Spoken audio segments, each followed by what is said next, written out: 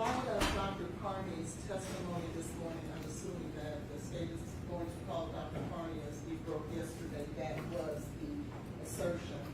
We'd like to address the vial of blood that Dr. Carney relied on in coming to her findings as a result of for the cause of death for Ms. Bennett. There is an issue with the chain of custody for that vial of blood in regards to the identity and integrity of that vial of blood, meaning that there is no witness thus far that has come to testify that the vial of blood labeled MEC 23-0842 for Jade Benning is in fact the blood of Miss Jade Benning, because Dr. Carney was not the one who drew that blood and placed it in that vial of blood that she has relied on in determining the cause of death. So we wanted to address that with the court before the witness got on the stand. And the state says? Your Honor, Dr. Carney contacted BUMC and specifically submitted a request from the medical examiner's office to retain that particular blood sample, and she was specific that it be that blood sample. I mean, a nurse at Vanderbilt drew it, but we I'm don't. talking about who delivered it. It was sent to NMS, and it currently is at the Davidson County Medical Examiner's office. Dr. Carney. So you're going to use Dr. Carney to give the court reasonable assurance that that's what it is? Yes, as well as Dr. Olashuga, who testified in the medical records, which are introduced as an exhibit. What do the medical records, I've never read them all, do they indicate something about chain of custody? Yes, Your Honor. Dr. Olashuga testified that. Right, I heard him. If I may, Your Honor. Do they, the medical records, add anything else? It does have a lab specimen ID number, Your Honor. Has a what? Lab specimen ID number is in the medical records. I mean, there's something in the medical records that say, a report that says, ME picked it up, or? Well, it was sent out to NMS Labs. I don't know who that is. That Dr. Minton is And the toxicologist for NMS Labs. Minton? Minton? Terry Minton? He or she here? She is here. Okay, well, why don't you put her on first? Your Honor, Dr. Carney's, the lab report is something that she reviewed and relied on. I don't see why she would be prohibited from testifying to the autopsy that she performed. When do you plan on calling Carrie Minton? Today. Did she get the blood first? It was sent to her, and then she sent it to the medical examiner's Okay, office. well, why don't you want to call Dr. Carney and then just mark that for exhibit, but then you're gonna have, I just think you need to follow the chain. Okay. I will need a break because I have people scheduled in a certain order for this morning because we had Dr. Carney here yesterday, Well, but I'm happy to do that. I've got, and I know it's by the preponderance, but I've got a gentleman over here who attorneys are ranting and raving about the chain of custody, and as we all know, I have to be able to assure, reasonable assurance that it is what it is. Well, Dr. Olashuga. Are you willing to risk this case on whether you've shown that? No, Your Honor. Okay. Again, the state submits that we've met the preponderance of the evidence. It's in the Well, medical show me records, something Dr. in the medical records that helps the chain of custody. It's on page 65 and 66, where the blood was collected at 22:31, and we have the exhibit that Dr. Olashuga identified that it was Jade Benning's blood taken at 2231. The state submits that as medical And then preponderance where of did it go? evidence. It went to NMS Labs. Okay. So, you know, when I teach evidence, I do little links, and that, why don't we follow the links? And then there won't be a problem. Okay, I will step out and ask.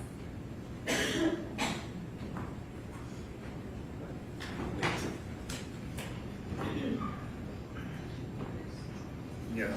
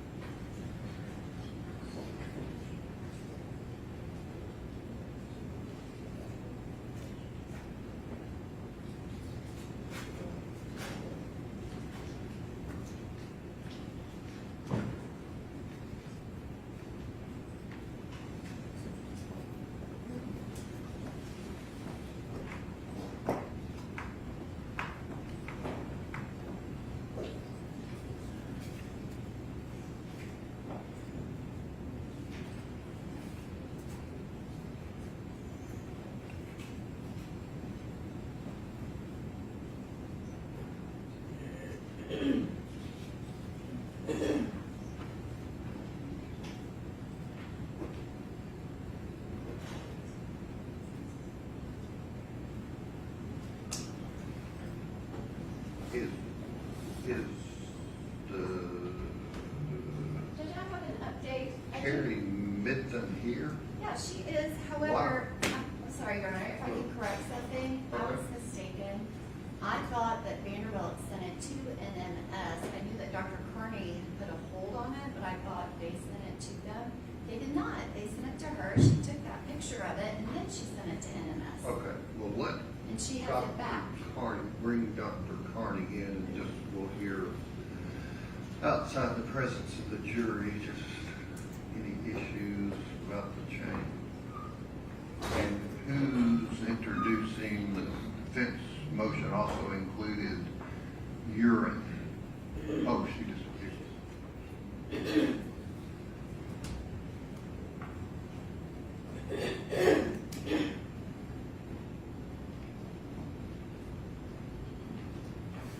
And General Norman, the defense motion also included urine.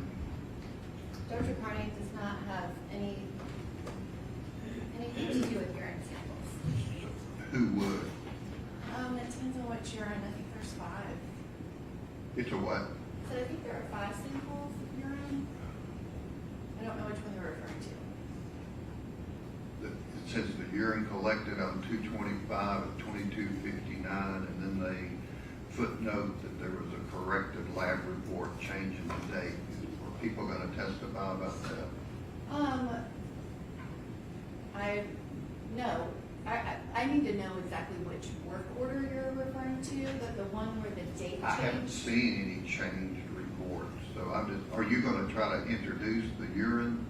The one where they changed the collection date, no. Okay. So there's some other urine collected by who? Yes, Detective Reese collected a urine sample from Vanderbilt Okay. Hospital. So the number 1 on their motion about change is not going to be right? Correct. Okay. Doctor, if you'll step up just a moment about this issue about the blood. Do you swear to tell the truth, so help you God? I do. You have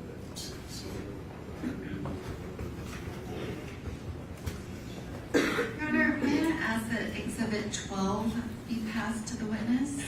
Okay.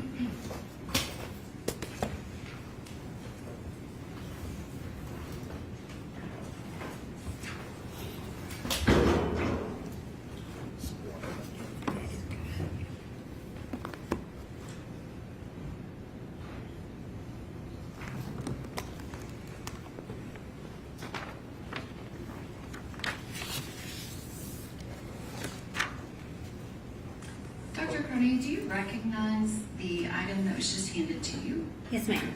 And what is that? This is the admission blood sample for Miss Jade Benning that was sent to my office. And did you make a specific request for the first hospital blood sample? Yes, ma'am.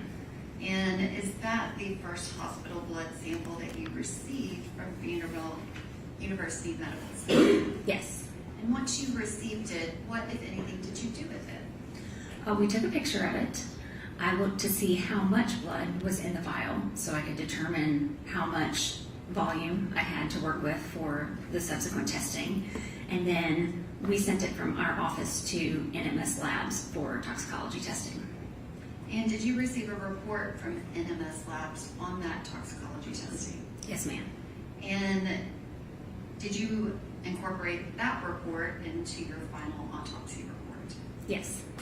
And in preparation for trial, did you have your office take additional photos of that same tube of blood that is pictured in Exhibit 12? Yes, it was, I requested NMS Labs send it back to my office after the testing, and then we took pictures again. Your Honor, I have 3 photographs. If I can Oh, okay. do it.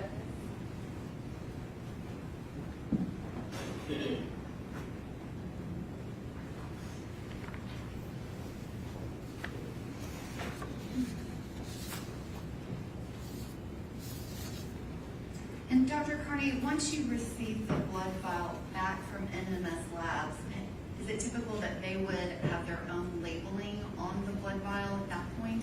Yes. And do those photographs accurately depict the blood vial as it appears now? Yes. And where is that blood vial? It is actually in the cooler at my office. And our biological samples, they are stored in a cooler, correct? Yes. This is not an item that we could come and put into evidence as an exhibit. Correct. And the NMS laboratory stickers, does it reference a specific work order of 23126-889? Yes, ma'am. And does that match the lab report that you received back from NMS Labs? Yes, it does. And Dr. Carney, you have testified as an expert witness in forensic pathology many times. Have you ever had the occasion when a medical examiner was not available to testify in court? Have you ever reviewed a prior autopsy, created your own expert opinion, and then gone and testified even though you didn't do the initial autopsy yourself? Yes, ma'am. And is that kind of a standardized practice? Yes. Your Honor, I'm going to wait until we have a jury to admit those photographs, but that is the state's presentation of evidence as it relates to the chain of custody of the blood sample of Jade Benning that was collected at 2231 at Vanderbilt University Medical Center. Any questions on behalf of the defendant? Yes, sir.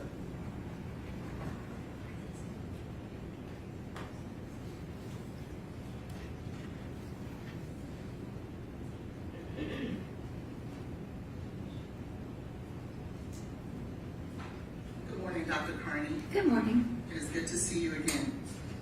I want to ask you a few questions. If you remember, I'm Letitia Quinones Hollins. Want to ask you a few questions in regards to State's Exhibit number 12. Okay. Who drew the blood? Who drew that vial of blood in State's Exhibit number 12 on 2/25/23 at 22:31. I don't know the actual person who drew it, but it was drawn, at the hospital when she came into the emergency department. And so it was not you who drew that blood. No. Okay. Who then took the blood that was drawn purportedly from Miss Benning? What did they do with it at that point? I would appear they sent it to the chemistry lab because that's where my transport service, they picked it up from the chemistry lab. Okay. Who took it to the chemistry lab? I don't know. And when it got to the chemistry lab, can you tell me what day it got to the chemistry lab? I presume it got to the chemistry lab very quickly after so that they could run whatever tests the doctor ordered. But can you tell us the date that it got to the chemistry lab? I don't have that right here. And on what date and at what time was it picked up from the chemistry lab to bring to you? I have that here.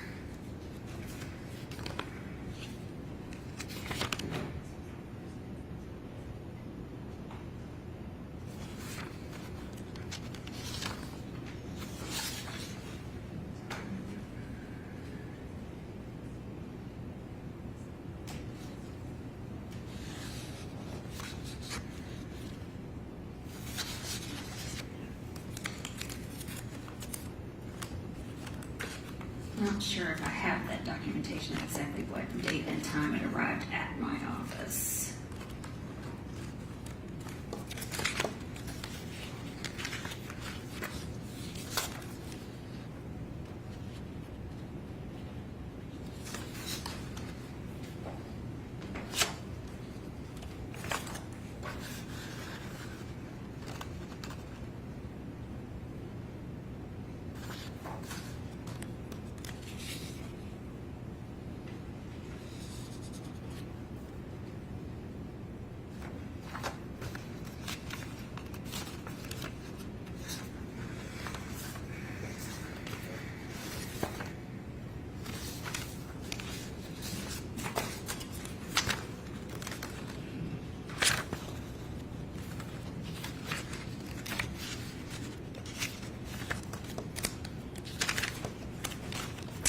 I don't see that here. I don't see that here. Who would have it? It would probably be, there is a logbook at my office. And it would be in the logbook when it actually arrived. And I don't have a copy of that in my records here. Can you get someone to find that out? Sure. Any other questions? Yes. And I understand once you get the log, you'll be able to tell us when it arrived at your office. But can you tell us when exactly it was picked up from Vanderbilt? Well, it should have been the same day. It comes directly from the hospital to our office. But is there anyone that you can tell us who can actually testify to that?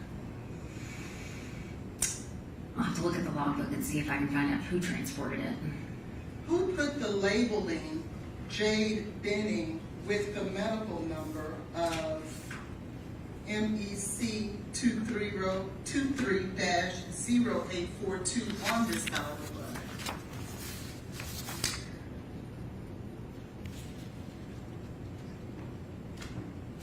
In other words, who affixed the labeling of this vial of blood? Objection, Your Honor, to be relevant. Okay, you know, I'm not sure if that was us or if that was NMS Labs. you're talking about the photo when you got it back. Right, so this label that's separate from the tube, that's my office label. The tube, the Exhibit label that's, 12, she's referencing. yeah, this one, this is just the hospital label that's on the tube. And then this is my label at the office. Okay. And then when you got it back, So when we got it back, this is, the paper label is from my office. And then this label, I'm not sure if this is all one sticker, and if it is, then that might be the NMS Labs label. And I guess my question is, when this vial of blood was labeled to belong to Miss Benning, who did that? We identified it as Miss Benning's blood at our office and would have sent it as such. And it gets packaged in a way that it's usually enclosed so that it can't be broken open and Yes, ma'am, I understand. But altered. before it got to you, someone had to label that it was in fact Miss Benning's blood. Right. There's a stat name that belongs to her. Right. Who did that? So she got her stat name at the hospital.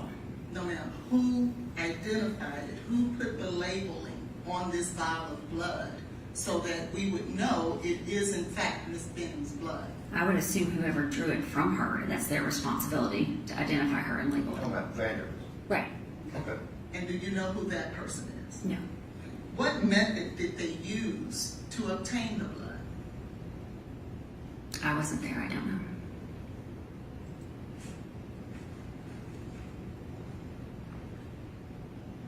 And how much blood did they actually draw from the beginning, from Miss Benning? I don't know how much there was from the beginning. I know how much there was when it came to me because that's in the report.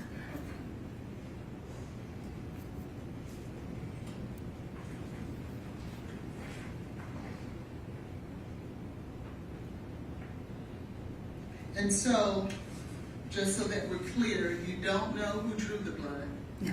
don't know what procedures were taken to draw. We've heard all of that. Do we have any other new questions? No, Your Honor, we, Okay, thank you. thank you. Can you go call now and find out Sure. what date you received it?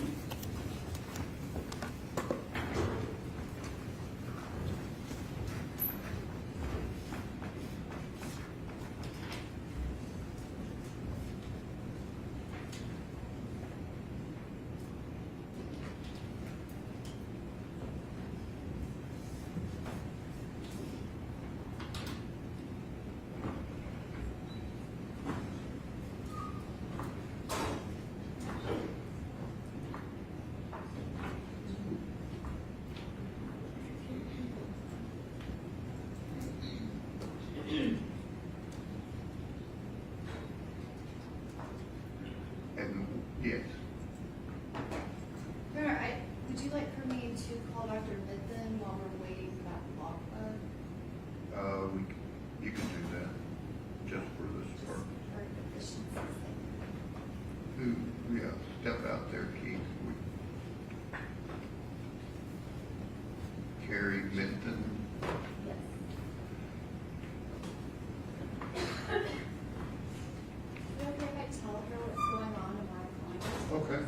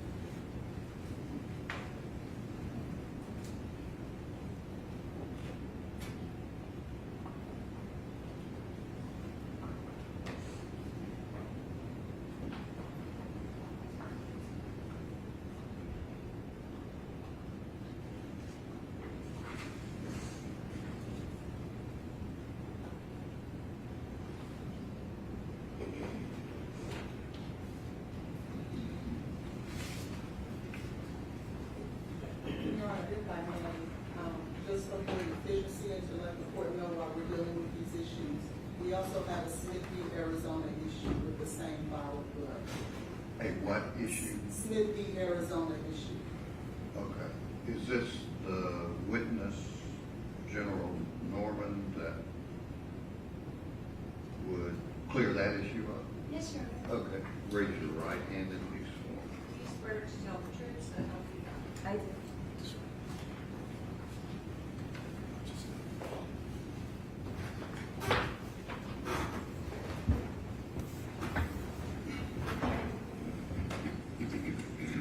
morning, Dr. Mithun. Could you please state your full name for the record?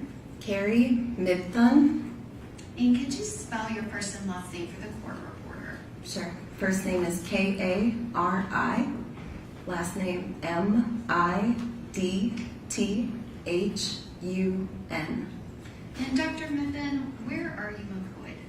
NMS Labs. And what is your position at NMS Labs? I'm a forensic toxicologist.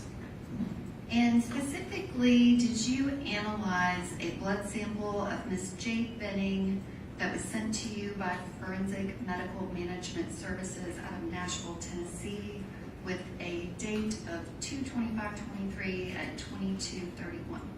Yes, the laboratory received a blood vial. And Your Honor, is Exhibit 12 still on the witness stand?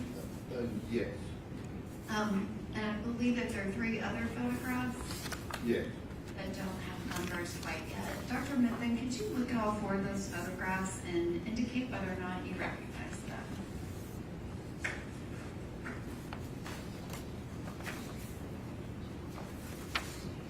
Yes.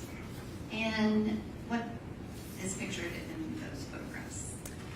So this is multiple sides, images of a single blood tube, and based on the labeling on the blood tube, it refers to an NMS laboratory number of 231268889, specifically item number 001. And I am going to ask that you be handed pages 15 through 27 of the litigation packet the defense requested.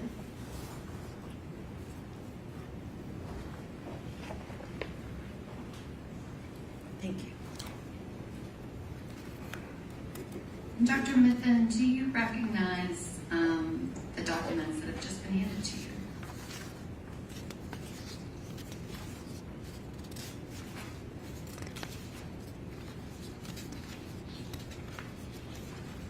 Yes. And are you able to identify when the blood vial was received by your office and who sent it to you?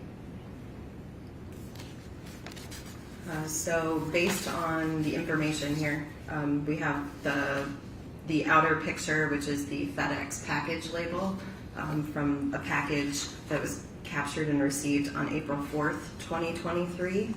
And then in addition to that, we also have information on here. One second. We have our NMS login verification form, which indicates that a receipt date of April 4th, 2023, also with a receipt from FedEx.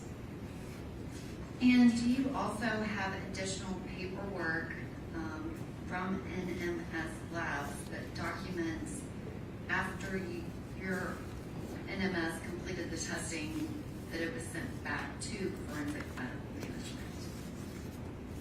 There is a specimen return form also included in this packet, yes. And on page 23, is there also a copy of the FedEx shipping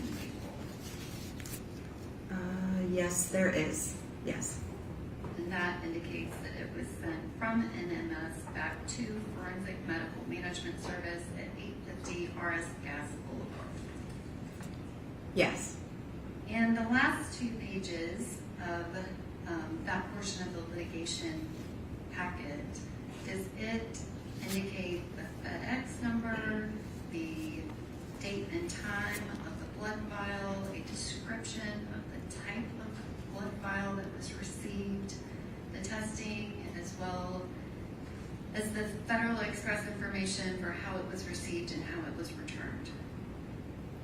It doesn't have the return information on the login verification form, but all of the receipt information and our standard inventory of the sample received and all of the labels on the tube are all included on that login verification form, yes. Okay.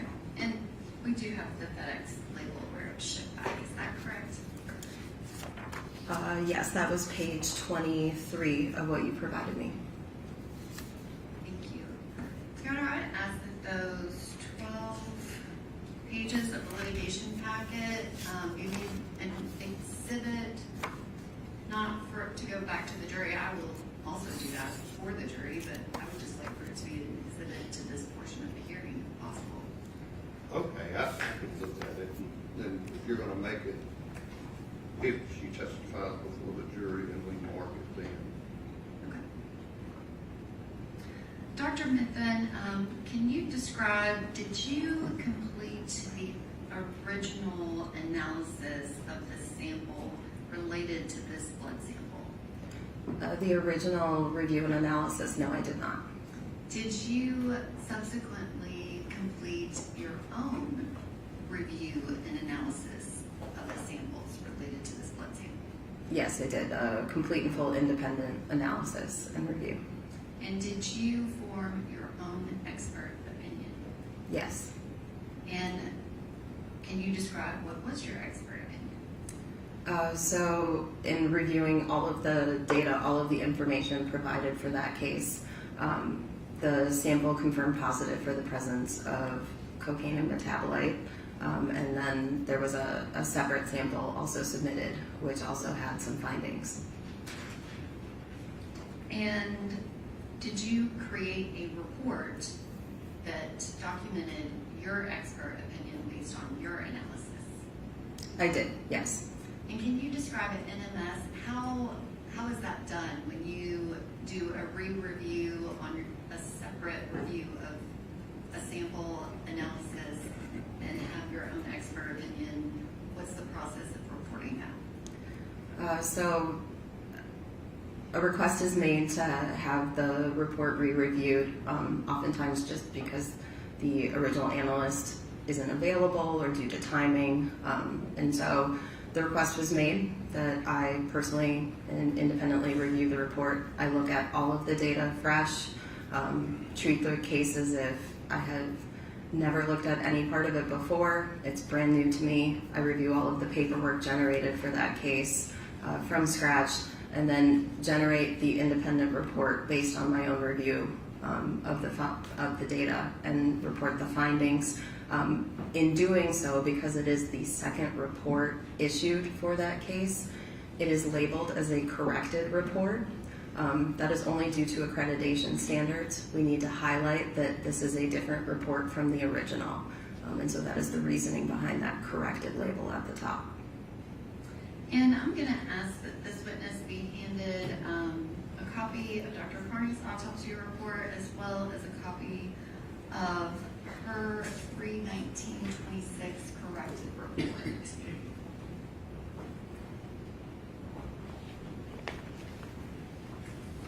Thank you.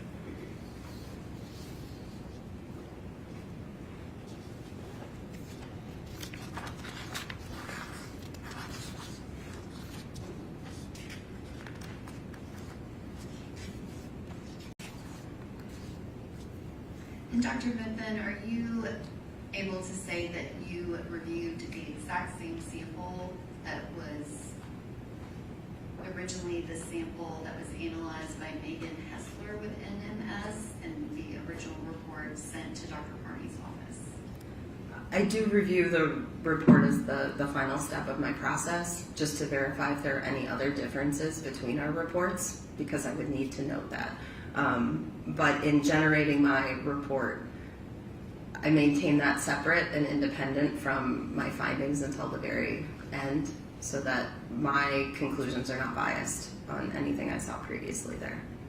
So you only reviewed her report for reference to see if you needed to notate any differences in your own expert opinion? Correct. I look at the data and everything separately and independently. But can you compare the two reports and the specimens that are the basis of the reports as well as the work order number and state that those are in fact the same sample? Yes, they are. And does your report include a specimen received date?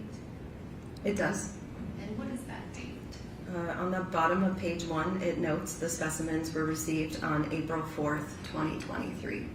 And that's the exact date that's in the paperwork that is part of the litigation packet that you just testified to. Correct. Thank you, Dr. Mithman. And one question, and I don't know if Joe Norman needs to follow up or not, but I think you said your results, cocaine, metabolite, but you said something about a second sample? There were multiple items submitted under that work order or that request. So I've been asked about item number 1 specifically, which was a blood tube. What's item number 2? Item number 2 received was a liver tissue specimen. Are you going to get into that?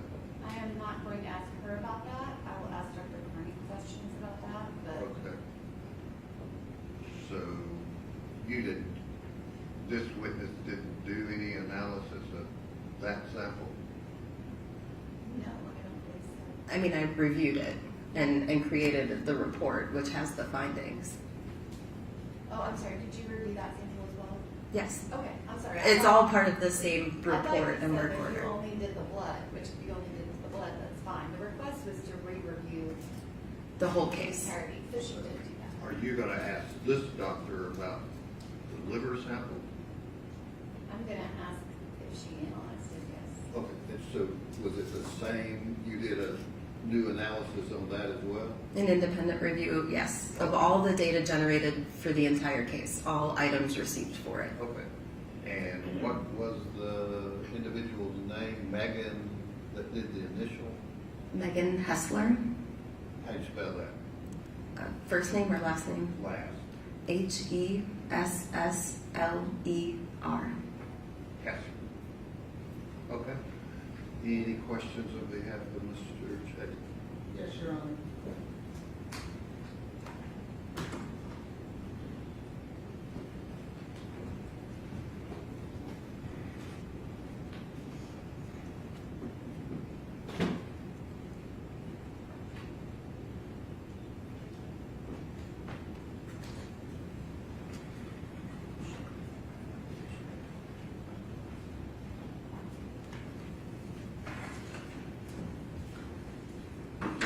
How are you, Dr. McDonald? I'm doing okay, how are you? Good, thank you. My name is Letitia Quinones-Hollins, and I want to ask you a few questions in regards to your analysis of, What's your question?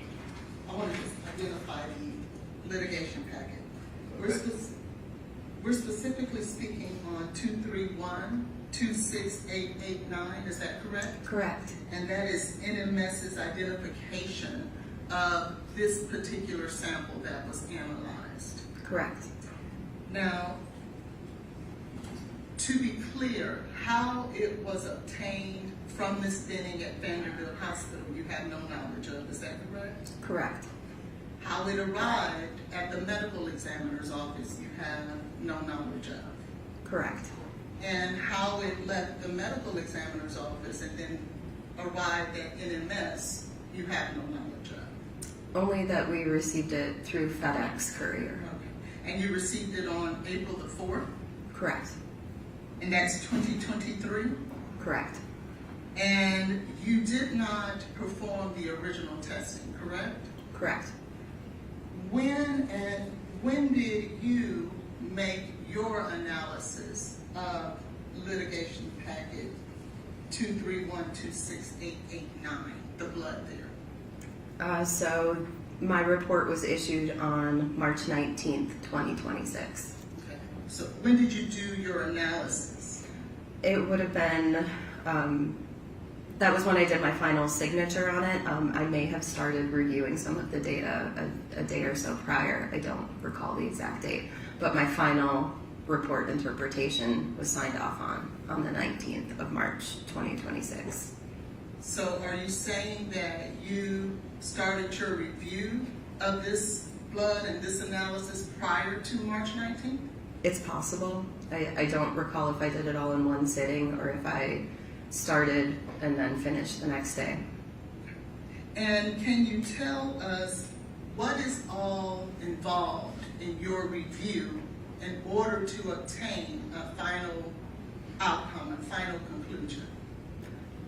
So as part of case review, it's reviewing the specific data generated for the case, reviewing anything that was performed for screen testing, any confirmation testing or more definitive testing that's performed after the fact, reviewing any paperwork received in terms of requisition forms, submission forms, reviewing chain of custody, reviewing that login information form, reviewing phone log communications to ensure that we've performed the testing that was requested, ensuring that the testing was completed in full, that a test wasn't missed, and then ensuring the accuracy of the data.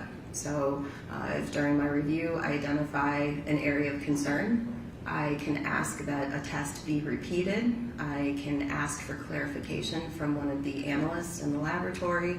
I have autonomy there to investigate if I feel there's a concern during that review. When you did your review of the blood in this case, did you actually have the blood itself to do any review or reruns of tests? In this individual case, no, the blood had been sent back to FMMS at that time because of the distance in time from when the original sample came in and was tested. So when you did your review, it had nothing to do specifically with the vial of blood itself? I would say that's not true. I'm looking at the data that was generated from that specific blood vial. So it does directly relate to that blood vial. But you yourself didn't run any tests? I did not. And when you reviewed the review, is it Dr. Hessler or Ms. Hessler. Ms. Hessler? Did you find that there were any failed runs? For that specific case, there were some repeat testing runs that were required just due to concentrations and some of the information that was showing on the initial results. So there were repeat runs required. Did you review an analysis to determine whether or not those issues for those failed runs were in fact, I guess, corrected? Yes, everything was run in terms of standard operating procedures. So if there was a control issue, that issue was evaluated. If the run needed to be repeated for the control issue, it was repeated for the control issue. In at least one instance, it was repeated just due to the quantity involved here. The quantity exceeded our instrument capability for the test at that time, and so it needed to be repeated on a dilution in order to be within our analytical range possible for that test. Did you analyze directly any issues that you may or may not have with carryover? Carryover is checked on every run, yes. Did you review that in this case? I did. And did you review the actual raw data, or did you just review the data that was printed on a screen or a document? So the raw data is automatically uploaded to our secure storage or data storage. So I am reviewing the data that was generated off of the instrument in my review. So you are reviewing the raw data? I'm not at the instrument, which would be the raw data coming straight off of the instrument itself, but that is uploaded to a secure storage, which I have access to. So I'm reviewing the data files that the instrument directly generated. Okay, so you're reviewing then just documents and records? Yes. When were you asked to review this document so that you can adopt it as a corrected test? The request was made in March of 2026. And how many pages of this run, I guess, is that the proper term? Of the litigation packet that detailed all of the data that is encompassed in this? How many pages was that for you to review? I have no idea. It's a lot. So on top of just the case, these runs are performed with quality control samples, with calibration samples to help determine a quantitation. So each run can be hundreds of pages long, and this sample had several runs because of the repeat testing. So I'm not exactly sure how large that file was. It was likely hundreds of pages, if not over 1,000 pages. Would you trust me if I tell you that it was 1,912 pages? That would not surprise me. And how long does it take to review all of this data? Which part of the process? The whole entire thing, because in order, and correct me if I'm wrong, in order for you to adopt the findings of Ms. Hessler, you have to look at everything, don't you? Correct. You have to look at really the raw data too, correct? Yes. And you have to look at all the pipettes and all the different things that is utilized in order to assure that the information and the conclusions that you are coming to are in fact true. That information is documented on the paperwork that I am reviewing. I may not necessarily look at every single pipette unless I see an issue or discrepancy and go back and start digging in to determine where that issue occurred. By the time I, as a case reviewer, see each individual piece of data, it has gone through multiple levels of review in the laboratory as well. So there's the analyst who's performing the run. There's an analyst who determines that the run finished and was acceptable, that the quality control samples look correct, they are acceptable. There is an independent technical review of that run after that original analyst signs off. All of that is performed for every single run at minimum. So you have at least 2 or 3 people looking at it at the individual batch level.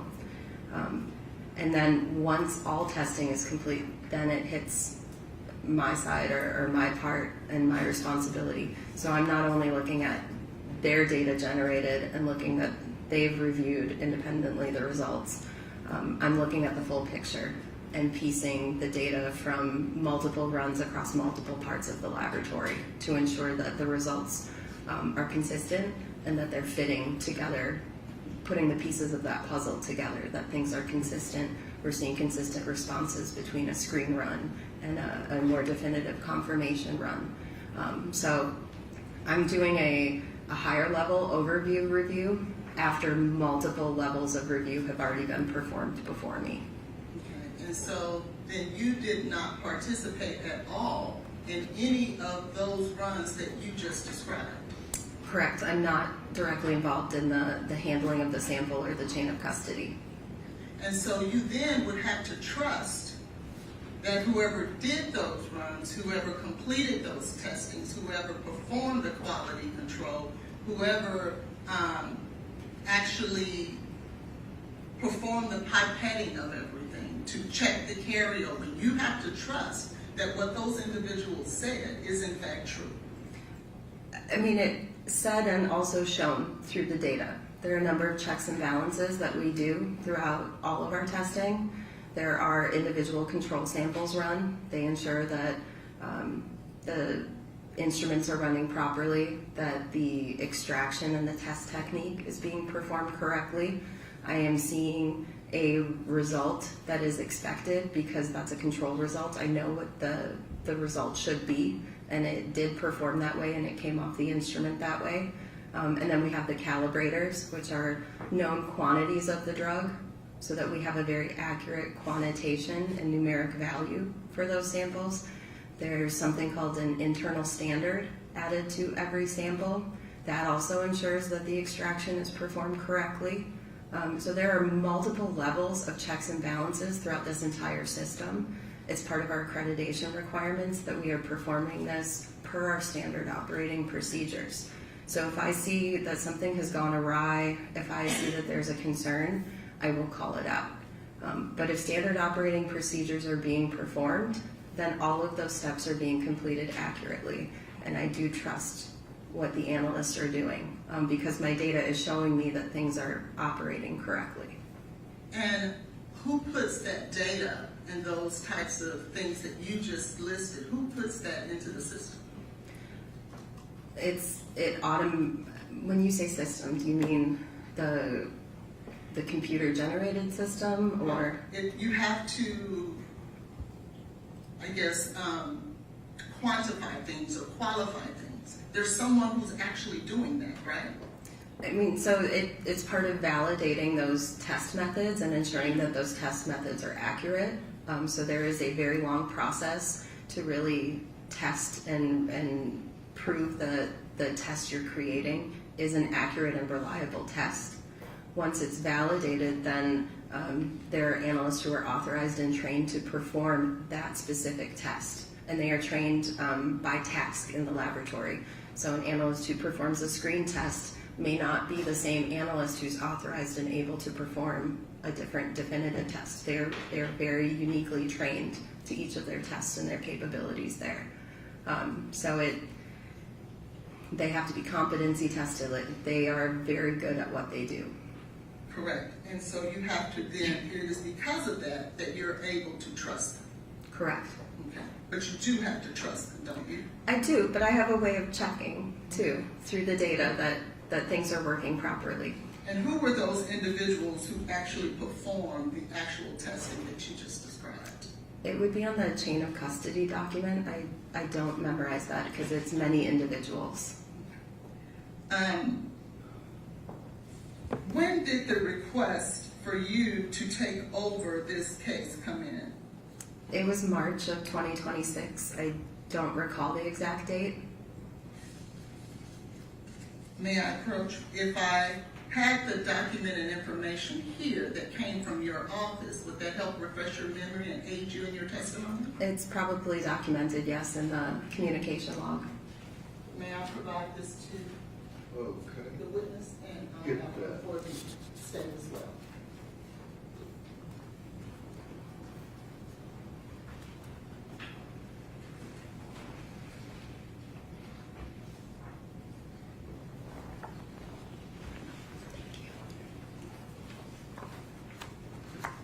And I'll mark that for identification purposes only, Defendant's Exhibit 1. Can I draw your attention? Hang on, can you answer the question from your review?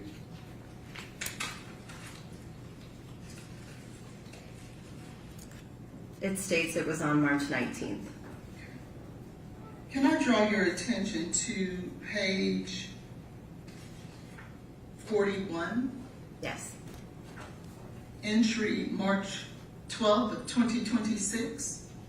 Yes. Do you see there where someone from your office received an email from Eric Evans providing a subpoena for MMR, which I'm assuming would be Ms. Hessler, used to be Ms. Ringel, I believe, correct? Correct. Okay. Requesting that she appear for trial on June 22nd of 26. Yes. And will you notice the next entry where there is a request from ADA Jan Norman to have you assigned to the case? Correct. And then do you see the next entry where it says updated report signed by you? Is that right? Yes. On the March 19th entry there, what time is stated right there? It says 1500. On March 19th? Oh, on the communication log? On the or my- communication, I'm where sorry. General Norman is making the request that you be assigned to the case. It says 2:02 At 2:02 p.m., correct? p.m. Yes. What time did you sign this report? It says 1500, so 3 p.m. So it is your testimony that all that you just described, and what date is your report signed? March 19th. It is your testimony that you reviewed this entire case that included the vial of blood and liver tissue from the baby, from the fetus, as well as a homogeneous container in less than 55 minutes? Yes. Is that possible, Dr. Muldoon? Yes. From our experience and training, we are trained to do this review, this case review. I review thousands of cases a year. So I am trained to very specifically be able to look through, determine the data, look at the accuracy of the data, review and suss out that the runs were performed properly, that I see no concerns or issues. So it is certainly possible. It was 2 samples. I was aware of these cases and have been aware of these cases for quite some time due to the length of preparation. So I can't recall if I had looked at some of the data previously or not, but it's certainly possible there as well. So I did and was able to go back in and re-review it in approximately an hour. Well, And that may be just the date and time stamp of the message from the communication technician that wrote that in the communication log. I don't know when the actual communication request came in. They may have given me a heads up earlier. This is just when she recorded it in the communication log. So to be fair there, it's unclear if that timing is exact to a phone call or email, or just when they logged it into the system that we received this request. isn't the purpose of this communication history report based on the accreditation of NMS is to ensure that the integrity and that the chain of custody and everything that is required with all of these testings is in fact logged every time you touch a sample or have anything to do with the sample? Isn't that the purpose of these documents? Yes. And so are you testifying that there could have been a situation where NMS was communicating about a particular sample and didn't document it? No. It's them officially documenting it on this program that goes in the long-term communication log. Our client services department uses a different system called D365. And so they will receive their phone calls and communications, and it's logged in through D365. But then they have to do a separate independent notation to put it into this permanent communication log. So it is logged in other locations. I don't know when they physically received the request from the DA's office. I can only see when they marked it in this communication log. And to be fair, when I'm writing communications, such as when we met earlier this year, I didn't write my notes until after our meeting. So my date and time stamp wouldn't have been completely accurate to the date and time of our meeting because I couldn't write it until after we had finished speaking. Correct, but the request from General Norman didn't come in until March 19th. So how could it have been done previously? It may have come in earlier in the day than 2 p.m. is what I'm saying. That timestamp may not be completely accurate to the physical request that she made. And so then it is your testimony that NMS, when they purport to us that this is all the communications that pertain to this particular vial and all the quality control with maintaining those communications may not be completely accurate. I can't see what's in that D365. I can only see what's on this program. So I don't know if and when a communication was received. I don't believe I saw the email specifically requesting it. Who would we contact to get that information to see whether or not that there are other communications that will help us make a determination as to the quality and integrity of your review of this blood? I would- Objection, Your Honor, to relevance. I Issue of chain of custody. understand your question. I want to ensure that your review matches the standards that are required for us to rely on here in court today. Well, I believe they do. A request was made, it was documented, the request was made, and that information was provided to me. And so relatively quickly, I was able to prioritize this and go in and review that case and try and independently get that review done as quickly as possible due to the urgency of the case. And I was able to get that out the same day, which I think speaks to the quality and efficiency of what we were able to do there. Okay, then share with us exactly what you did once you got that review and when you got the request. The request came in at some point on March 19th, 2026. I do not know the exact time. I do not recall. But as part of my review, I then went back through the data. I pulled up that work order in our data storage information system, and I was able, I apologize, what is the name of that system? OnBase. And so there should be documentation of you signing on to do the quality control on OnBase for that day. Signing in and opening up the case, yes, there would be record of me going in and looking at the case. I have reviewed it many times since then as well. And what did you do next?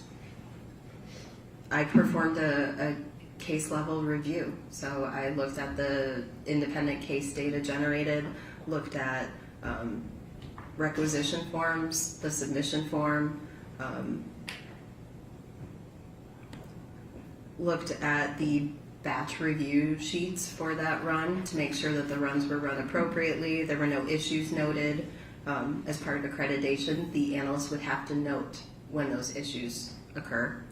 And I don't recall having any concerns or issues with what I was seeing. I ensured that the draft report that I generate, everything was showing up and looking proper. The results were correct, the numbers were correct.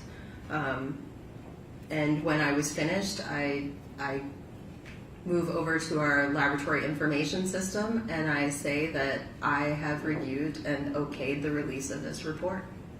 How many samples were in this particular batch? I don't recall off the top of my head. And in order for us to trust your ultimate findings, you would have to have to approve each sample that was ran for this particular batch. So I'm doing a case level review, not a batch level review. What's the difference? So a batch level would be looking at all of the cases on that batch or run and looking at the quality controls that were run, the calibration samples that were run, looking at the internal standard in each sample and ensuring that that ran appropriately, or if it didn't run appropriately, what would be the correct action for that sample or QC sample. It may be to re-inject it, it may be to repeat the run, depending on what an issue is. On a case level review, I'm looking at the individual case data. And so you're saying you did not then do the internal standard, the re-injections, the quality control for each sample, you did a case data review. For this specific sample, not every sample in the batch, just this specific sample, and then I will go back and look at the information important for that batch. So there are summary sheets that are created for the batch, which will summarize an internal standard. It will summarize how the calibrators and QCs performed. I can look at all of that information in one quick spot. I can also see any notes that the analyst who was at the bench made that day. If they noted that there was an issue, that would all be noted. If a supervisor looked at that run and saw an issue or had to approve something, that would be noted on that summary sheet as well. So I'm looking at the independent case data, and then I can look at the full picture of the run from the summaries and the snapshots provided. If something concerns me on that summary page, I can go in and look at the individual QC data pages and all of that. But I don't have to if everything's being run appropriately and I don't see a cause for concern, because I know it's already gone through so many levels of review before it reached me. But before you can actually rely on the findings of this test, the person who is analyzing this must do exactly what you just detailed, right? They must look at every sample in order to determine that the batch is good, correct? Yes. And you looked at the summary, not each individual one. I can say I did not physically look at every single QC for these samples. And in order to come to a reliable decision, you do have to make sure that each individual QC is done correctly, correct? In order to accept the batch, yes, they do look for the acceptability of the quality control samples. Depending on what the issue is, they will note it and perform the proper standard operating procedure response for it. And you did not do that. I'm not authorized to be performing that at the bench, and that would have been done at the time of analysis. So no, I did not do that. And that is necessary in order for us to rely on the findings. The findings are reliable. They've been accepted. They've been peer-reviewed multiple times, technically reviewed multiple times. They met all of our acceptance criteria in order to accept that run. So the findings are accurate and acceptable. Right, I'm not questioning that. What I'm stating is that that person has to do those individual QCs in order to get the reliable findings. To review them, Yes. yes. And that's what you yourself did not do. Every single QC for every single run, no, I did not do every single one. I may have looked at some of them. I don't recall. I have prepped for a number of reports for today, so I do not recall exactly which QCs I looked at for exactly which samples. And there are other things in regard to this testing that you yourself could not look at and or do because it just wouldn't have been enough time. Would you agree? Such as? Well, you had 53 minutes to review all of the data. It's impossible for you to have looked at each and every step along the way in order to come to that conclusion. Each QC? Yes. Correct. That I was doing the case data, looking at the summaries. If I had a question on one, I would go in and look at it. So when you narrow it down to that, I had enough time to look at all of the individual case data for those samples.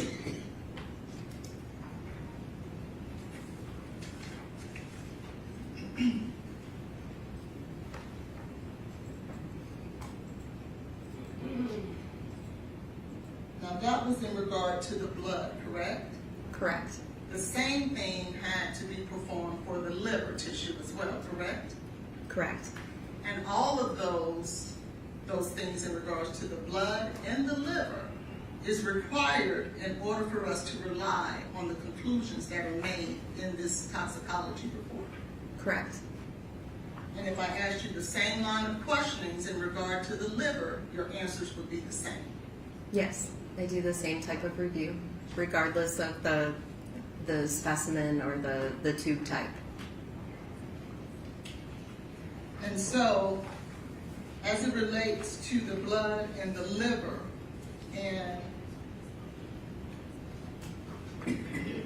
NMS work order 231-26889, you relied on the summaries for the individuals who performed this testing as opposed to each individual QC for the blood and each individual QC for the liver. I don't recall if I looked at individual QC files for the case, but as part of my standard review, I look at the case data, I check the batch information, and then I will investigate if I see a concern. I will investigate and start looking at the QCs and some of the standards, the calibrators. So I just don't physically recall, based on the number of runs performed for the case and how many cases I was preparing for, exactly which files I looked at for which case. Thank you. Mm-hmm. Any other questions?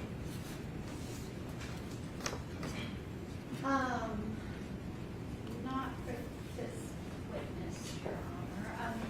Actually, Dr. Mithun, did you also review and reanalyze another report related to a blood sample and a urine sample collected by Metro National Police Department? Yes, I did. And did you form your own expert opinion and issue a separate clinical report? Yes, I did. What happened to Megan Hessler?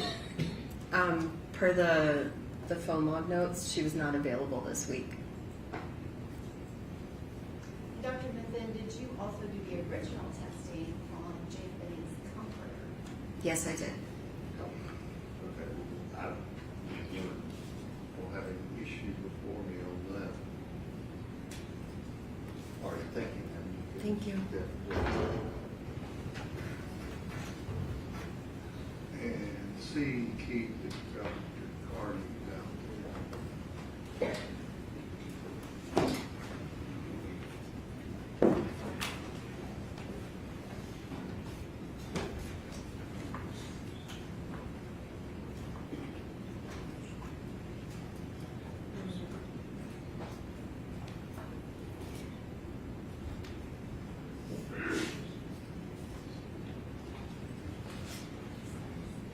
Your Honor, may I hand your court officer the exhibit sticker to label that exhibit? I also need what I handed her, I think, back. Need what back? I handed her litigation. Or, did Your Honor, I think you said that I could put it in through whoever's Okay, charging it, right? give that back to General Norm.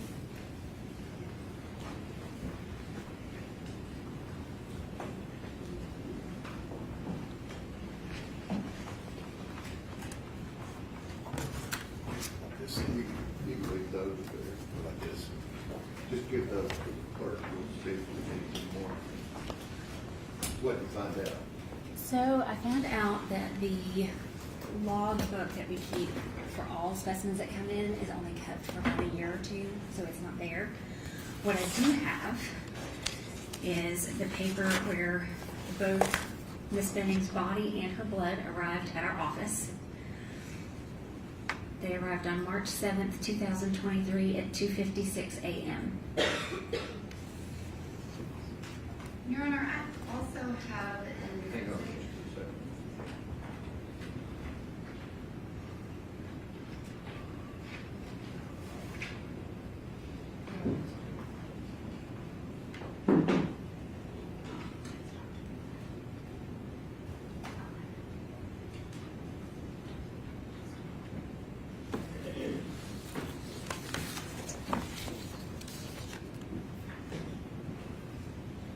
And you wanting to ask other questions? I actually just wanted to, on the record, I didn't know if Your Honor wanted to review it. As part of Exhibit 11, page 1326, there is a death tracking form that's part of the medical record, and it documents that she was transported to the medical examiner's office. Okay. And you're saying, doctor, the blood came with the body? Yes. Okay. Any other questions of Dr. Carney? I have a few. Few, all right.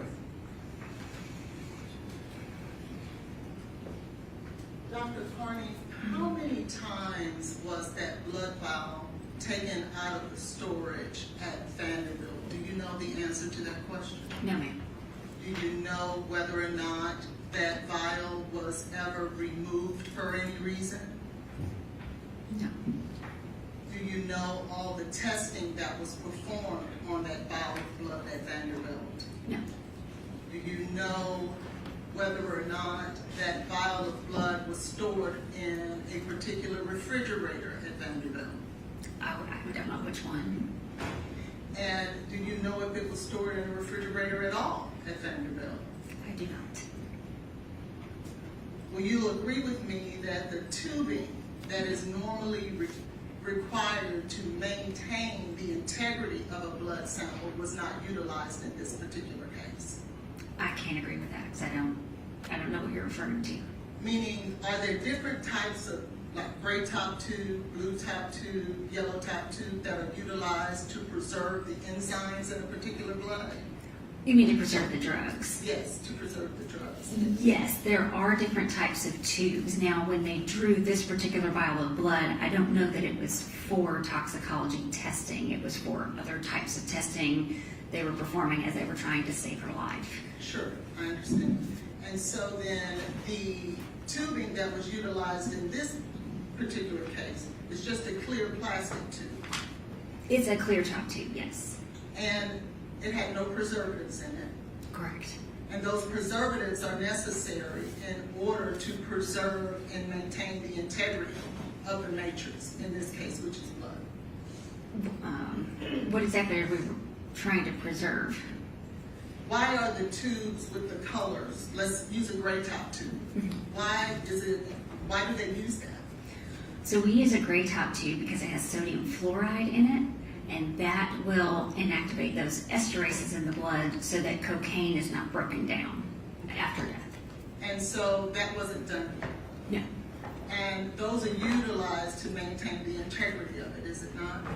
Well, I don't know if it's so much integrity. The blood is still in the tube. It's safely in the tube. There's nothing wrong with the integrity of that. It's just that the esterases can continue to break down the drug, the cocaine. And cocaine is extremely volatile, isn't it? Well, I mean, it's one of the only drugs, it's the only drug I'm aware of that can be broken down after death. But we can also test for the breakdown products, so we don't lose that information. But best practice would have been to place it in a tube with those proper preservatives. Well, that's what we do at autopsy, yes. But again, at this time, that wasn't the purpose, I think, for this particular tube of blood. Thank you. Any other questions? All right, thank you, ma'am. You'll go back.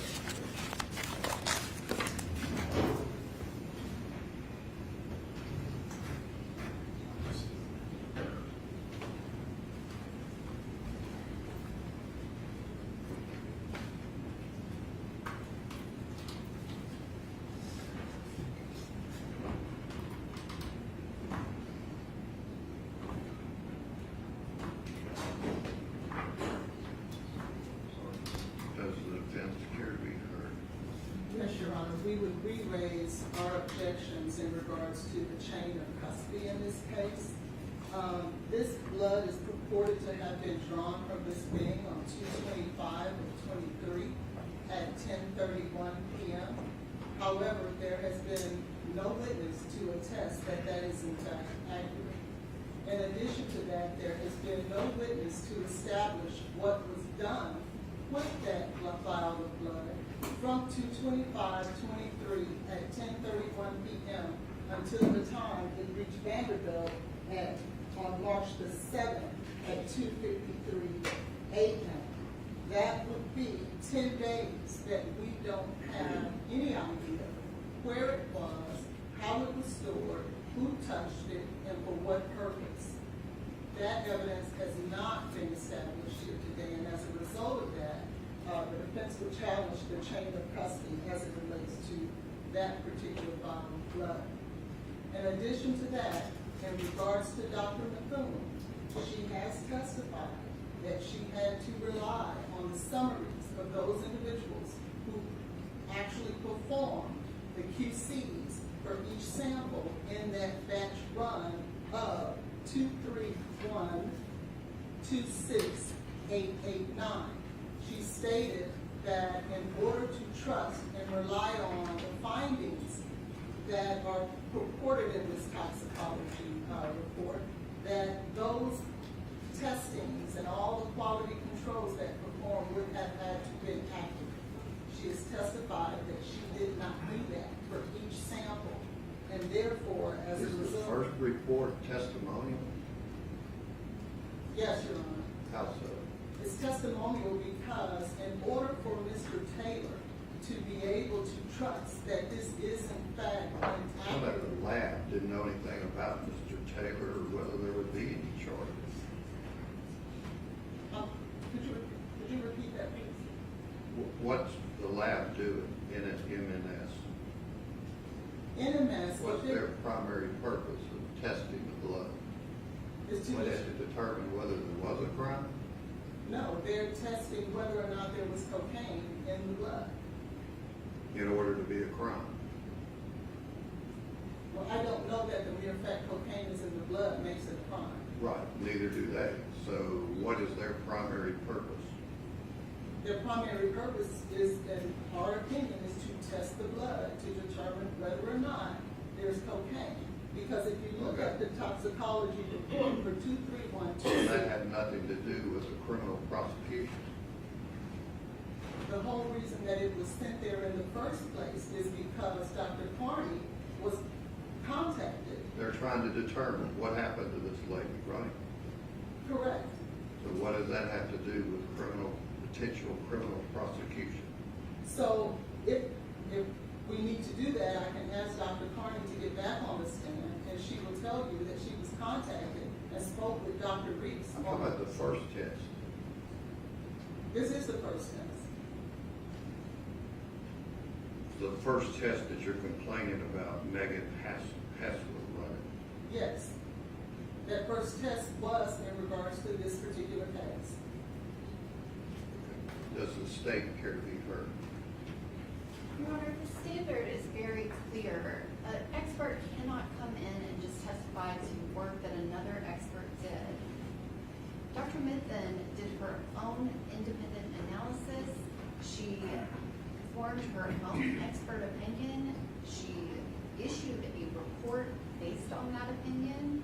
And that is done frequently in our courts. There is nothing unusual about this, and there is nothing prohibited from it. Well, the case law on their side even talks about a surrogate witness. She is not a surrogate witness. She is her own witness. She did everything herself. The fact that someone else did it once before her has nothing to do with it. All right, in terms of the chain of custody issue and the blood, we have to go back to Dr. Olashoga, who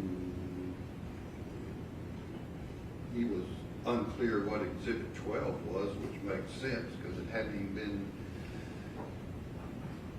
that photo hadn't even been made when he was involved in the case, but he did say that the blood was taken from who they labeled as the stat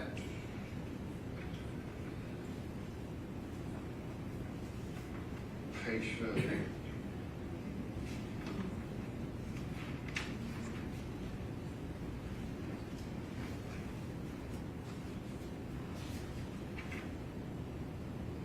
And at the date, etc., that the blood was taken. The hospital records show that. I mean, the state doesn't have to show every runner that touched it or every person that touched it in the chain, but to give the court reasonable assurance that we're talking about the same vial of blood. The defense attorney can cross-examine until the jury goes to sleep about whether or not this landed us here today an accurate result. But in the court's opinion, and the case law sets out the language, identity, intangible, the identity and authenticity of the piece of evidence does not have to be proven beyond all possibility of doubt. All possibility of tampering need not be excluded. Just reasonable assurance that this is the same blood. There's no question it is in the court's mind. In terms of the Dr. Mithun and whether she can testify about her findings, she's gone into great detail about hers is a higher level of overview. Extra analysis is performed. And again, she's here as a witness to be cross-examined. It's not a surrogate situation like Smith versus Arizona. It's more like the Hutchison case here in the state of Tennessee found that the medical examiner's report wasn't even testimonial because of the primary purpose for that being done. Here, they're trying to determine whether there is any kind of substance that would cause the death, just like a medical examiner would be doing. But in terms of violating Mr. Taylor's right to witnesses. There is a witness here, apparently, Ms. Holland's question. She's got all kinds of proof how this isn't reliable based on her interview with Dr. Mithun. So do not find there's a constitutional violation preventing Dr. Mithun from testifying. All right, let the jury step down.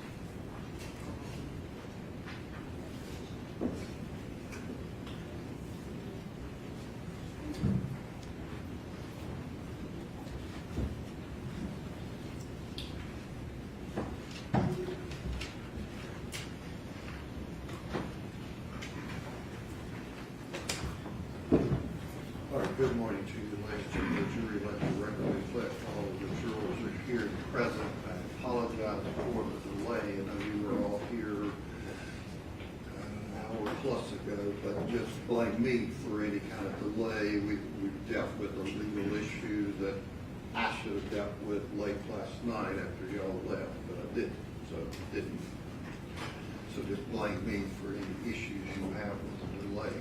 All right, Doctor, if you'll step up.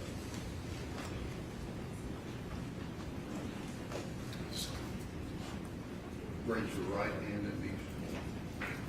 Do you swear to tell the truth, so help you God? I do.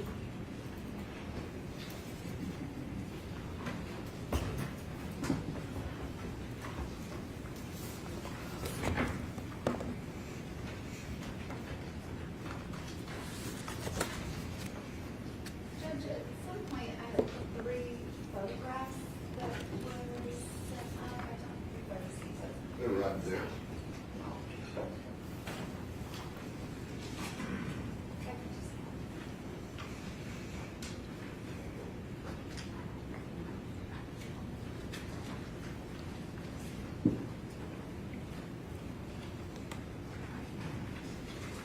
Good morning, Dr. Carney. Good morning. Could you please state your full name for the record? Yes, it's Erin, E-R-I-N, last name Carney, C-A-R-N-E-Y. And Dr. Carney, where are you employed and what is your position? I work at the Center for Forensic Medicine. We service the Davidson County Medical Examiner's Office and the Regional Forensic Center for Middle Tennessee, and I'm a forensic pathologist. And what is your current position? I am the Interim Chief Medical Examiner for Davidson County. And how long have you worked at the Medical Examiner's Office? Been there, it'll be 13 years next week. And prior to that, what did you do? So prior to that, I did my education and training to become a forensic pathologist. I earned my Bachelor of Science degree in biology with a concentration in biochemistry and cellular and molecular biology at the University of Tennessee, Knoxville. I attended Vanderbilt University School of Medicine, where I earned my Doctor of Medicine degree. I completed residency in anatomic and clinical pathology at the Johns Hopkins Hospital and a forensic pathology fellowship at the State of Maryland Office of the Chief Medical Examiner.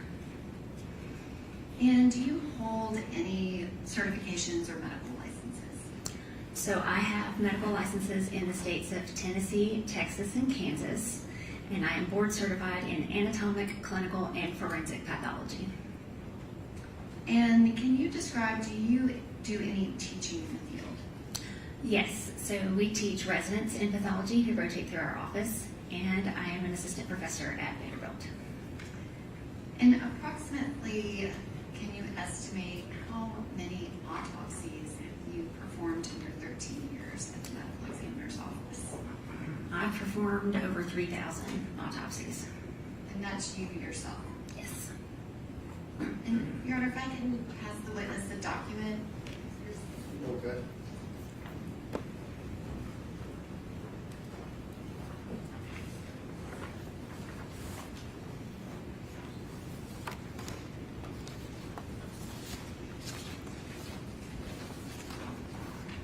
Dr. Carney, do you recognize that document? Yes, ma'am. And is that a copy of your CV? Yes, ma'am. Your Honor, at this time, I'm going to ask that that be made the next covered exhibit, which I believe is number 30. Dr. Carney, can you describe what is an autopsy? What is that process?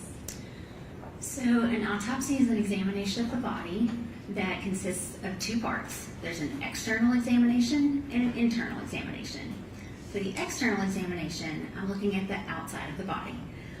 We will record the length of the body on the table to estimate their height in life, look at the hair color, the eye color, and I'll look for evidence of disease or injury that would help me understand why this person died. Then we'll do an internal examination that starts with a Y incision on the chest and abdomen, where we reflect the skin and soft tissue so I can see the ribs, look for any rib fractures. We'll cut through those ribs and take off that sternum and ribs, the chest plate, if you will, so I can see the internal organs and look for any bleeding or fluids around those organs maybe that shouldn't be there. And then I'll look carefully at each of the organs for evidence of disease or injury. And then finally, we do an incision behind the ears across the top of the head and reflect the scalp forward, and that way I can look for any bruising that might be hard to see if we have a lot of hair. And then we'll actually cut through the skull, and that way I can look at the brain and look for any evidence of stroke or bleeding in the brain.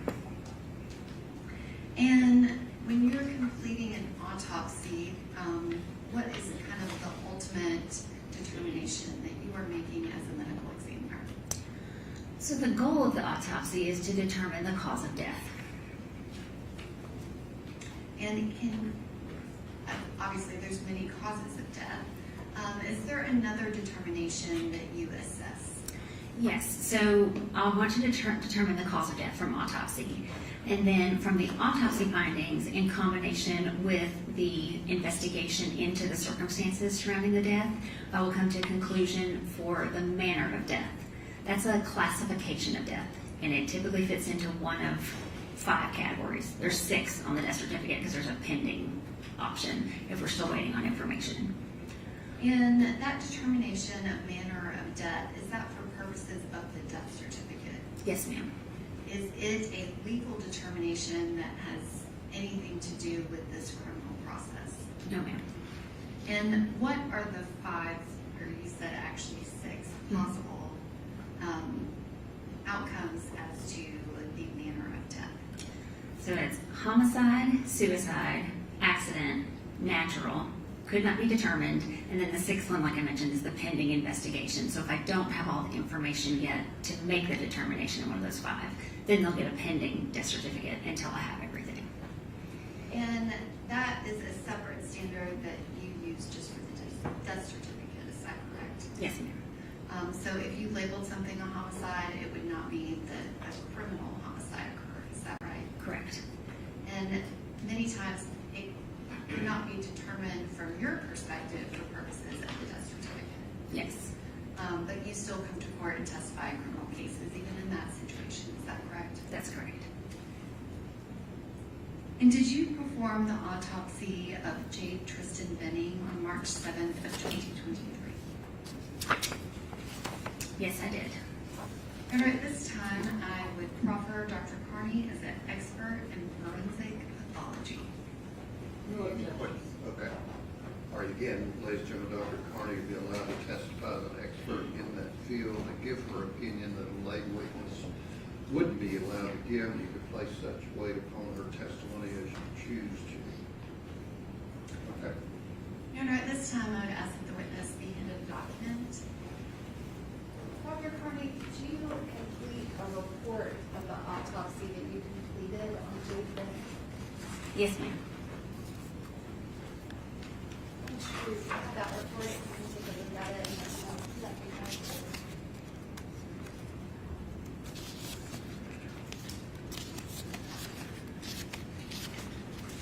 Yes, this is my autopsy report with the attached toxicology report. Dr. Carney, how did you first get notified of Jade Benning? Was it when she was received by your office at the medical examiner? Objection, Your Honor, leaving. Okay. The question was, when did you get notified about the death of Jade Benning? Well, my office was called actually a few days after she went into the hospital because she had experienced this anoxic brain injury and it was believed that her death was imminent. Is that like a typical thing that happens? Yes. And once you were contacted, did you engage in discussions with people at Vanderbilt? Yes. And specifically, who were you speaking to at Vanderbilt? I had a lot of dialogue with the toxicologist at Vanderbilt because initially Miss Benning's reason for her brain to be deprived of oxygen, the reason that her heart stopped, was unknown. And so there was a lot of testing and trying to determine why this happened. And so we were in discussion trying to determine what might be her cause of death and what I might need to test for or look for when she came to my office. And did you actually make requests related to Jade Benning before her body ever arrived at your office? Yes, so when we are notified that a death is imminent and they're in the hospital for an extended period, and I think the toxicology could be very important in the case, then we want to make sure that that initial blood sample that was taken when they first came to the hospital is saved and not discarded.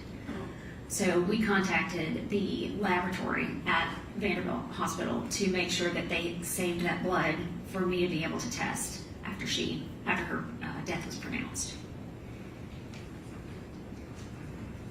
And Your Honor, I'm going to ask the witness be handed Exhibit 12, which I have, as well as 3 other photographs.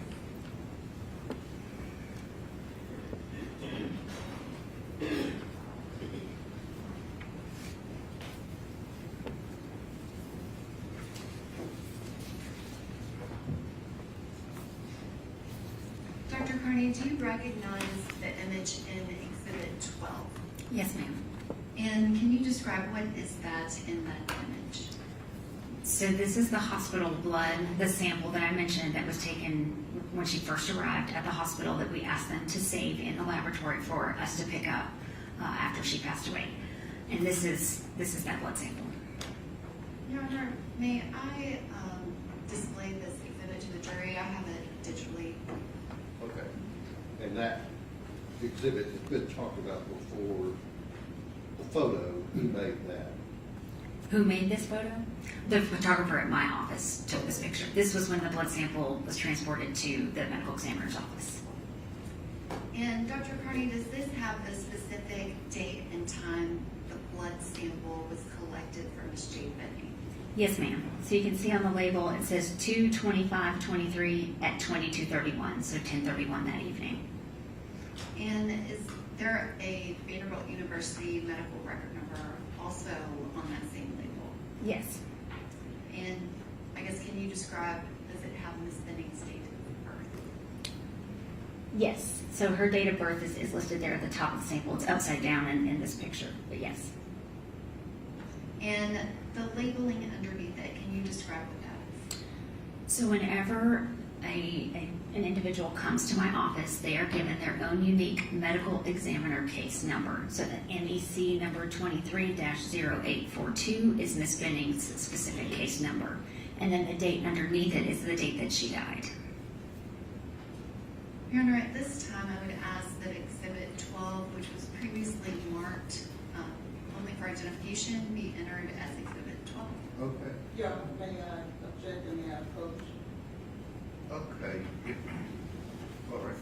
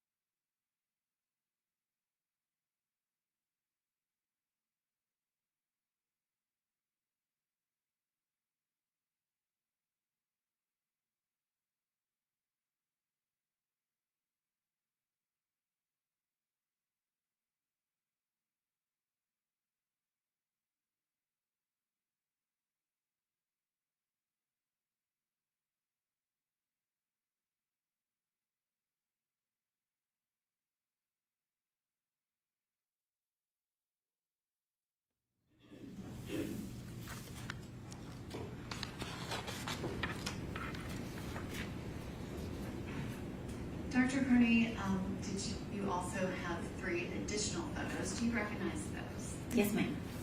And can you explain, when did you receive the blood sample on the one from 2/25/23 and 22/31? When did you receive that? So that blood was actually transported to the medical examiner's office along with Miss Benning's body on March 7th in the early hours of the morning. And you said that it was photographed at your office, is that correct? That's correct. And then what, if anything, did you do with that vial of blood? So I wanted to see what kind of tube it was in and how much blood was there so that I could determine what kind of testing I could order on it. And then I sent it to NMS Labs for the needed toxicology testing. And can you explain what you mean by you wanted to see what type of tube it was in? Well, typically when we draw blood at the time of autopsy, we put blood into a tube that has a gray top. It contains sodium fluoride, which is important to inactivate those esterases in the blood. It's these enzymes that can break down cocaine. And so they continue working even after death. And so I wanted to see what kind of tube it was. This is actually a clear top tube, so those esterases are still able to break down the cocaine. But just so I'm aware, and that way I order the correct testing so that I can not only see if there's cocaine there, but if there's those breakdown products that have probably been formed over the time that it's been in this tube in the hospital. And Dr. Carney, can you explain why was it that you were wanting to have it tested for cocaine? It was, I learned in the process of while Miss Benning was still in the hospital that she had a urine drug screen that was positive for cocaine. And so once you received that file, did your office submit a request to NMS? Yes, ma'am. And can you explain what is NMS Labs? So NMS is a toxicology laboratory that is located in Pennsylvania, and they have a lot of capacity for testing, and so we send our specimens to them. And did you send that specimen to them for testing? Yes, ma'am. And did they report the testing results to you? Yes. And then what, if anything, happened with the blood from Jade Benning from 2/25/23 and 22/31? So when they were done with testing, they sent me a laboratory report with the results. I actually ended up talking to a toxicologist at NMS, and I let them know, typically they hold the blood for 1 year and then they discard it. So I let them know I did not want them to discard this, and then before that year was up and time to discard, I asked them to transport it back to my laboratory so that we could preserve it. And do you recognize what is in those 3 photographs? Yes. And what is that? So this is that same tube of blood that I asked them to send back to our office, and now it has their case label on it. No, at this time, I would ask that those 3 photographs be entered as the next numbered exhibit, which I believe is 31.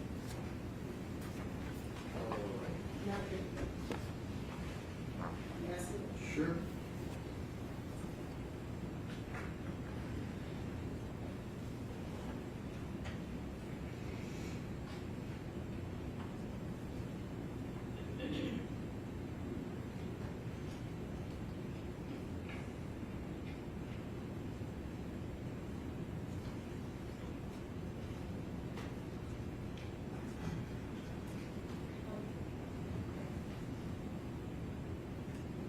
May we approach your honor? Okay.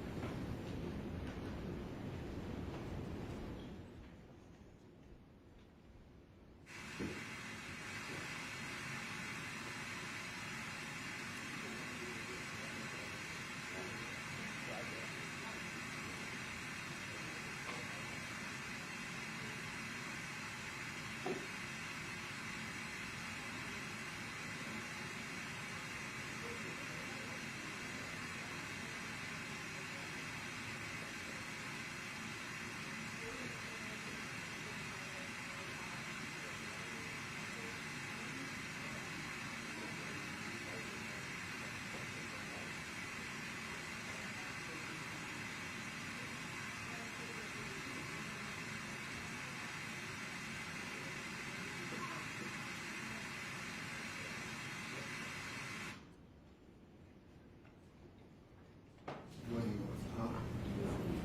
Okay. All right, show those 31. Your Honor, may I have permission to publish the photographs for exhibit 31 to the jury? Okay, you need these? Yep. Okay. Dr. Carney, can you see the image that is on the screen? Yes, ma'am. And can you describe what's in the image and how you were able to identify it? So if you see on the tube, it has the case ID, which is her unique medical examiner case number and her name. And then the label at the bottom is one that we printed at my office to take the picture. And the next image, which is 31B, can you describe what is shown here? So here we have a barcode and we have a series of numbers. That 231-26889 number, that is the unique work order number that is attached to her laboratory report, her results. And if you need to reference your autopsy report, do you recognize that work order number from NMS? Yes, and even the 001 identifies it as the hospital blood for this particular case. And can you, just for the record, read out what the work order number is and verify that it's the same in your autopsy report? Yes, ma'am. 231-26889, which is the work order on the report as well. And the next image, which is exhibit 31C, can you describe what's shown here? So this again confirms this is her hospital blood. It shows the date that we entered the order into the computer. And then the date, it looks like the date they received it. So we didn't ship it out the day that we ordered it. We usually send it out twice a week. So it got sent out likely on the 3rd for overnight shipping for them to have it first thing in the morning. And it's sent with cold packs to keep it in the best quality. And where is that tube of blood now? It is at my office. And it is still at your office, is that correct? That's correct.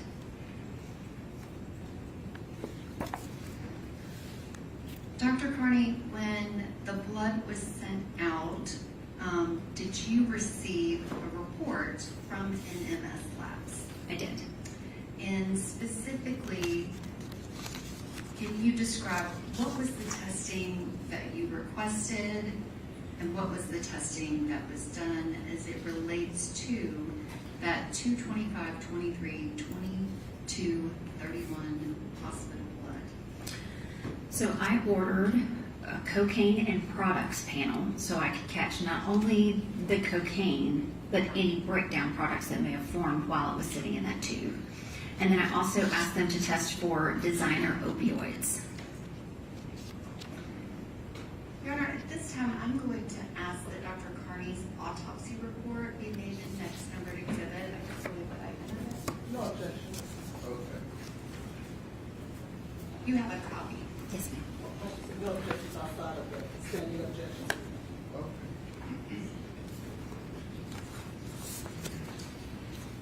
Dr. Carney, your autopsy report, which is now exhibit 32, did you incorporate the NMS lab work order number 231268889 as part of your report? Yes, I did.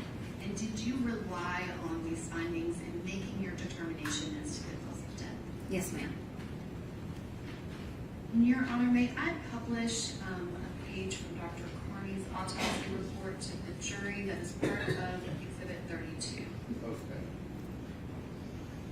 Dr. Carney, can you describe what is shown here on the screen? This is the front page of the toxicology report, and this shows the positive findings, the testing that I requested, and the specimens that they received. And it also has her identifying information up in the right-hand corner. And this next image is kind of a zoomed-in image. Can you describe what was the testing that you requested as it related to just the item 001 hospital blood? So if you see under testing requested, I asked for the 1303B test, which is cocaine and products panel on the blood, and then the 1480B designer opioids on the blood.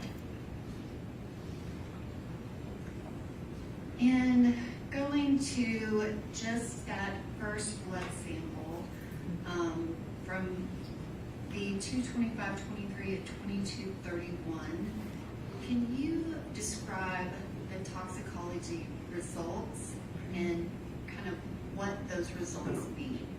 What is the result related to cocaine with a result of 78? So this is the actual parent drug, cocaine, that was present at 78 nanograms per milliliter in the blood.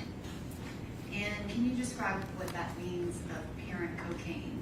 When someone ingests cocaine, are there things that happen within your body, and are there other substances that are created? Yes, so the body, you'll absorb the cocaine and have this parent drug, cocaine, in the blood. And then, like I mentioned, the enzymes will break it down, and so you have breakdown products. So these other two that are listed, the benzyl ethgonine and the ethgonine methyl ester, are the breakdown products. And can you describe the difference between the two? So you typically don't see a large amount of ethgonine methyl ester circulating in a live person's blood, but it very well can form post-mortem in a tube of blood or even in the body as the blood sits there and they're awaiting to have their blood drawn, for example, at an autopsy. So when we look at these breakdown products in the autopsy setting, this ethgonine methyl ester was likely parent cocaine at the time of the person's blood draw. Your Honor, But it's, I would object to this witness testifying to things that relate to toxicology as opposed to a pathologist, as she has not been qualified as an expert on toxicology. Okay, do you want to ask whether she can, from her experience, make that connection? Yes, Your Honor, I'm happy to. Dr. Carney, do you have training and experience in toxicology and interpreting these findings because it is required for you to determine a cause of death? yes, ma'am. That's part of my job, is to take toxicology results in the autopsy setting and apply them and determine a cause of death. Do you perform autopsies where the outcome of the circumstances is the person overdosed on narcotics? Yes, And so is this something that you do on a regular basis? yes, ma'am. Are you extremely familiar with the topic that you were speaking about? Yes, All right, I'll overrule the objection. Go Can I take ahead. the witness on word aye? I'll overrule the objection. Go ahead. If you could continue, you were explaining that the ecgonine methyl ester, that it was most likely the parent cocaine. Can you describe what you mean by that? So like I mentioned, this cocaine is about the only drug that does this, where the enzymes in the blood can continue to break it down after death. Most everything else relies on being circulated through the liver, and really nothing changes after death as far as if you get them to autopsy soon after death. In this case, the ecgonine methyl ester has formed because the esterase is in that clear top tube that didn't have the preservative to stop the breakdown, has broken down the cocaine into ecgonine methyl ester. So if you add the cocaine number and the ecgonine methyl ester number together, that will give us an idea of how much cocaine was in her blood at that point in time on February 25th, 2023 at 22:31.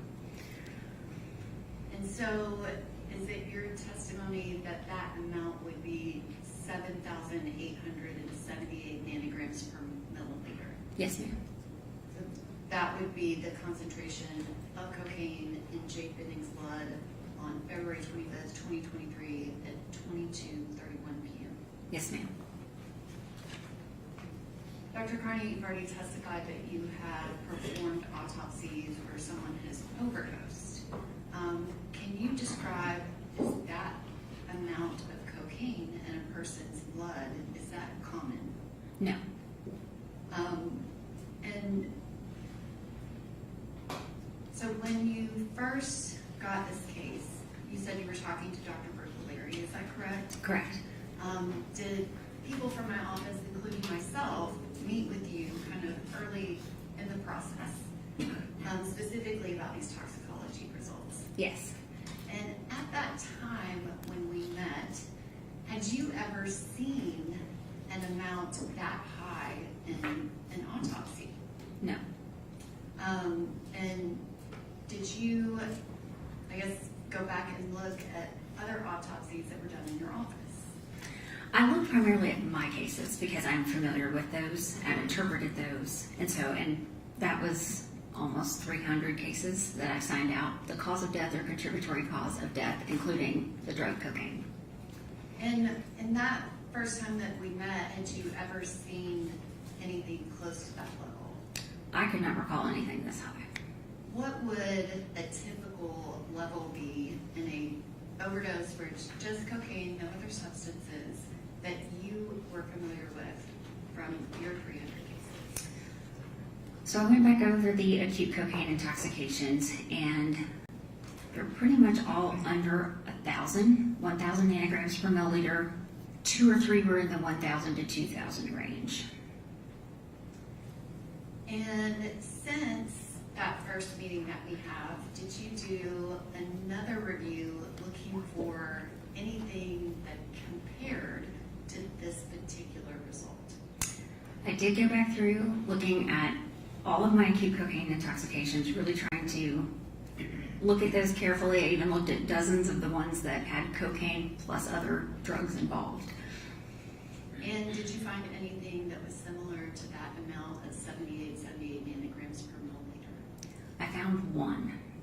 And can you describe what was the result in the one case that you found?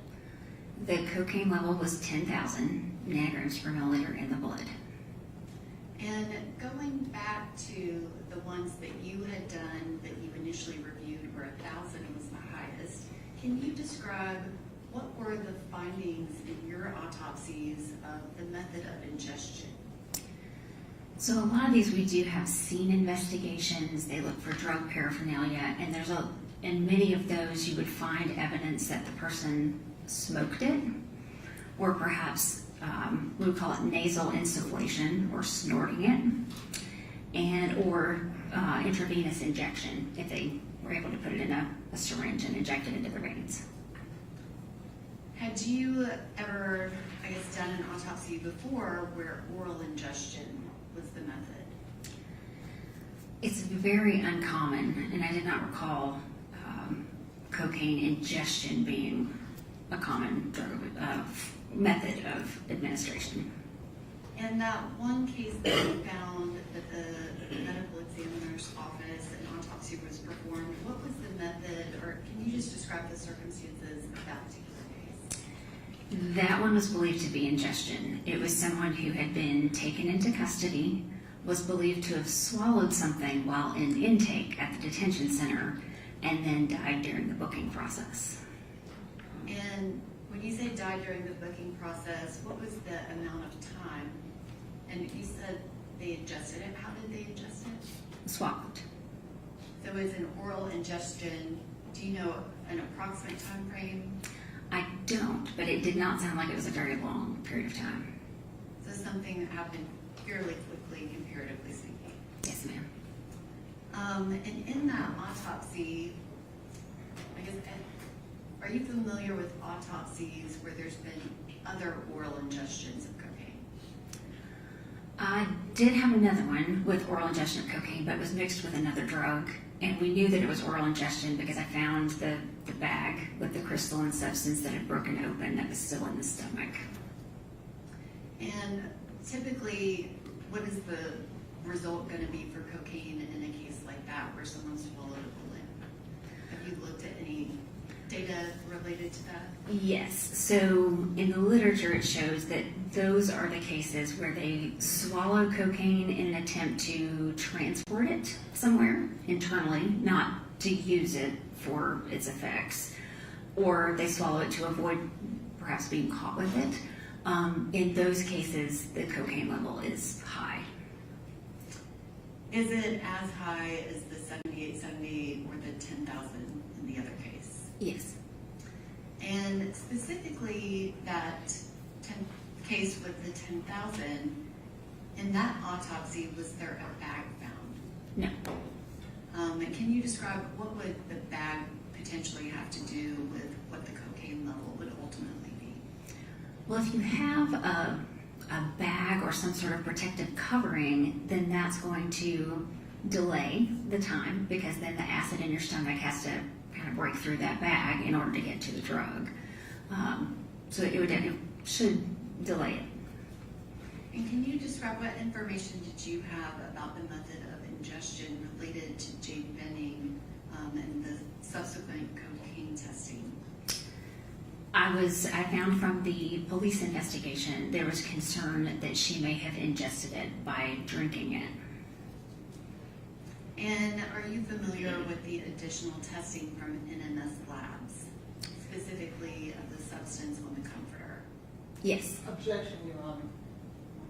What's your objection? The line of questioning that she's going into in regards to any findings on that comforter at this stage. Okay, do you care to be heard?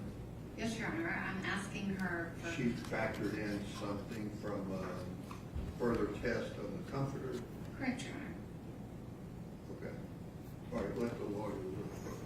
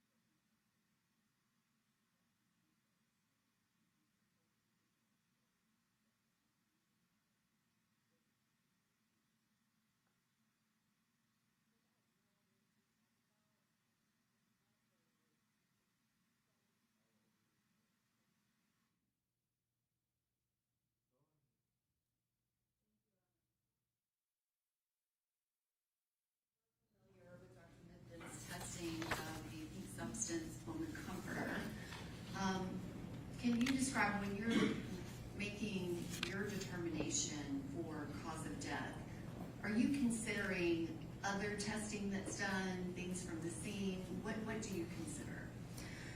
So forensic pathologists don't work in a vacuum. We do need that information from the scene, from the police investigation, so that way we can appropriately direct our testing, especially in a case like this when I don't have a lot of admission blood to work with. So we do look at that in totality. And can you describe what information did you have? Did you make a determination as to how Ms. Benning ingested the cocaine that resulted in that toxicology report? Well, yes. So based on the high level of cocaine, and knowing even from the literature, from the toxicology textbook, that you really see this in an oral ingestion, which is consistent with the investigation, I actually signed her death certificate to say ingested cocaine. And going back to kind of the toxicology, when you're looking at you said ingestion and levels, are there any studies that you sometimes reference to make a determination about maybe when this substance was ingested compared to when the level of the toxicology report is done? Yes, so there are studies, and they've kind of pulled everything together, even in our toxicology textbook, that looks at the time frame from the time that it was taken into the body by whatever method, and the kind of high level, the peak level, is found. And in those studies, I guess, can you describe what do you mean by peak level? Well, in the study scenario, when you're actually administering cocaine to a volunteer, you can draw their blood serially and look and see how the levels, how the numbers change to try to determine how high are they going to go and at what point do they get there. So, they've done those sorts of studies with low levels of cocaine. And is that those types of studies, are they looking at the half-life of cocaine or whatever the substance is? They are. So they look at how quickly it shows up in the blood, what the numbers are, and then how long it takes for the parent cocaine to be broken down into those breakdown products, including that inactive metabolite benzoyl that you see. And you referenced the studies that they were giving test subjects cocaine. What form of cocaine are given in those studies? So there was one that I found that was, for the oral ingestion, it was a capsule form, and it was, I believe, 100 and 200 milligram capsules. In those studies where we have this capsule, Mm-hmm. are the peak levels anywhere near as high as the studies? No. Can you explain what would happen if they were? They would be deceased. And looking at those studies, which obviously you've explained, it's a capsule, it's a low dose, what is the peak time generally? So usually for those, the oral ingestion takes a while. I mean, the absorption from oral ingestion takes a while, so like 45 minutes to an hour. Now, they did have one where they looked in this country, ingestion is not a common thing, but in other countries, they may be able to chew those powdered coca leaves, and then they looked at those individuals with the low levels of cocaine chewing the leaves, and they saw the levels peaking at 24 minutes to an hour or two. And that's not in the capsule form. And you said for the capsule, 45 minutes to an hour was kind of common. Yes. Are there any studies on anyone ingesting liquid cocaine? No, not that I'm aware of. Is it possible to liquefy cocaine? Sure. And kind of comparatively speaking, those studies with the capsules, you can't really relate it to a liquid cocaine. It's different. Is that correct? That's correct, because liquid medications are absorbed more quickly than a capsule or a hard, like, tablet form. And the testing that we have from 225, 23, and 2231, where Ms. Benning's cocaine concentration was 78 nanograms per milliliter,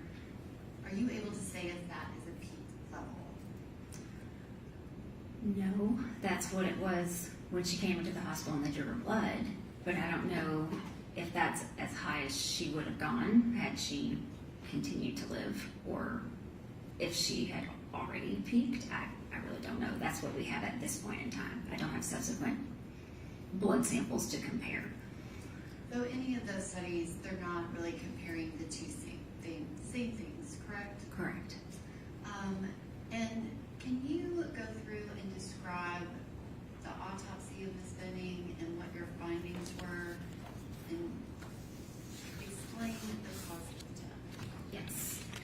So Ms. Benning came to my office and I examined her body. I found that, like I mentioned before, she had the period of time where she didn't have a pulse and she wasn't able to supply her brain with enough oxygen. So she had what we would call an anoxic brain injury. When the brain is injured, it does one of two things. It bleeds or swells. It bleeds typically if it's been injured, like by blunt force injury or a gunshot wound. And if it's not, then it usually swells. So her brain was very swollen. Unfortunately, there's only so much space in the skull for the brain to go. So when it gets really swollen, it pushes down on the bottom of the brain where you control your heartbeat and your breathing. So her brain had actually begun to herniate down out of her skull. So I saw brain swelling, cerebral edema, and herniation. The other things I found is the chambers of her heart were dilated, but her heart was not enlarged. And she was pregnant. So I saw the fetus, a baby girl, approximately 25 weeks gestational age. I examined the baby, and there was no anatomic or congenital malformation with the baby. It looked like a healthy, normal 25-week gestation pregnancy. I also did histology. I took samples from several of her organs, looked very carefully at her heart, even in that conduction system, that electrical system that causes your heart to beat normally, to see if there was anything wrong there, and submitted those. And let's see. I did not find that she had any pneumonia, did not see any infection in her lungs. She had a few heart cells that were a little bigger than normal, but she didn't have any infection. She didn't have a heart attack. I didn't see any inflammation in the placenta or the umbilical cord, any sort of infection that would have hurt the baby. So at the end of all that, and I have these toxicology results, the cause of death I determined was acute cocaine toxicity. And can you describe, the toxicology results of Ms. Benning? Can you describe, once she ingested that liquid cocaine, what would happen to her body? So cocaine causes your heart rate to go up, and your heart has to work harder. It actually causes the force of the contractions of the heart to be stronger. It also, unfortunately, clamps down on the blood vessels. It causes them to spasm or constrict. So your heart's working harder, but you're not able to supply it with oxygen as well. And really, it's affecting all of your blood vessels. So it's going to make it harder for you to supply all of your organs and tissues with the oxygen that you need. In some cases where people have used cocaine, they may actually have a heart attack. It can also cause an abnormal rhythm of the heart, particularly if it's high. And that abnormal rhythm, if it can't sustain life, then the person will become unconscious and lose their pulse. You said that it can cause a heart attack. Did Ms. Benning suffer a heart attack? No.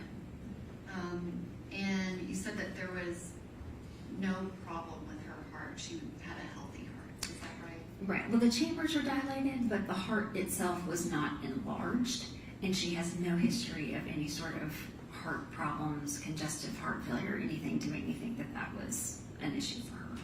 Is that something that is common in pregnant women? It can happen, especially postpartum. They can have issues like that. The blood volume, increases in pregnancy. But there was nothing unusual about that at all. It was nothing concerning for a cause of death. And can you describe, if someone ingests liquid cocaine, would they immediately I mean, not seconds later, it would take a little bit of time for them to absorb it through the, stomach wall, intestinal wall. And kind of those first minutes, and I'm talking like maybe 2 to 3 minutes, what would the effects do to the body? Would it make it perfect? Objection, Right. The question before you kept going was, what would it do to your body? So, like I mentioned, what cocaine is going to do to the body, it's going to cause the heart rate to go up. It's going to cause the arteries to kind of constrict or be small, or kind of clamp down, tighten up to where it's harder for the blood to flow through them. But you're going to have to absorb it into your bloodstream in order for it to affect you. So you've got to have time for that absorption. Not long if it's in liquid form, or unencapsulated form. And would you expect someone to be dizzy? They can be, yes. Would you expect them to continue to be able to walk? You could walk initially, but as the level rises, it's going to affect you more. And then what about any type of, I guess, aspirating or vomiting? Would that be something that you would expect to occur? That is a common thing to happen in a lot of deaths. And if someone describes someone as snoring, what does that have anything to do with these symptoms? Snoring often, especially when it's around the time of death, often refers to agonal breathing. So it's kind of that gasping breaths that can sound like snoring. And agonal breathing, you said it's close to death. Like, is there any type of time frame that you can give to that? I'm not sure, but we do hear it very frequently where they'll say someone's snoring and then they stop breathing completely. And it's probably because they were gasping for some period of time and then they stop breathing. Would the person be able to vomit after that? Yes, I mean, people vomit pretty routinely close to the time of death when they're unconscious, and then that's where we run into some aspiration issues for people who make it to the hospital and survive for a period of time. You said the person would be unconscious. Yes. And I guess, what happens to the body when you have that lack of oxygen to your brain? That's why her brain is swelling. So once you deprive the brain of oxygen for too long and it can't recover, it will swell. And it'll swell to the point where we have, like in her case, the herniation out of the skull, and it causes their death because it presses on that center that controls your heartbeat and your breathing. And so you said that the studies that you referenced about oral ingestion, that time frame can't really be compared to this. If you had the circumstances of Miss Benning being able to paint words on a photo at 9:10 p.m. and at 9:24 p.m., she's been painting, and the word beautiful is now added to the photograph. It's been painted. The words are legible. You can see them. If that happens between 9:10 and 9:24, and then there's 4 minutes of photographs taken where you can't really tell anything about symptoms. But then 19 minutes from that kind of first painting, she's added words at 9:24, and then at 9:29 p.m., there's a phone call where someone describes Ms. Benning as being able to talk at the beginning of the 6-minute call, but by the end of the 6-minute call, her words do not form and make any sense. And then she is found by EMTs within 20 minutes of that, and she is pulseless. That time frame, is that consistent with her ingesting that cocaine within 30 minutes of her being found pulseless? Yes, ma'am.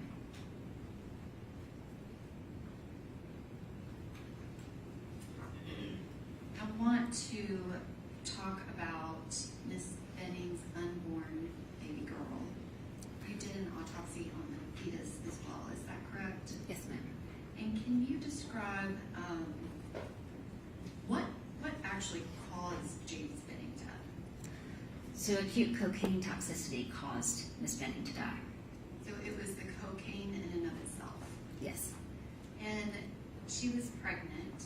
Yes. Is there anything about cocaine and pregnant women that is, I guess, something that you know about? Yes. So cocaine is one of the only drugs that we know can cause pregnancy loss because it can cause placental abruption, where the placenta pulls away from the uterine wall. That disrupts the blood flow from mom to baby, so now baby's not getting the oxygen that it needs through the blood, and then baby dies. And did Miss Benning suffer placental abruption? No. And I guess why is that? Well, she died of the cocaine toxicity, and so the abruption maybe didn't have time to occur, or just didn't occur in this case. And I guess if she maybe had been given less cocaine, is it possible that it could have caused a placental abruption? It could have. And this information about cocaine and pregnant women and the cause that it causes placental abruption, are there studies on that? Oh yes. And you said, oh yes. Can you describe how many studies are there on that? I don't know how many studies, but they're out there. Because that's something that I searched early in my career to learn the connection between drugs and pregnancy loss, and that was one of the clear connections was cocaine and placental abruption and pregnancy loss. And are those studies available on the internet? Yes. Can you describe, you said that there was no placental abruption to Jade Benning's unborn baby girl. Can you describe the autopsy of her unborn baby? Yes.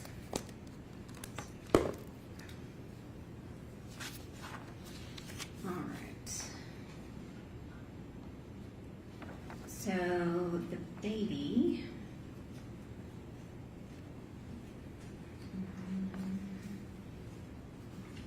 Sorry, I was looking for the weight here. We have an 830 gram female fetus, and then I have all the measurements listed.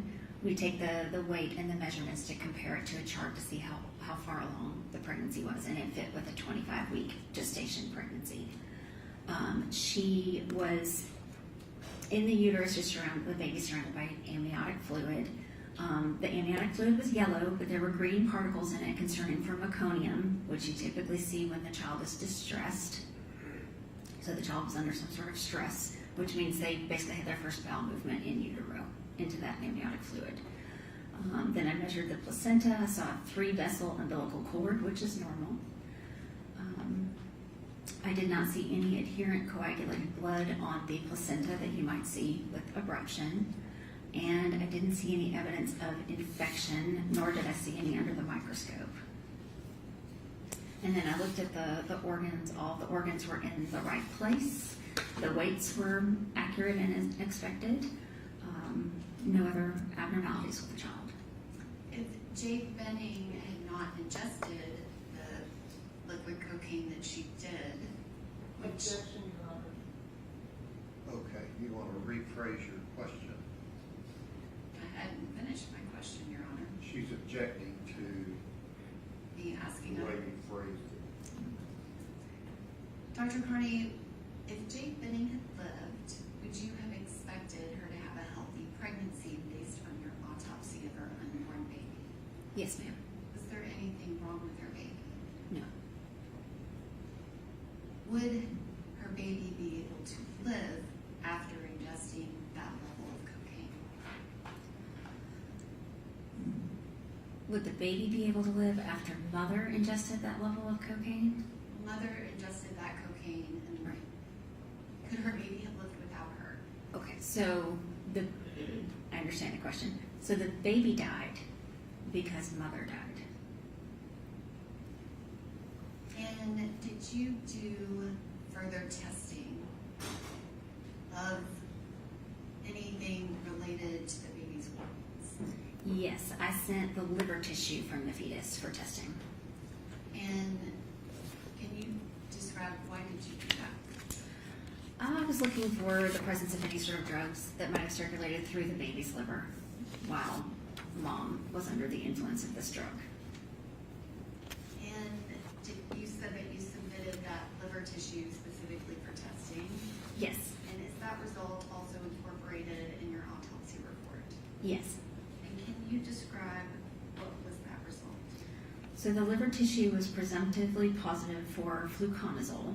That's an antifungal commonly given to women for yeast infections. And did you have any other information related to the testing of that liver tissue? There were no other positive findings reported. Based on further investigation, I called and discussed the toxicology findings in this case with a toxicologist at NMS Labs. They said that cocaine was found, it was triggered in the liver tissue, but it was very close to the cutoff limit. So they said if we sent it for confirmation, it might not show as positive because it was so close to the reporting limit, but it was there. And in forensic pathology, we're often interested if a drug is even present. So that's why I asked. And that liver sample was taken on March 7th, is that correct? The liver tissue? Yes, ma'am. And so that would have been 10 days after ingestion. Yes. And can you describe what would happen to, I guess you were talking about the ingestion of cocaine, that it clamps down on the blood vessels. Yes. That ingestion of cocaine by Jade Benning, what would have been happening to the baby in that moment? Well, everything that's in mom's blood goes into baby's circulation as well. So clearly the cocaine in her blood did make it into the baby and was still in the liver even 10 days later. Unfortunately, because the cocaine causes that difficulty for the blood to flow to all the organs and tissues, including the uterus and the baby is likely deprived of oxygen during this time. So by the time EMS makes it to Miss Benning, she doesn't have a pulse, so she doesn't have enough of a blood pressure to supply her own brain with oxygen. She's not going to be able to supply the baby with adequate oxygen either, because she doesn't have enough of a blood pressure. They worked very hard to try to save her and took her to the hospital, but they didn't get actual circulation back for some time. I mean, there's I believe a 12-minute gap between the time they left the scene, they get her to the hospital, and at some point after that, they get her circulation back.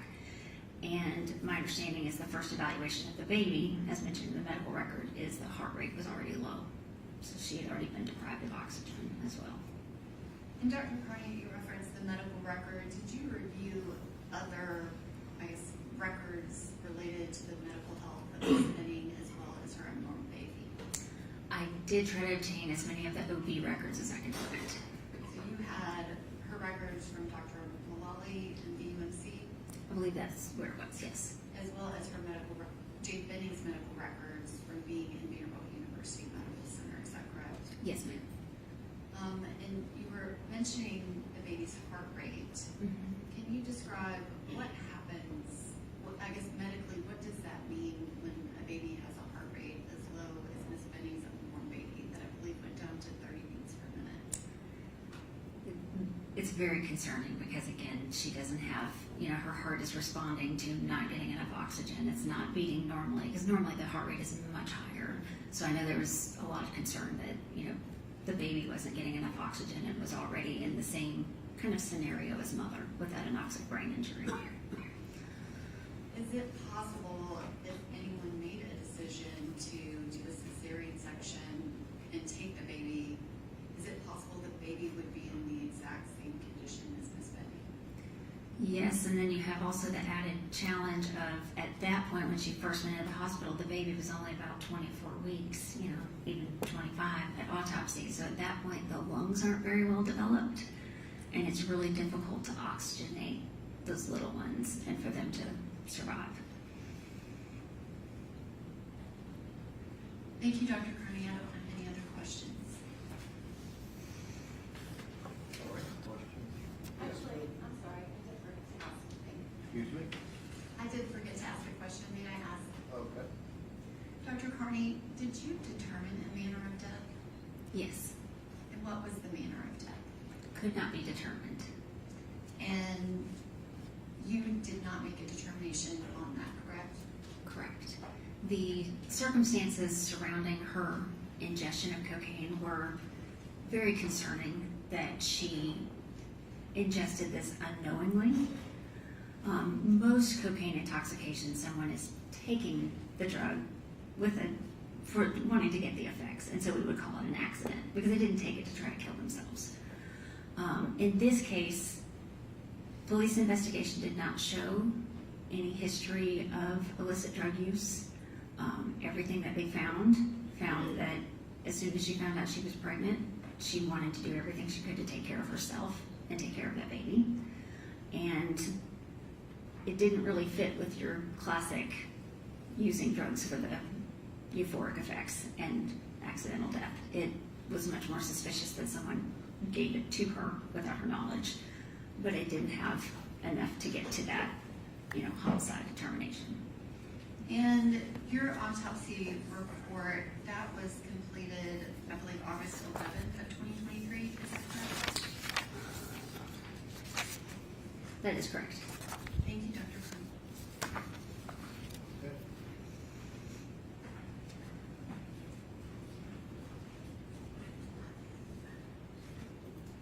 Good morning. Good morning. I have a few questions for you, Dr. Carney. Okay.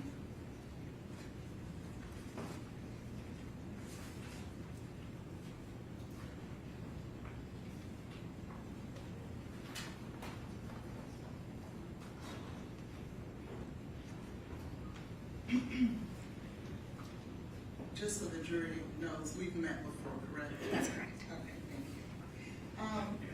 Let's talk a little bit first about your qualifications. Okay. You are in fact a pathologist medical examiner. Correct. That's what you went to school to learn to do, correct? Yeah, for my training, yes. You are not a toxicologist That's correct. and have not been to school to become a toxicologist. That's correct. You'll agree with me that is a totally different area of expertise. That's different because that's taking the blood and taking it through the machines and interpreting the data. So that's not what I do. And it takes a whole nother specialized training to understand the toxicology, let's say, for example, cocaine and the metabolites like the BCE and the MEE, which are the metabolites of cocaine, correct? It takes training to be able to test for those, interpret them in the data, yes. My training is in taking those toxicology results in the setting of that autopsy. I did actually spend a whole month in the toxicology lab as a resident, and then I rotated again as a forensic pathology fellow so that I could learn how this is done, what's important in the autopsies, and how to interpret them to determine cause of death. But just so that the jury is clear, that doesn't make you a toxicologist, correct? That's correct. And it takes, if we were to ask a toxicologist, if 1 month in a lab is all it takes to be able to become an expert, would they agree or disagree? Well, I'm not an expert in performing the toxicology. My expertise is in taking those toxicology results in the setting of the autopsy to determine cause of death. A toxicologist will not determine a cause of death. No, of course not. Tell me exactly then, outside of that month, what other trainings have you had in regards to toxicology? So in my fellowship and in the 13 years that I've practiced since, it's been my job to take these toxicology results in almost every autopsy I perform and apply those to that case to determine if it is a toxicologic cause of death or not. But my question was the training. What training, and not on-the-job training in terms of, I have a body in front of me that has toxicology results. Mhm. What specific schooling and training do you have outside of that month for toxicology?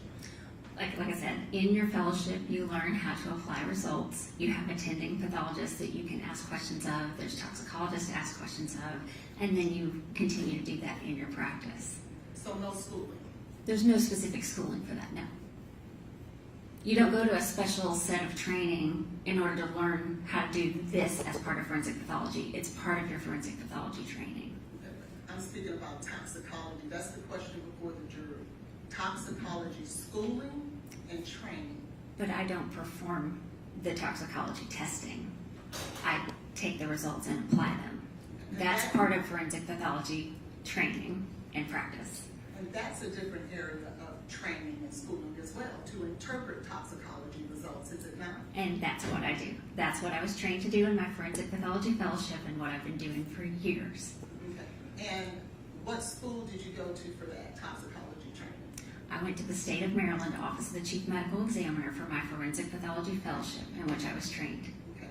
And you were there though for forensic pathology, not toxicology. This- Let's go now She's to. gotten training in interpreting toxicology.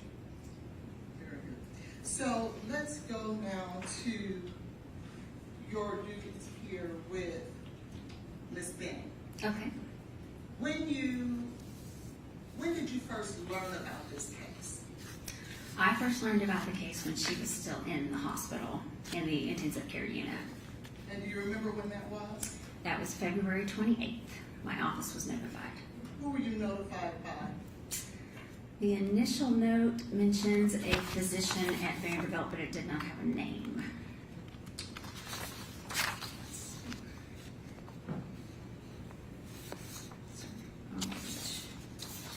Here we go. A physician from Vanderbilt contacted the office, and then we were also called by the toxicologist at Vanderbilt. Oh, there was a toxicologist that was involved? Yes, What was that toxicologist's name? Dr. Rebecca Bercoleri.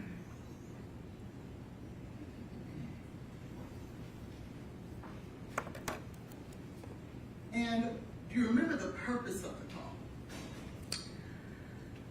The initial call to our office was to let us know that she was expected to die of her anoxic brain injury, and given the case information, that she would be a medical examiner case. Okay.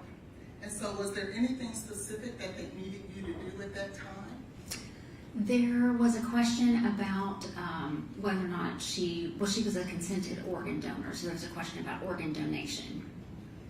Were you aware that at some point prior to her coming to your office and speaking about Ms. Benning, that there was an investigation going on in regards to whether or not she ingested some type of drug?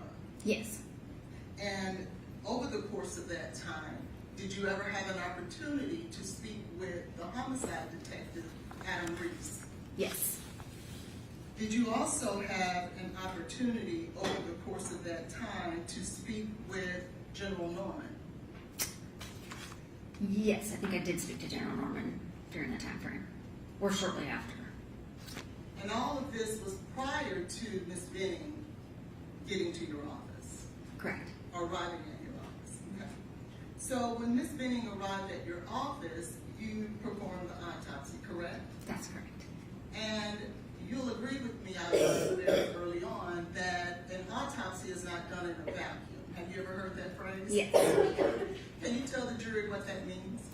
Well, it means that we need to know what the circumstances are surrounding the death, because there are some deaths that don't have specific autopsy findings, or they have very few. So we need to know how to interpret that in the setting of the circumstances surrounding death.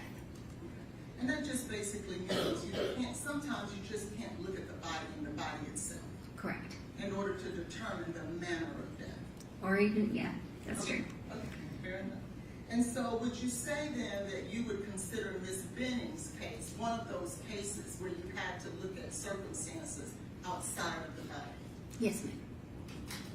Now, knowing that you now are looking for a specific drug, perhaps, that there is a homicide investigation going on, what did you do to try to determine what, if any, drugs Ms. Benning would have been involved with?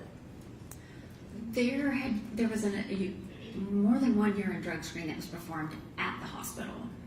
And there was additional testing done because they were trying to determine at the hospital if there was any drug that she'd ingested that they could treat for, maybe understand why she was in the state she was in.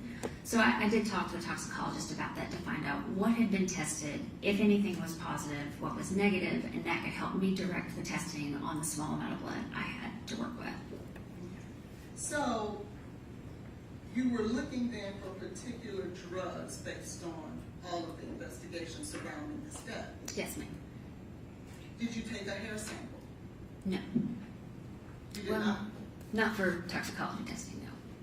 but did you take a hair sample? Because she's a suspected homicide, there might have been some sort of hair sample collected, but it was not used for toxicology.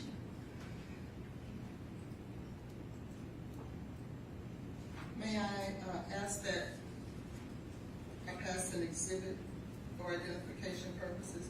Would it help you if I showed you a couple of pictures that were a result of your testing and or collection to refresh your memory? Okay.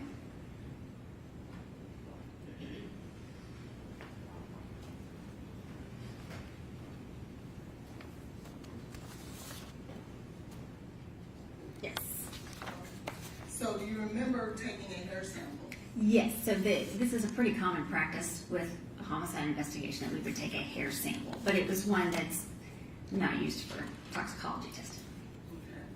Okay. And did you take fingernail scrapings? In this case, we did fingernail clippings. Clippings? Yes, So there were no fingernail scrapings? I don't usually do scrapings. I'll actually clip the whole nail itself, or the end of the nail where you would have the scrapings, and just take the whole thing and put it in the envelope for them to test. Okay. And did you have, knowing that, because you got the body on March the 7th, Yes, and you did not make your findings until August 31st? yes, or August 11th, I believe it I'm was. sorry, August Yeah. 11th? Yes. Okay, so that's 5 months. Mhm. And during this 5 months, I think you stated that the matter of death was pending. Correct. So you were trying to find what involvement, if any, Ms. Benning would have had with drugs. Correct. Okay. And so then did you send that hair sample out to be tested? No. Why not? Don't normally test for hair. That's kind of for long-term things, and usually I think I've only sent hair for heavy metals testing. It's not a common thing that I test for But you illicit can't- drugs. and I apologize. Sure. But you can find the different types of drugs that a person may have been involved with, come in contact with, or utilized with the hair sample. Can you have? It's possible. I've not tested hair for cocaine. But you can do that, can't you? I think you can. You don't. I'm not sure. I've never done it, so I haven't checked into that.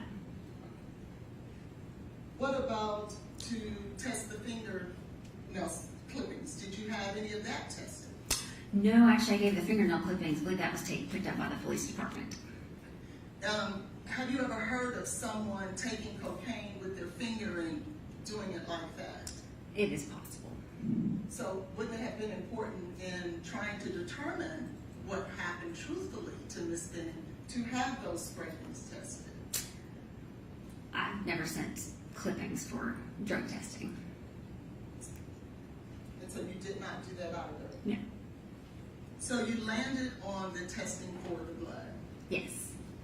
And did you try any other means or methods to determine what types of drugs she would have been involved with? Any other means other Are than there testing? any other means that you as a pathologist can engage in to determine what type of drugs that Ms. Benning could have been involved with? Well, blood is really what we want to know, if there's any drugs there, because that's what's going to be circulating through her system. And we have a peripheral blood sample, which is ideal. So from that, we know what drugs are circulating in her system at the time that she goes into the hospital. There was other testing done, and I did try to gather all of that in order to direct my testing. What about the vitreous fluid? Did you do that? Or can you educate the jury what the vitreous fluid is? Vitreous fluid is the fluid of the eyeball, and we do collect that on every autopsy. You can test that for, occasionally I will test it for drugs. Usually I want to use that to look at their electrolytes to see if they were dehydrated, if there's any chance they might have had high blood sugar or died of, a diabetic crisis. But yes, so we do have vitreous fluid that we draw in each case. Did you draw that from Ms. Benning in your search for what type of drug she was using? I believe we did.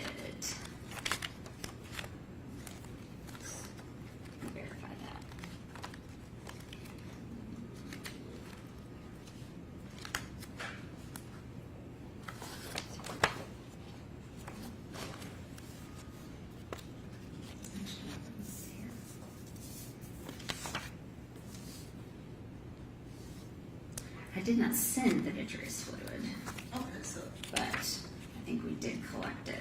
Although I wasn't concerned about her hydration levels considering she'd been in the hospital and that had already been followed. well, you don't have to look, or just, Right. will you agree with me that you can do drug testing with vitreous fluid? You can. And sometimes it's the best way to test for different types of substances. I don't know that I would say the best way, actually. Blood is the best. Okay.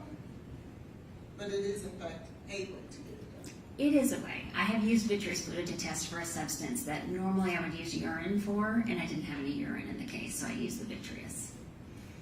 Now, you talked about the findings in this case in regards to the blood. Yes. And you stated that based on you adding the amount of the EME Yes. along with the cocaine, in your opinion, was the best way to come up with how much parent cocaine she would have had in her system. Correct. Can you explain that to us, please?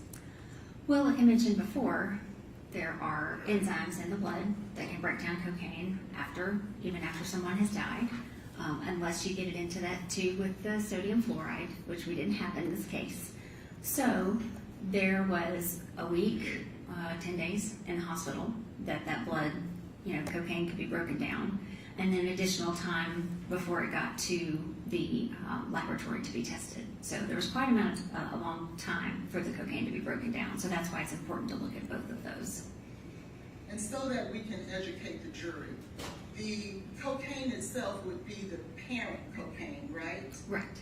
The BE is the next metabolite that parent cocaine will break down to, correct? So that is a breakdown product that is inactive, and it can build up and be there for a little while. And then you have, from BE, it goes to EME, is that correct? I don't think it goes in that order, but with this one, we're worried about the cocaine being broken down in the tube after death, and it gets broken down into ecgonine methyl ester. Okay. And those are the three levels in which cocaine breaks down.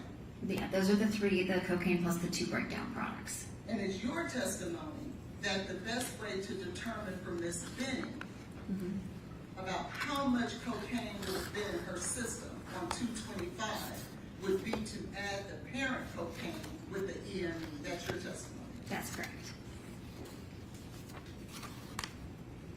And the 7,878 nanograms per liter is a huge number. Will you agree with Per me? milliliter. Yes, it is. Okay. And it is too much, I think you stated, for the body to take. Right. It can be overwhelming for the heart. Now, you're not stating that everyone who has a level of 78 ends in death, are you? I'm not aware of someone with that level surviving. Okay, so it's your opinion that anyone who has that kind of level would be dead? It's hard sometimes to interpret in some of these illicit drug levels what's a lethal dose, because you have to find out, have they been using cocaine over time? Have they developed tolerance? Maybe they can handle higher levels. In this case, she is a naive user, so for her, this is too much for her. Now, how did you come to the conclusion she was a naive user? The investigation did not reveal any history of cocaine use. And who relayed that information to you? How did you come to that determination? That was talking to the police, because they did the investigation into, anything about her. And who specifically did you speak with in regards to that conclusion? I believe I talked to Detective Reese because I specifically asked him about a history of drug use. And what did he tell you? That she was not known to partake of cocaine. Did he tell you cocaine or drugs, period? This was specific to when I was asking about the cocaine. Did you ever make a statement that you were told through the police investigation that there was no history of drug use, period? No, I don't think I said that. Because I think in the past, there might have been some marijuana edibles. Sorry. I believe she may have used marijuana in the past. So you don't think you ever said that? Let's see. Yeah, see here it says, no history with illicit drugs other than marijuana used to make edibles. So no other illicit drug use, specifically cocaine.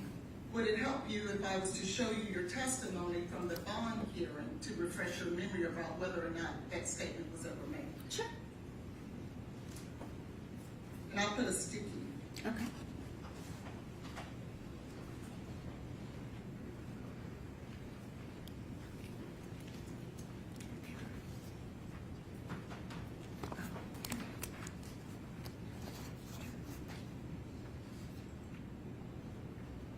So if you're referring to this, I stated,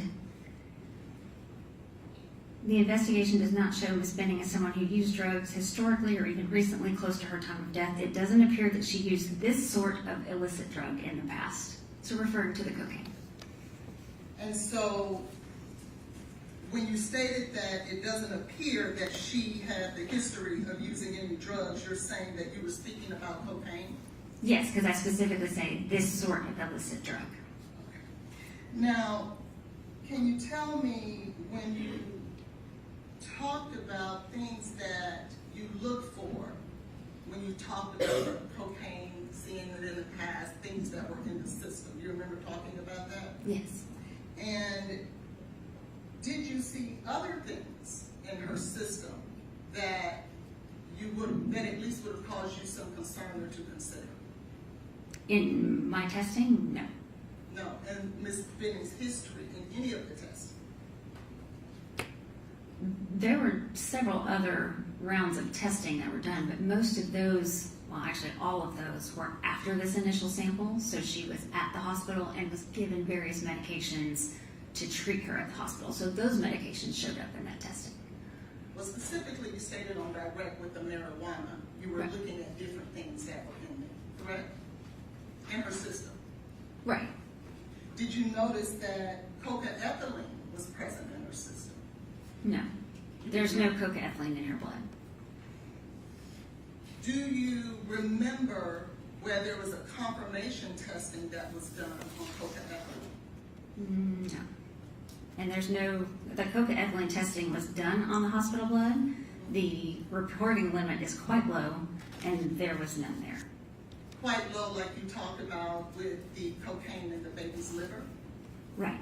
So it's, And you testified that you noticed in the baby's liver there was cocaine, but it wasn't on the reporting level, right? no, I asked the toxicologist if there was a presence of any, I think I asked about cocaine and I asked about marijuana. And they Right. said they did see some cocaine, but it was near the reporting limit.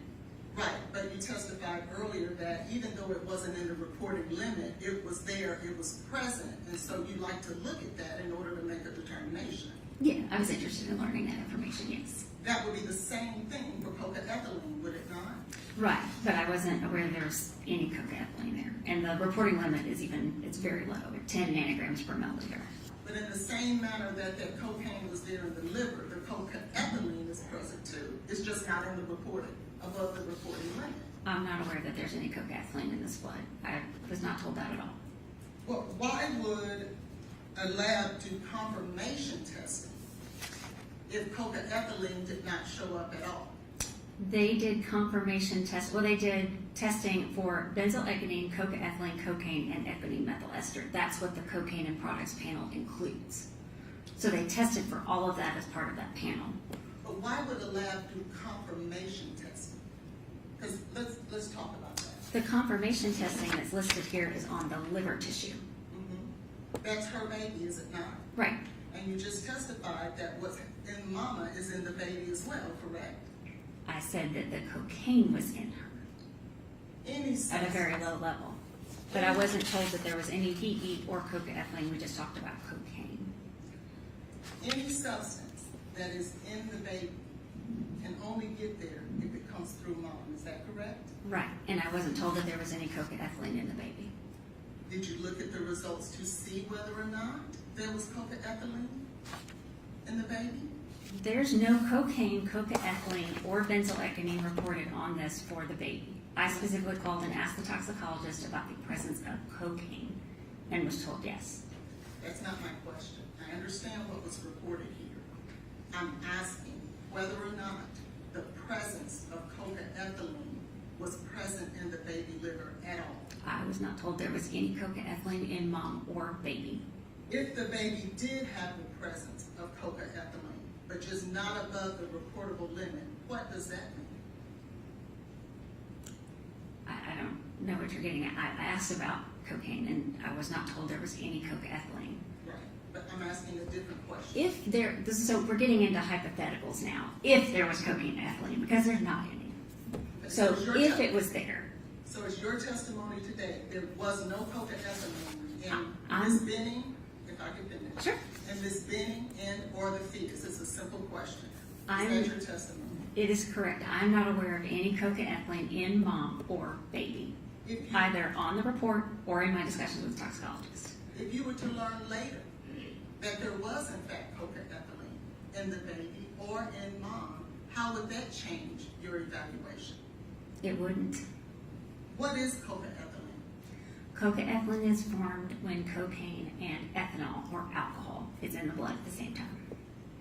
And that would mean whoever has cocaethylene in their system was drinking alcohol and taking cocaine at the same time. You want correct? to show her something that shows that? And, She says she is not aware. well, I can show her the lab she's looking at, where it specifically states that there was a confirmation test for cocaethylene. Okay, she's got that. Do you see, Yes, the confirmation test was for benzoylecgonine, cocaethylene, and cocaine, and none of them came up as positives on this page. There's a screening test that's done before a confirmation test, is it not? Correct. And if something doesn't show up on the screen test, then it doesn't pass on to the confirmation test. Would you agree? Correct. Because you can have a false positive. You want to confirm it. Right. I'm not talking about false positives. And a lab will not move from screening to confirmation unless something shows up positive, correct? Correct. And in this case, there was a confirmation test for cocaethylene. Sure. That means that during the screening process, there was a presence of cocaethylene, not what the ending results end up, but there was a presence that made them move from screening to confirmation. There was something of concern. It appears for them to further test. Now, let's talk about your conclusion in regards to Ms. Benning and the ingestion of cocaine. Okay. In order to arrive at the number of 7,878 nanograms per liters of cocaine, Milliliter. Yes. milliliters, I'm sorry, of cocaine, can you tell us how you believe that Ms. Benning would have had to ingest that? When you look at the literature, it shows that you do not get these levels with all the other routes of administration. You really only get it with ingestion. And is your testimony that that ingestion for Ms. Benning would have been through a liquid cocaine? I don't know how it was ingested. I just know it was ingested. Would you opine that it was one bolus dose or over a period of time? I don't know. I know from obviously the investigation, she doesn't have a prolonged period of symptoms. So you believe it would have been one bolus dose more likely than not? It could be, yes. How much cocaine is 7,878 nanograms per milliliters? Could you give us an example of equating what we would look, an apple, an orange, a lemon? Can you- So unfortunately with illicit drugs, there's no quality control or testing process like you have with your normal medication that you buy over the counter or from the pharmacy, so it's in a tablet dose and you know exactly how much it is. I have no way of knowing how much powder or liquid or how pure it was. I can't give you any specific size or amount. But you'll agree with me it would be a whole lot, right? If it's a very concentrated dose, it might not be like a large size of something. So it could be very small. It could be. And then if it's very small, it could be something someone took on their own. Could it not? It's possible. Will you agree with me that most overdoses are a result of an accidental overdose? Yes. And in our hypothetical just previous, that we talked about that because of the concentration, it could be very small, then it also could be an accidental overdose of someone who took a small dose, You mean like a small amount that turned out to be more than they thought? like we just talked about, yes. Yes.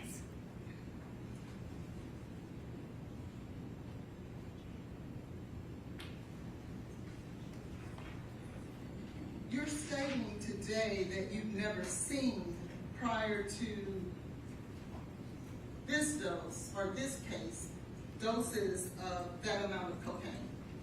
Yeah, I only found the one. Okay, so there was one you've seen before? There was one, yes. Okay, just making sure. Let's talk a little bit about the heart cells.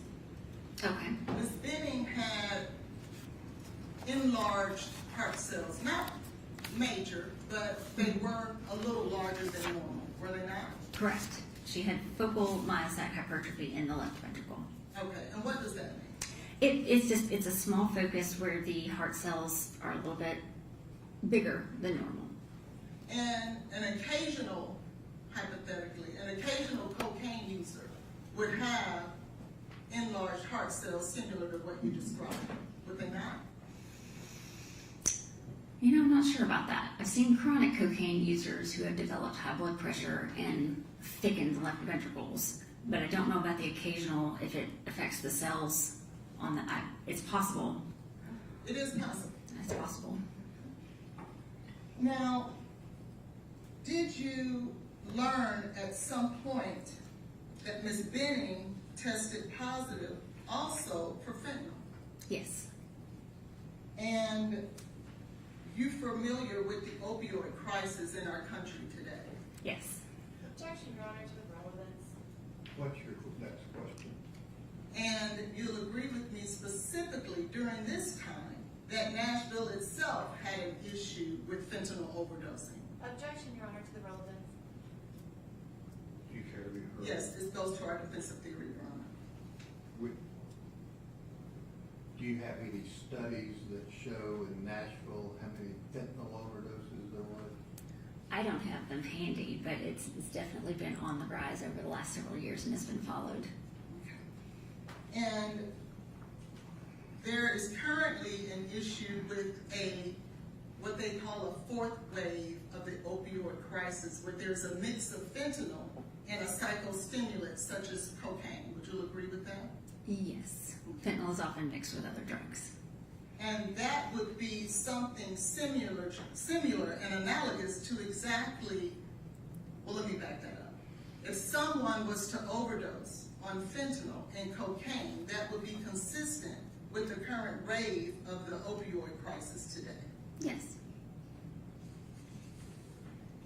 Given that Ms. Benning had fentanyl as well as cocaine in her system, Objection, Your Honor. Counsel is mischaracterizing. Is what? She's mischaracterizing. Okay. Do you want to ask her where that came from her opinion? no, I wanted to ask her whether or not, You can do whatever redirect you if want. What is Ms. your question? if Ms. Benning had fentanyl and cocaine in her system, certainly that fentanyl could have contributed to her death, couldn't it? It could. However, the fentanyl that I've learned about that was found in that testing was after she was given fentanyl at the hospital in course of her treatment. Were you aware that she tested positive for fentanyl prior to being administered fentanyl in the hospital? Objection, Your Honor. Counsel is misstating the evidence. Your Honor, no, I'm not. You know, can you help them understand when it was given? So fentanyl was ordered at the hospital and was given to her. And I believe there's been a lot of work to clarify the blood samples, but the blood sample that is positive for fentanyl is after she was given fentanyl at the hospital. Okay. Are you aware that at 22:59, that there was a urine sample that tested positive for fentanyl from Ms. Benning? Are you aware of that? And again, objection, Your Honor. Counsel is misstating. Okay. evidence. Dr. Olish Oh. who testified all negative in urine results from 2259. Your Honor, we have direct evidence, and I'm Okay, asking well, her. we haven't gotten there. I mean, they're objecting to your question is not accurate. So whatever proof you want to put on that it's not, then that's fine. Hypothetically, if Ms. Benning tested positive for fentanyl prior to being administered fentanyl in the hospital, would that affect your decision as to what could have caused her death?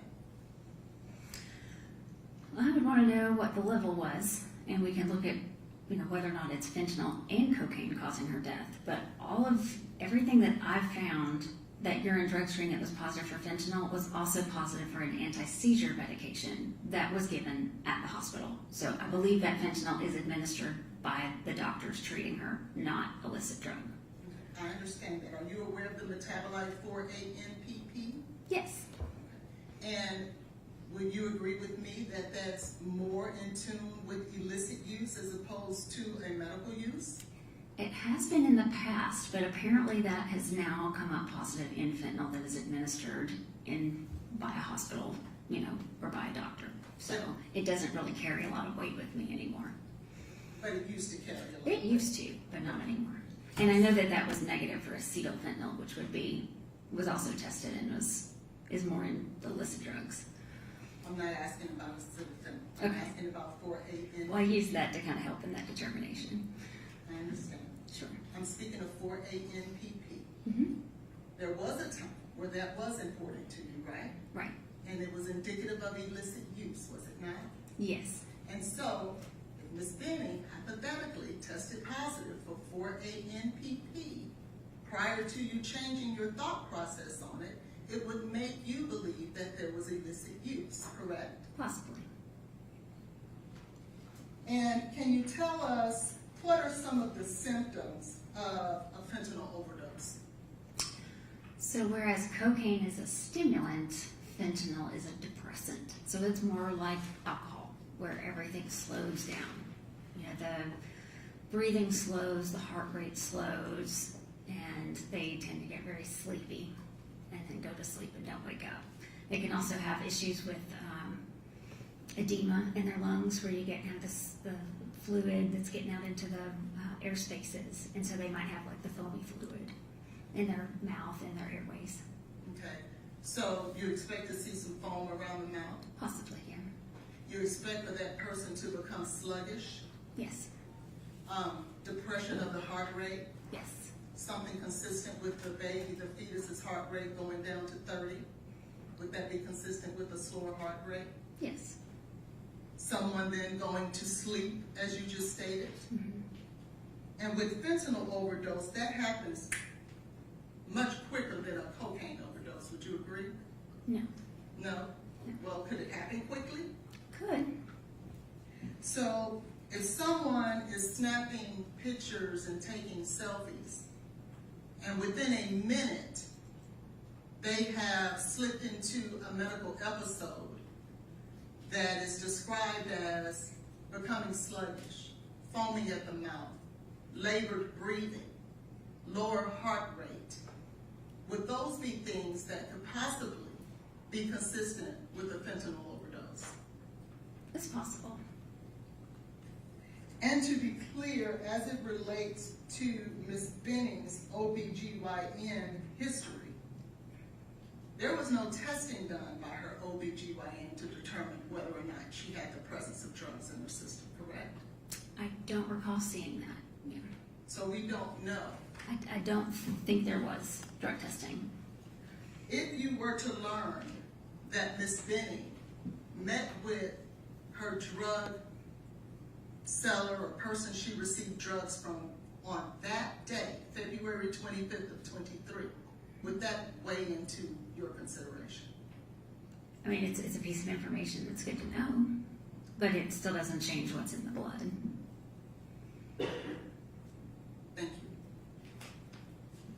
Any redirect? Yes, Your Honor.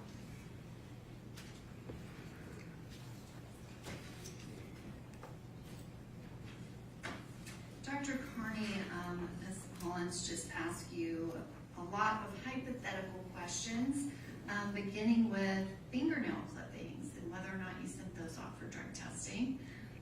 Was there any evidence that Ms. Benning ingested cocaine by snorting it? No, Was there evidence to the contrary that she ingested it by swallowing it in liquid form? it's definitely consistent with the ingestion. And she was specifically asking you about other drugs that Ms. Benning might have used.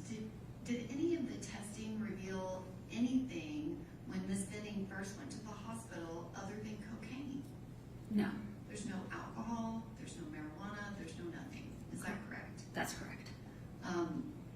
And she asked you a lot of questions about cocoethylene. Yes. Is there any evidence whatsoever that Ms. Benning was drinking alcohol and snorting cocaine? No. And is there very specific evidence to the contrary? It appears so, yes, from the investigation of the scene. If she had been drinking alcohol, would that have shown up in testing? Yes. And did it? No. And if she had been using any other drugs, would that have shown up in testing? Yes. She asked a lot of questions about fentanyl and fentanyl crisis and opioid crisis. Dr. Carney, is there any evidence whatsoever that fentanyl was ingested by Ms. Benning when the dose of cocaine was ingested? No. And specifically to that dose of cocaine, can you say exactly how much it was? Like What amount? size wise? Yes. In the other case where the amount was 10,000 nanograms per milliliter, the circumstances of that person was in police custody, is that correct? That's correct. Were you provided with like the facts of that case as part of the autopsy? Yes. And was it a large amount of cocaine? It would have had to have been something he had with him that he could swallow quickly. And so something that you could have a small rock, pop it in your mouth, swallow it, and that would do it. Yes. Thank you. Do you have other questions? I do, Okay, just a few. yes. Okay.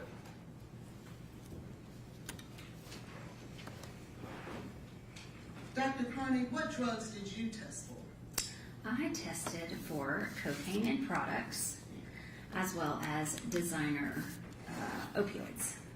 What is included in designer opioids?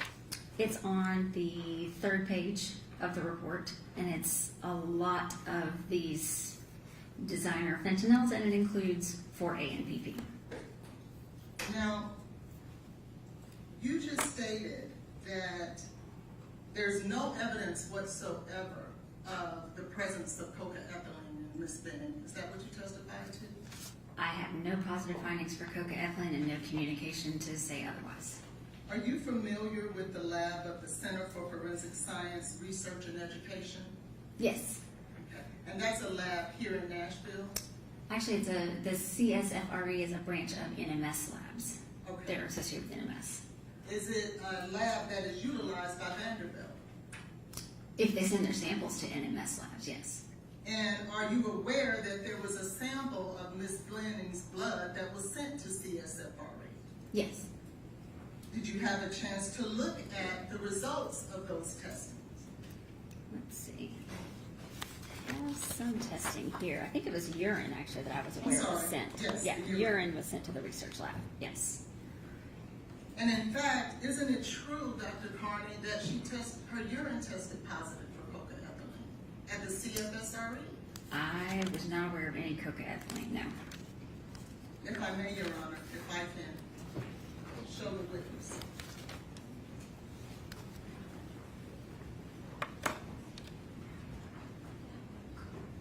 Can you please take a look at those results? Okay.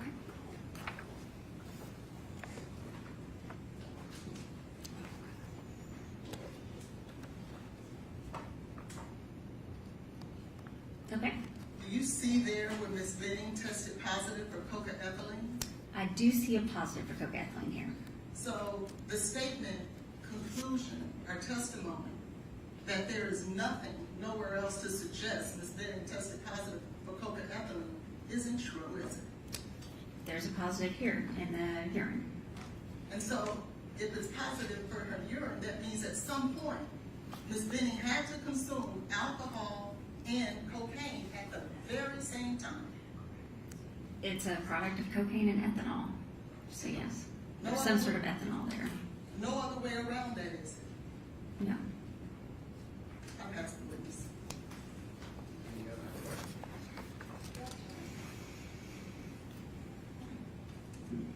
Dr. Carney, there were only 2 samples that were obtained from Ms. Benning, a urine sample and a blood sample, prior to her receiving treatment at the UMC. Is that correct? I believe that is, well, let's see. I know the blood sample is prior to. The urine here, if this is the first urine sample, it's positive for drugs that she was given as part of her treatment. It is not the first urine sample. Okay. That is the purpose of my question. Okay. If this urine sample is after she received medical Which treatment. one are you talking about? I'm referring to the report that Ms. Hollins just Okay, gave from the other lab. Right. Okay, what's your question? Ms. Hollins was asking questions like, that was a urine sample that was taken in the beginning. If that urine sample is from after Ms. Benning received treatment, Right. there's a positive for cocaethylene, but there's also a positive for fentanyl type products, correct? Correct. And that is consistent, I guess, can you describe it, are all of those substances consistent with her receiving medical treatment at Vanderbilt Hospital? Yes, so there's the cocaine and the ones that are associated with cocaine, and then the one positive cocaethylene, and then everything else looks like it was from her treatment. And are you familiar with CFSRE labs? Yes, I'm familiar with them. And do they do kind of specialty testing? Yes. And their levels are lower than other labs, correct? I would not be surprised, considering there's not even a number on here, it's just a positive. And I guess the toxicologist that performed this test might have more information about that level and why that finding was there. Yes. You reviewed multiple results of lab work related to Ms. Benning. Was cocaethylene in anything else? No. Thank you. Any other questions? Yes.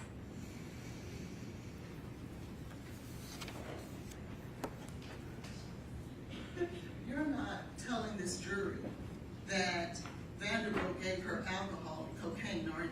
No. Okay. So regardless of when the urine was taken, she had it in her system, didn't she? There's a positive there. I don't know what level, but And if the original urine that was taken from Ms. Benning was notated at 2259 on 225, and her first administration of fentanyl was not until after midnight that night, that means that that urine testing was prior to her getting fentanyl. Would you agree? so she have a seizure disorder? Because she has an anti-seizure drug in here that was given at the hospital. I'm not talking about seizures. Then I don't think that we can say that this is prior to treatment. This is after treatment. She very clearly has other drugs in here that were from treatment. I don't think you're getting my question. I'm not speaking Objection, about Your Honor, it's been asked and answered. Okay, what is your question? My question is, if her urine was taken at 10:59 p.m.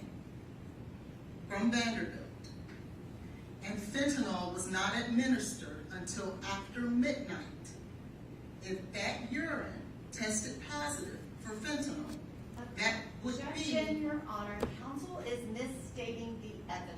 That No, report is I'm not not. related to that sample. She can just answer the question. The evidence is going to come out as Do you it have is. multiple urine samples?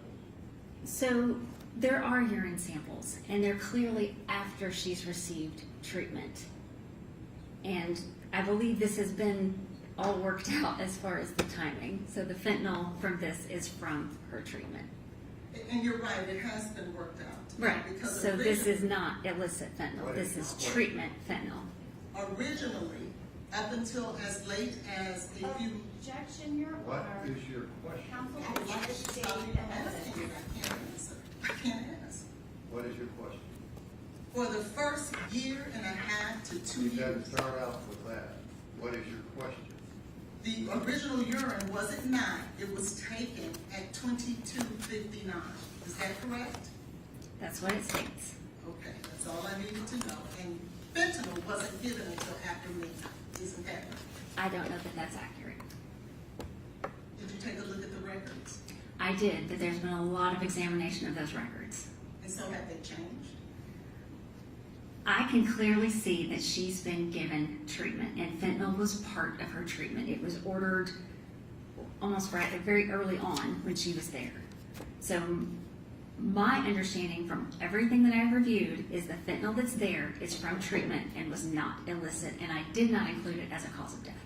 I know that, but my question was, the first round of fentanyl wasn't given until after midnight, isn't that true? I don't know that that's accurate, no. And actually, if it was given after midnight, then this urine was taken after that. It was taken after she was given fentanyl. But if the original urine that was notated at 10:59 p.m., that would be before, wouldn't it? It would, but I don't think that that's accurate. Any other questions? Any other questions? Okay, step down and just leave those items.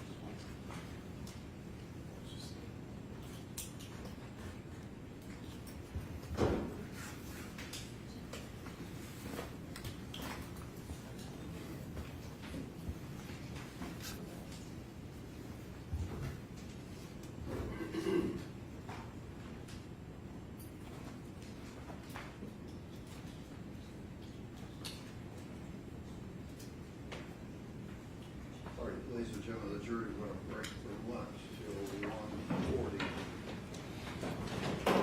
Please step down.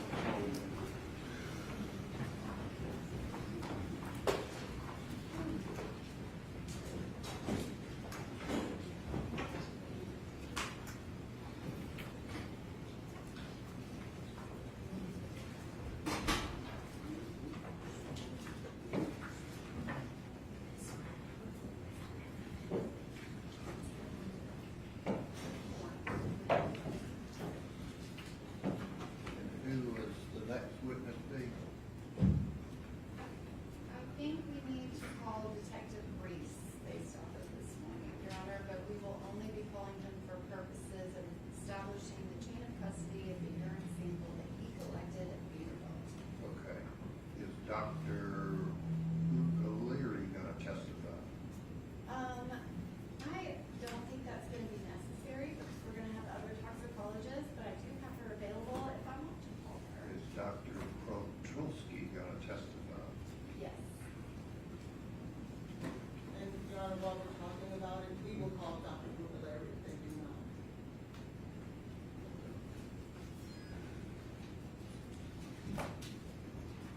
We'll be in lunch. Hey, Judge.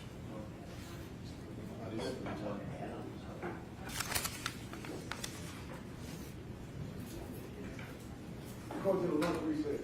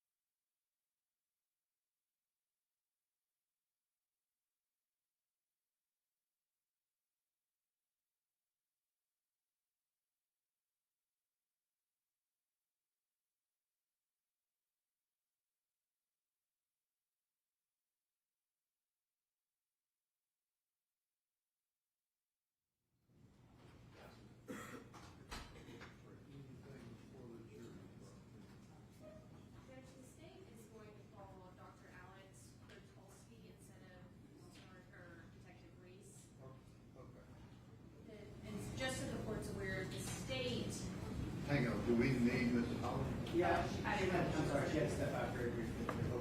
Hold her hand.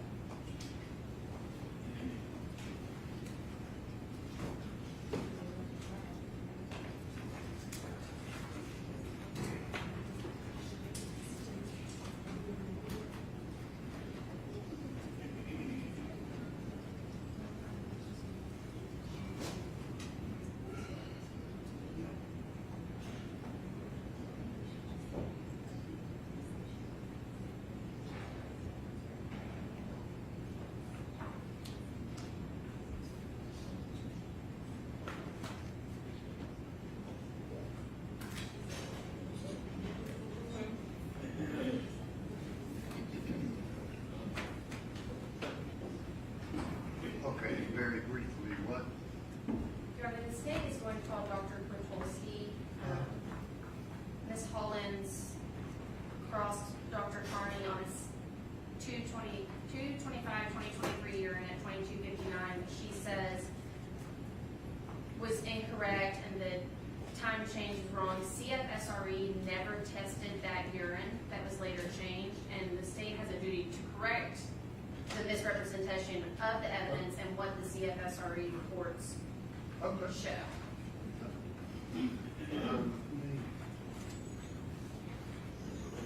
Sorry, let Dr. Kwiatkowski.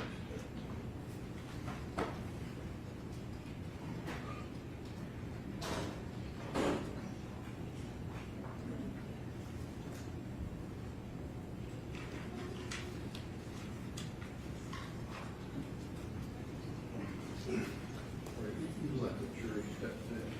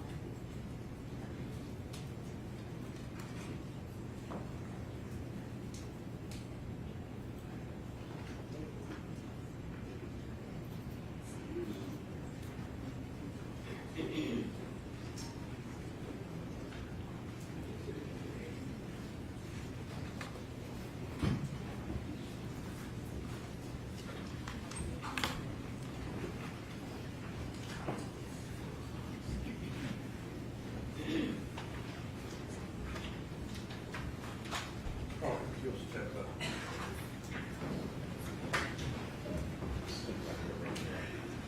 Do you swear the testimony you're about to give to be the truth, so help you God? Yes, I do.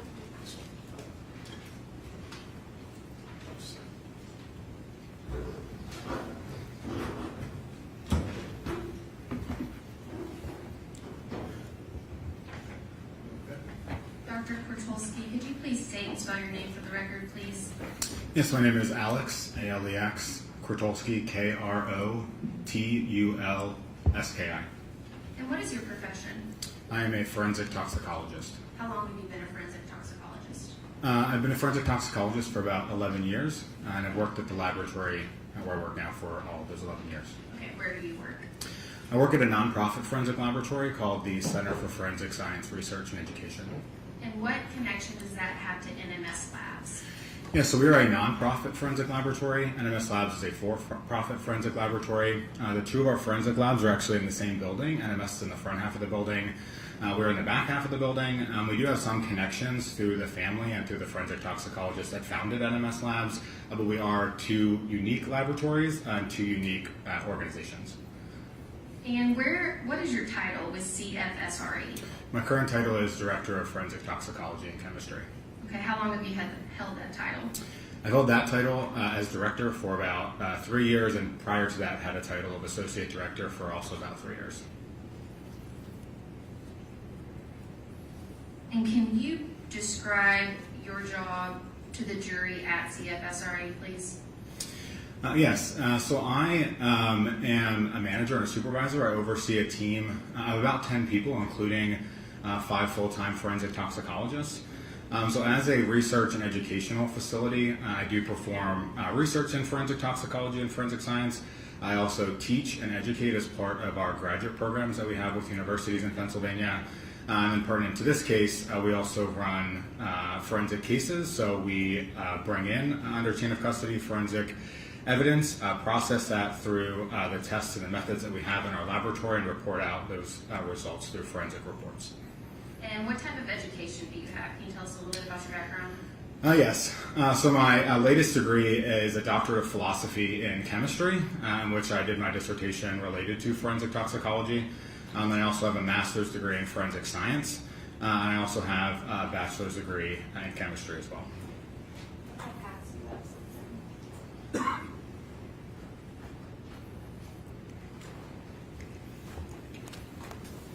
Bertolsky, what is that? So the document you just passed me is my CV, or my curriculum vitae. Okay. Are you required to have ongoing training? Yes, as part of really the field of forensic science as a whole, forensic scientists continue their professional education, whether that be through courses that we take, through conferences that we attend every year, or through a variety of other means like reading journal articles and whatnot. And have you ever testified as an expert in toxicology? I have, yes. Okay, about how many times? Once before. Your Honor, at this time, I can make Dr. Kurtulski's CV the state's Exhibit 33 Okay. And tender him as an expert in toxicology? No objection. Okay. All right, again, ladies and gentlemen, Dr. Kowalski will be allowed to give his opinion as an expert in that field and place such weight as you choose to upon it. Okay. Dr. Kurtulski, did you get involved in a case involving a patient, Jay Fitting? Yes. Okay, do you recall about when you became involved with Jay Fitting's cases? Yes, that was in March of 2023. Okay, and how did you become involved? At that time, our laboratory takes in cases generally for different unique scenarios. We do testing for a variety of different drugs and toxins in the field of forensic toxicology. So generally, the way we get involved in cases is that there are biological specimens, whether that be blood, urine, whatever it may be, that need advanced toxicology testing. So with our relationship with NMS Labs had contacted us about samples that they had that they were interested in getting additional testing performed on, and that's how our laboratory got involved. Okay, did you also talk to Vanderbilt doctors? Yes, I talked to Dr. Bruccoleri as well at Vanderbilt. Okay, and did you issue a few reports in regards to Ms. Fitting's urine? Yes. Okay. All right, so I'm going to pass.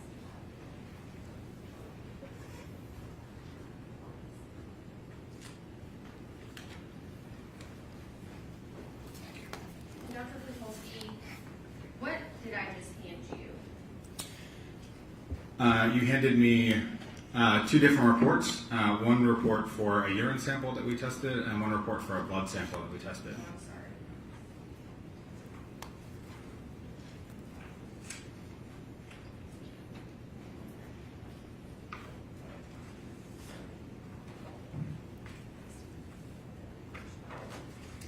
What is the case number? The case number for the urine is 2023-0092. The case for the blood is 2023-0089. Sorry. And And these are pretty thick. Can you explain to the jury what is with the report? Yes. So this second report that I was handed is for a second urine specimen that we tested, 2023-0090. These are the reports. The first 2 pages, or 1 page, is the report that we issue after our testing. That report consolidates all the information about who submitted the sample to us, what samples we received, what our results were, what testing we performed, as well as some reference comments as to the substances we identified. And then the rest of the page is the rest of the packet for the case. There are a few pages that include the chain of custody, as well as the sample preparation documents that we use to prepare the samples in the laboratory for analysis. And then the bulk rest of the pages are the data associated with the identifications for the drugs that we made. And are both those samples involving Ms. Jade Benning, or both those reports? Yes. Okay. And do you commonly refer to them as litigation packets? Yes, yes. Okay. Your Honor, at this time, I would like to mark those 2 reports as the state's next exhibit 34 and 35, please. No objection. Okay. Which you want to delineate? 34, Your Honor, that could be 0092, and 35 be 0090. They're Different The data. report numbers? No, sir.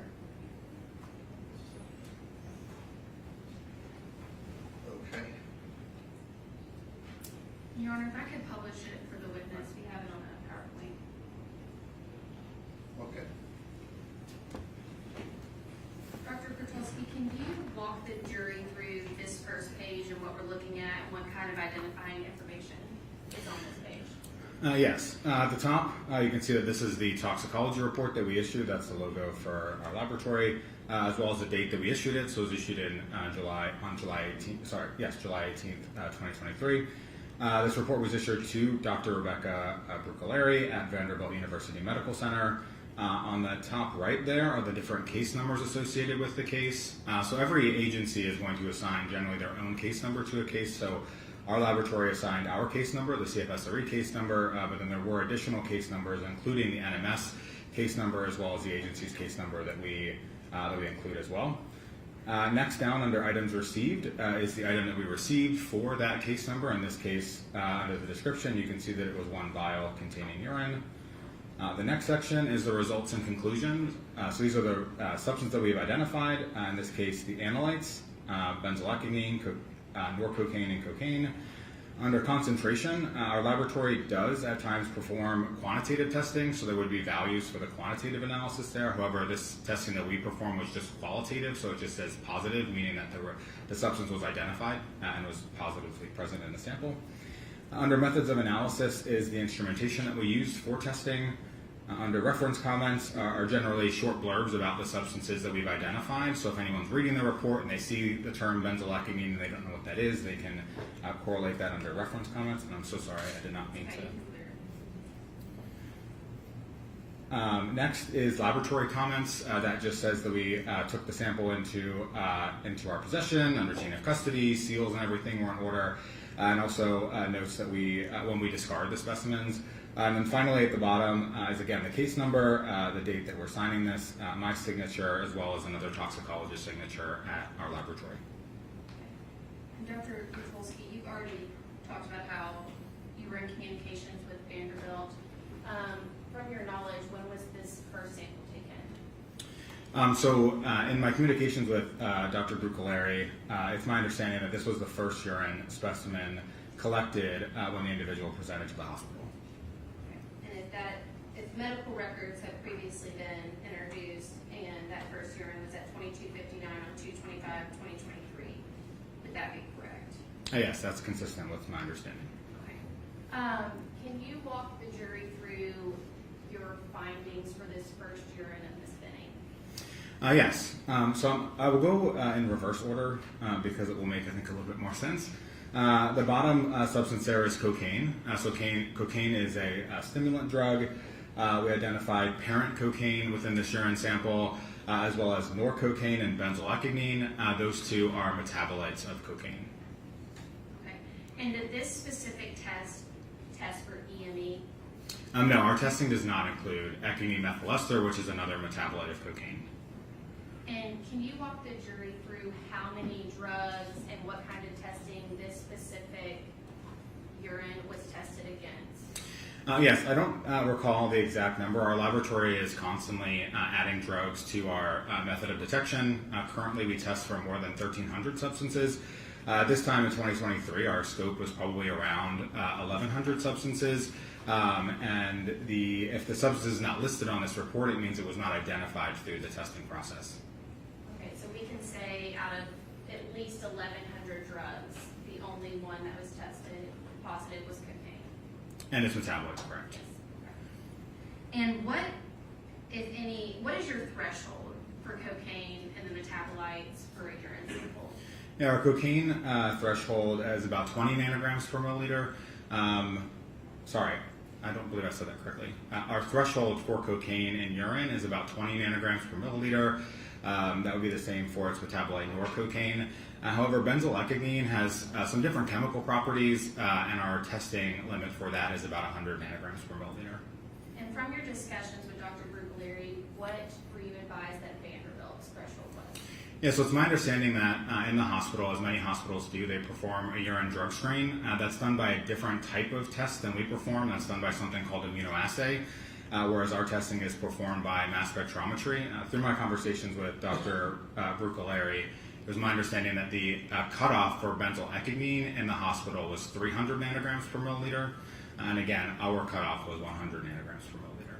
So is it consistent that if Ms. Benning's blood or urine tested in the hospital negative, but then was positive with you, is that consistent with just the different thresholds and Vanderbilt being much higher? Yeah, so when you have differences in thresholds, you can have concentrations that are between those thresholds. So one laboratory may report it negative because it's below their threshold, and another laboratory may report it positive because it's above their threshold. Both of our tests were not quantitative, though, so we don't know exactly how much benzylecgonine was in this sample. However, based on the data that we have from our test, we can see, based on some of the characteristics of the data that we look at, that it's my opinion that it looks like the amount of benzylecgonine likely was between our two thresholds, and that's why our result was positive and their result was negative.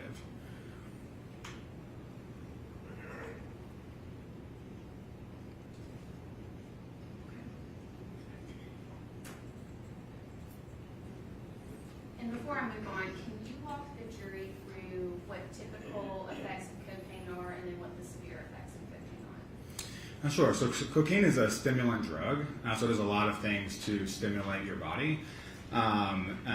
Certainly people use cocaine for its euphoria and its high feeling, but when you get to some of the sort of clinical signs and symptoms, it can do things like increase your heart rate, increase your blood pressure, increase your temperature. It can make people more talkative, more movement. It can, in higher amounts, or for some people, it can cause sort of agitation and anxiety. And in more severe cases, especially with the effects on the heart, you can have sort of detrimental cardiac effects because of that increased cardiac output. Cocaine has been associated with seizures as well as other more bad side effects, if you will, of cocaine at either chronic use or at higher amounts. And can you tell the jury what the common forms of someone taking cocaine would be? Yeah, so in the United States, cocaine is primarily found in two forms, cocaine salt and cocaine base.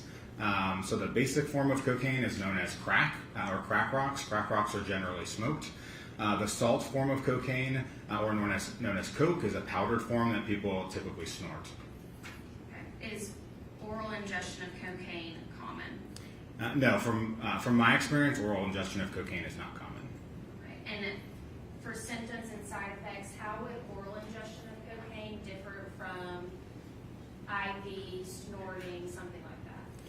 Yeah, so the manner in which drugs enter the body is really going to be dependent on potentially how quickly those drugs affect an individual and how quickly those drugs can get to the brain. So something like snorting or smoking is going to have a much quicker onset of actions, whereas if you ingest something orally and it goes to the stomach, you have to get it then absorbed into your body. Some of that drug could break down in your stomach, acid. So there's different effects and how quickly the substances can affect an individual based on the route of administration.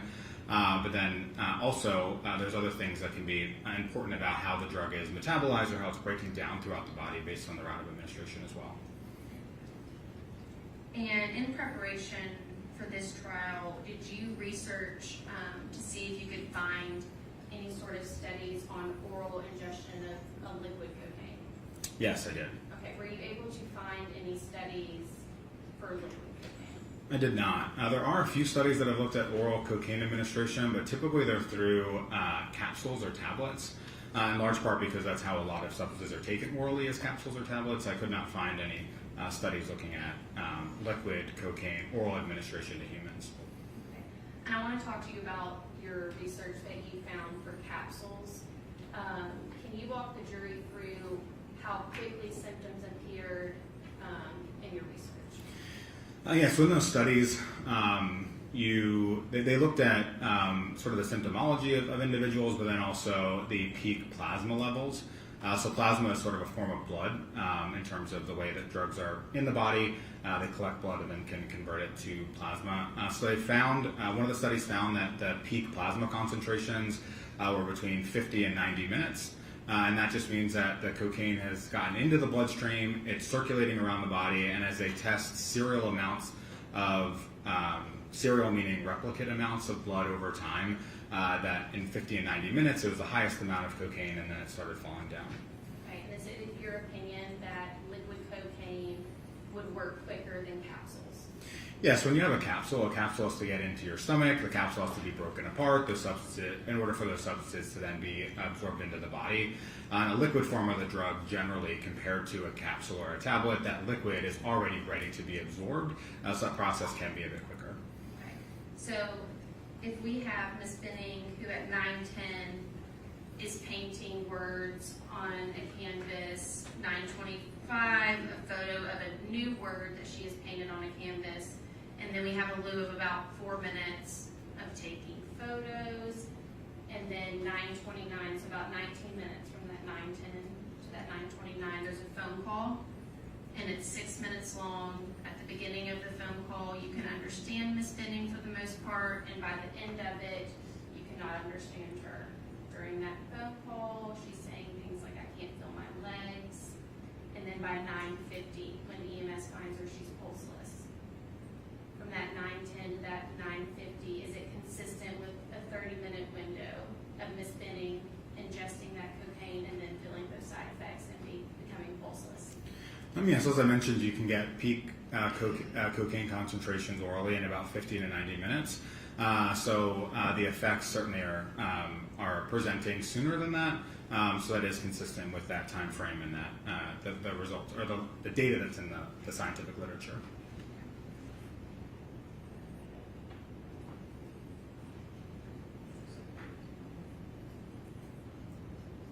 Yes, and you're saying it would be less than that time with the capsules, that 30-minute time frame for us is consistent because it was not capsules. Yes, generally, the drug does not have to be absorbed or taken out of a capsule or a tablet. That time frame can be shorter. And going back to the test result, is fentanyl one of the 1,100 drugs at minimum that you tested this urine for? Yes. And was fentanyl present? No, fentanyl was not detected in this urine sample. Okay, what about cocoethylene? Yeah, so cocoethylene was also and is also in the scope of our testing, and it was not detected in this specimen. Okay, and so I just want to be very clear for the jury, cocaine and only cocaine metabolites tested positive for this 2/25/2023 at 22:59 urine. Correct.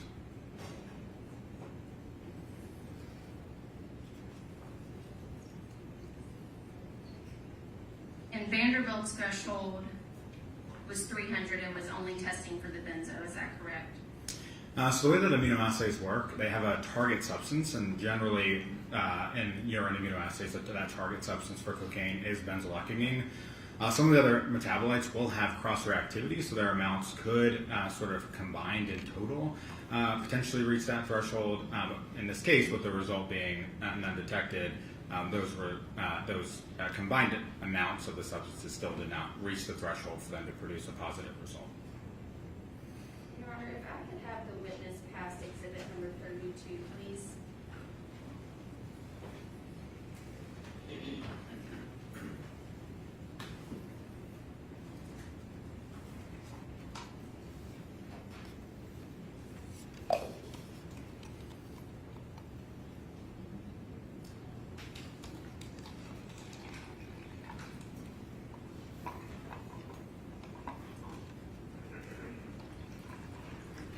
Dr. Krotowski, you are being handed State's Exhibit number 32, which is Ms. Benning's autopsy report. Are you familiar with any sort of addition that for cocaine, the parent cocaine and the EME being added, and what that can give you as an estimate? Yes, I am familiar with that practice. Again, ethylene methyl ester, or EME, is also a metabolite of cocaine. So there's a practice in which you can, or where folks will add the parent and the metabolite together to get an estimation of potentially how much of the parent drug could have been present if it hadn't broken down to that metabolite in this case. And if you could, Dr. Krotowski, get to that lab result in the autopsy report, please.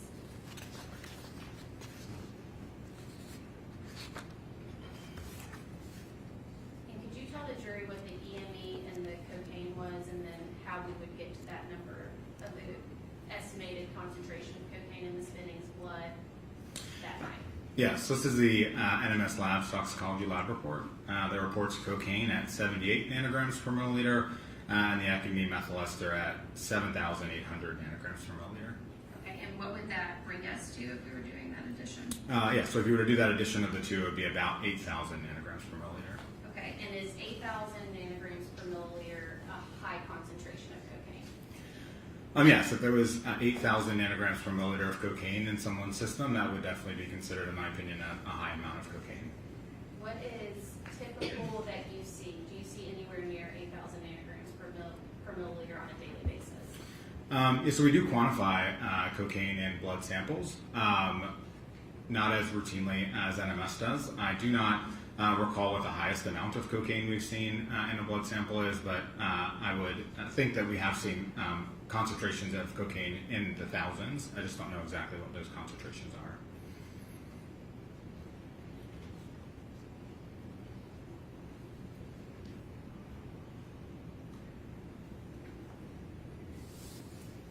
Dr. Krotowski, what are we looking at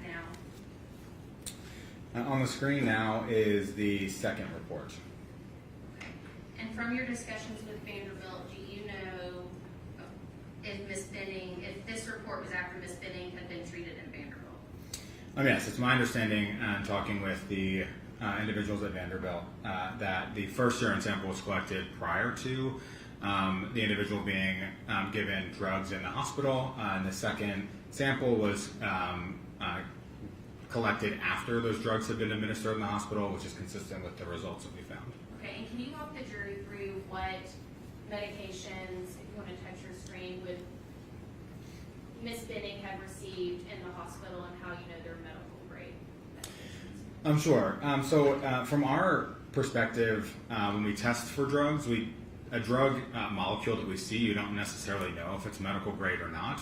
As that's oftentimes why we'll consult with the individuals at the hospital to understand what substances the hospital is administering, but also through sort of my experience in dealing with these cases, many hospitals administer the same drug, so it's something that we can kind of see reproducibly. So one of the first substances, acetaminophen, that was really bad. Acetaminophen is a drug that can be administered in the hospital. Acetaminophen is Tylenol. Levetiracetam, which is an anticonvulsant, also known as Keppra, can be administered in the hospital. And Dr. Krotowski, I'm going to stop you right there. Are seizures a side effect of ingesting cocaine?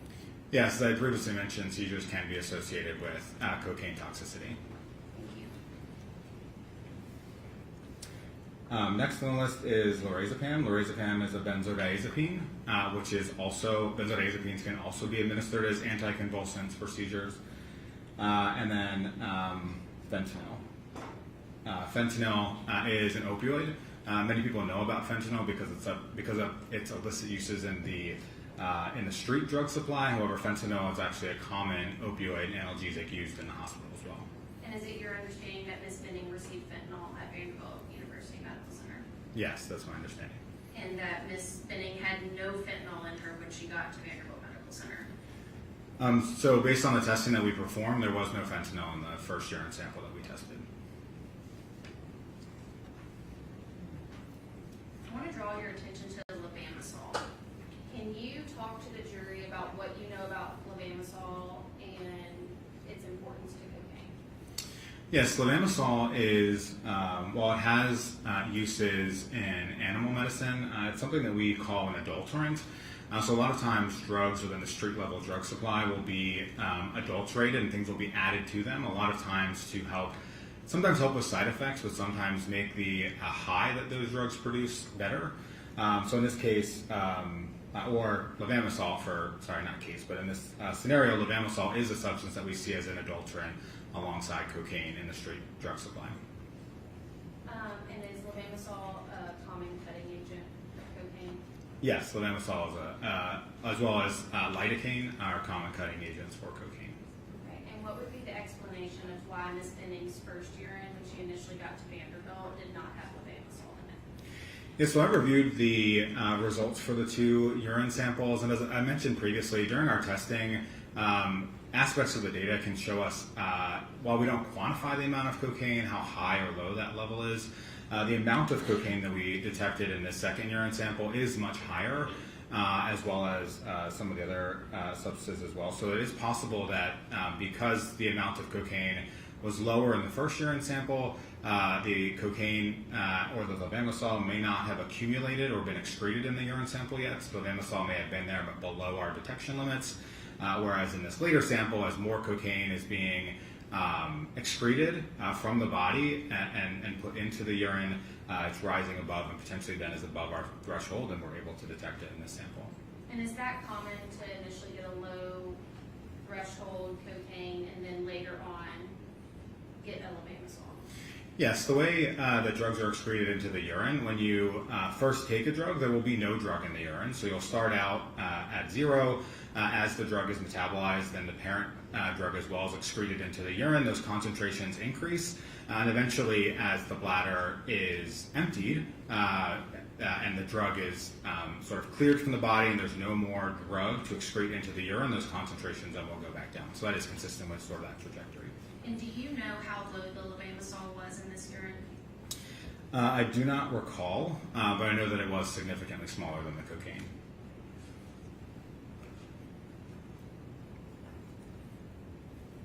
Let's talk about cocoethylene. What can you tell the jury about cocoethylene? Yeah, so cocoethylene is an interesting substance in that it forms in the co-ingestion of cocaine and ethanol. Okay. Was cocoethylene present in Ms. Benning's first blood or first urine?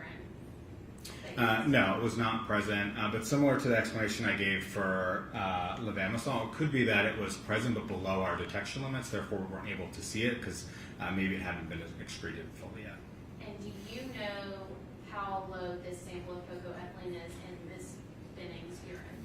Yeah, so I did take a look at that, and again, comparing those responses that we get from the instrument, the amount of cocoethylene that we detected was about 1% of the amount of cocaine. So again, quite a small amount of cocoethylene compared to the amount of cocaine that we saw in this urine sample. And this 1% of cocoethylene, would that be consistent with Ms. Benning drinking alcohol and then taking a bump of cocaine? So from my experience in those scenarios, you wouldn't have that small amount of cocoethylene, although it does depend on sort of the timing of when the urine sample was collected. But generally, when we see cocoethylene with people who are co-using larger amounts of alcohol, we do see it at more appreciable amounts than the small amount that we saw in this sample. Can you dissolve cocaine in alcohol to make it a liquid cocaine? Yes, cocaine, like many drugs, are dissolvable in what we call solvents, and ethanol would be an example of a solvent.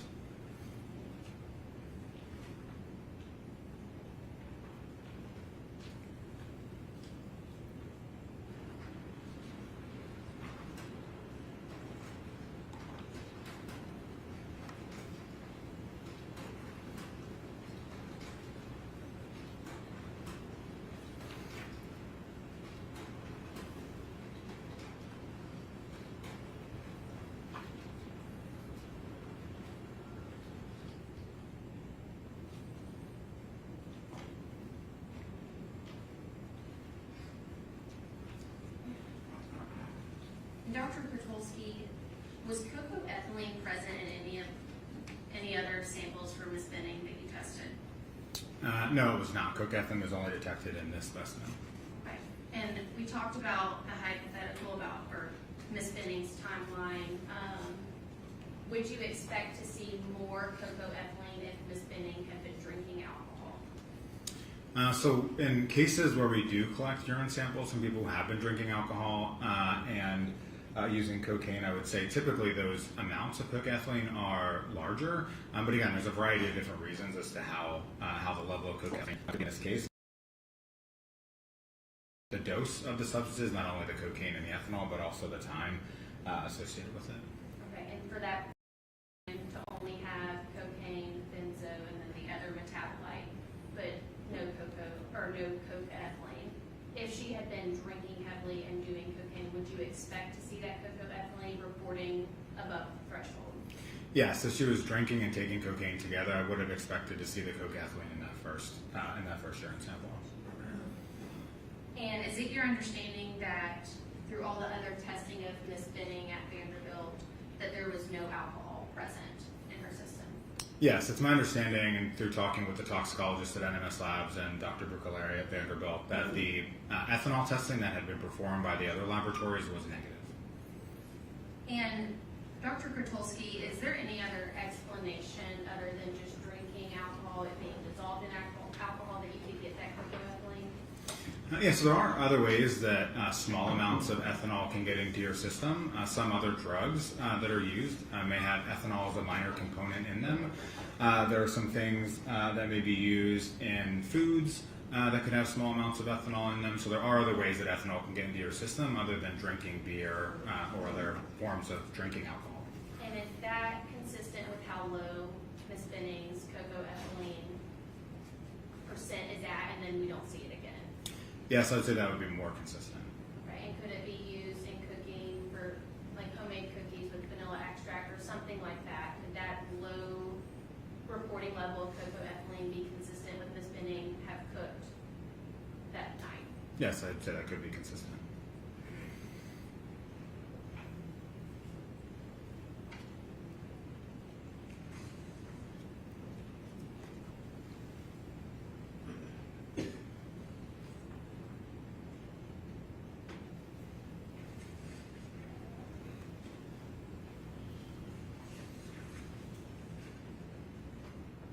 Turner, give me one moment.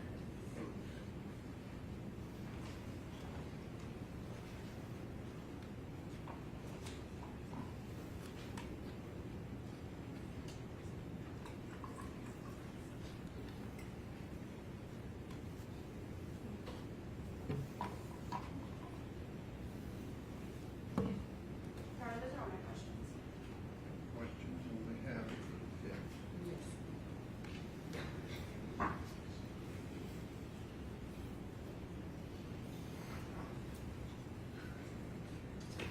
Good afternoon, is it Dr. Krotulski? Yes. I'm Letitia Quinones Hollins, and I just have a few questions for you. I first want to ask you about your forensic toxicology certifications. Did you have to go to school to become a forensic toxicologist? So generally, a forensic toxicologist is a job, just like an electrician would be a job, or just like a chemist would be a job. So generally, there's a variety of different programs that train individuals to become forensic toxicologists. There's a variety of different ways that you can get to being a forensic toxicologist without a degree in forensic toxicology. In the United States, there are no PhD programs in forensic toxicology, so many of us who have our PhDs and work in forensic toxicology get our degrees in areas like chemistry, pharmacology, sort of general toxicology, one of those other fields. So have you had training in toxicology? Yes, I have a master's degree in which I spent 2 years learning about forensic toxicology. I've done a variety of different research work related to forensic toxicology. I also have on-site training. So in addition to the time I've spent at the CFSRA, I actually did also work at NMS Labs for a short period of time and received training as part of that at NMS Labs. So I have received training both through on-the-job training as well as educational training to be a forensic toxicologist. And in order to be classified and certified as a forensic toxicology, it took many hours and a lot of time dealing with toxicology to be able to be qualified as a forensic toxicologist. Would you agree? Yes, I would. It certainly has been a lot of time and education that I've gone through. The field of forensic toxicology is made up really of three separate fields: analytical chemistry, forensic science, and toxicology itself. So it's learning about all those different aspects and pulling all that together to become forensic toxicology. Thank you. Now, I want to draw your attention to, I believe that the first testing from the 2259 urine, where it's labeled 20230092 from the CFSR. Yes. And I see there that we have positive results for what they call BZE, is that right? Correct. Benzoylacagine is called BZE for short. Norcocaine, Correct. which is another metabolite for cocaine, Yes. and then of course the parent cocaine. Yes. Why would you say that I wouldn't see something here for like heroin? Heroin is a substance called diacetylmorphine. It metabolizes to 6-monoacetylmorphine and morphine. Those substances are included in our scope of testing, so I would expect if they were present in the urine at our thresholds that we would be able to detect them and report them. Okay. So the fact that that isn't there, it means that it doesn't appear that it was in this matrix of the urine, correct? Correct. And my point with that is that when you go now to 20230090, we see cocaethylene, is that correct? Correct. And just so that we're sure, this is the urine in 20230090 of Ms. J. Bennett. Is that right? Yes, I believe that's correct. And so we see that cocaethylene is in fact positive, right? Yes, and we're talking about the second urine sample that was collected. Yes, the 20230090. Yes. Yes, okay. Now, you said the second urine sample. When was that taken from Ms. Bennett? As forensic toxicologists in our labs, we take in samples and they come with a variety of different information. In this case, the case was not given to me with the date and time collected, so that's not something that appears on our report. That's something I would refer back to the folks either at Vanderbilt or also, I believe that information is on NMS Lab's report. Okay. You believe that it's on NMS Lab report?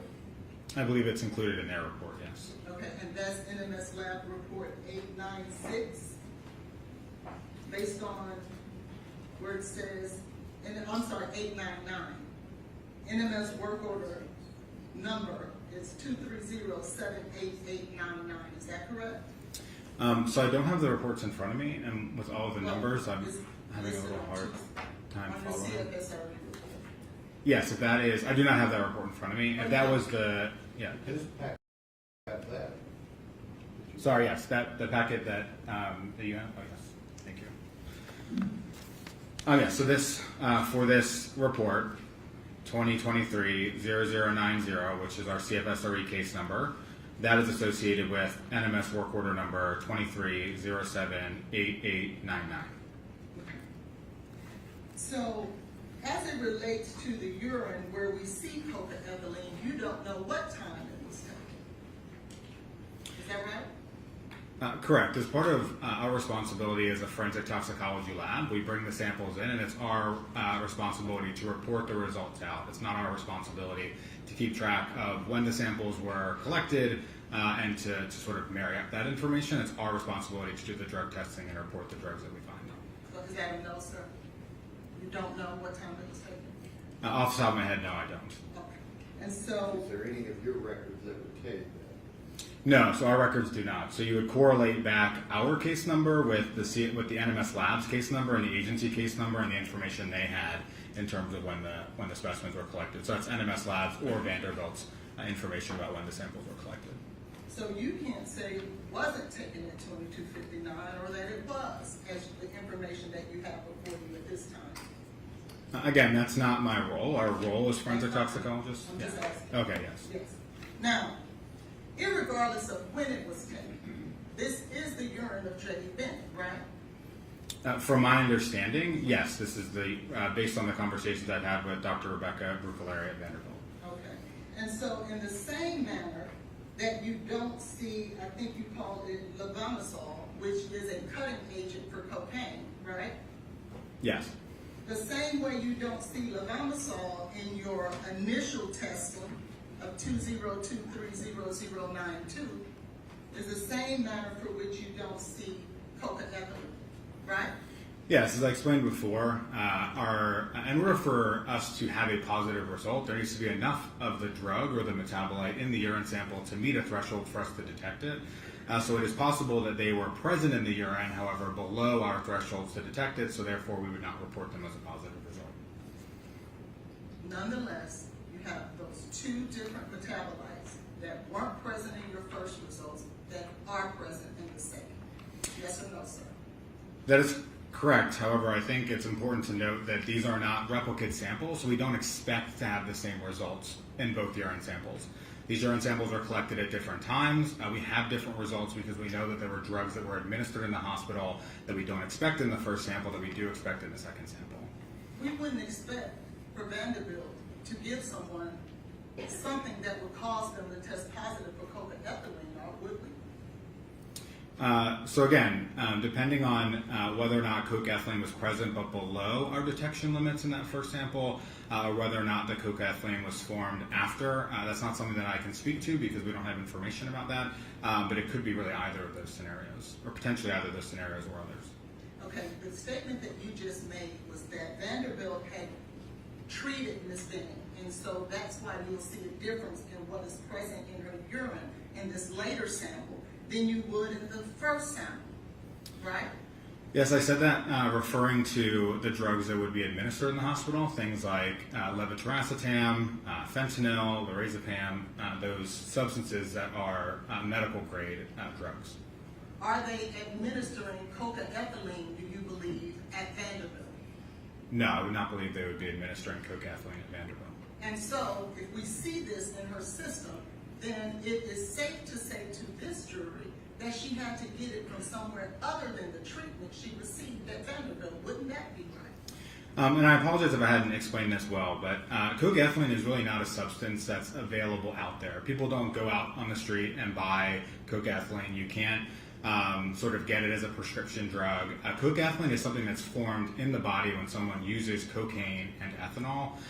So again, this wouldn't be something that could be administered. This wouldn't be something that is ingested. It's something that's formed through those two substances. Exactly. That person would have had to have ethanol and cocaine in their system at the same time. Yes or no, sir? Correct, yes. Now, so what we do know, and the reason I gave you the hypothetical of the heroin is because the only reason that it's going to show up positive is because there was alcohol and cocaine taken at the same time from Miss Bennett, right? That's why your testing came positive. Yes or no, sir? So I don't want to confuse the terms ethanol and alcohol. Ethanol is a small molecule.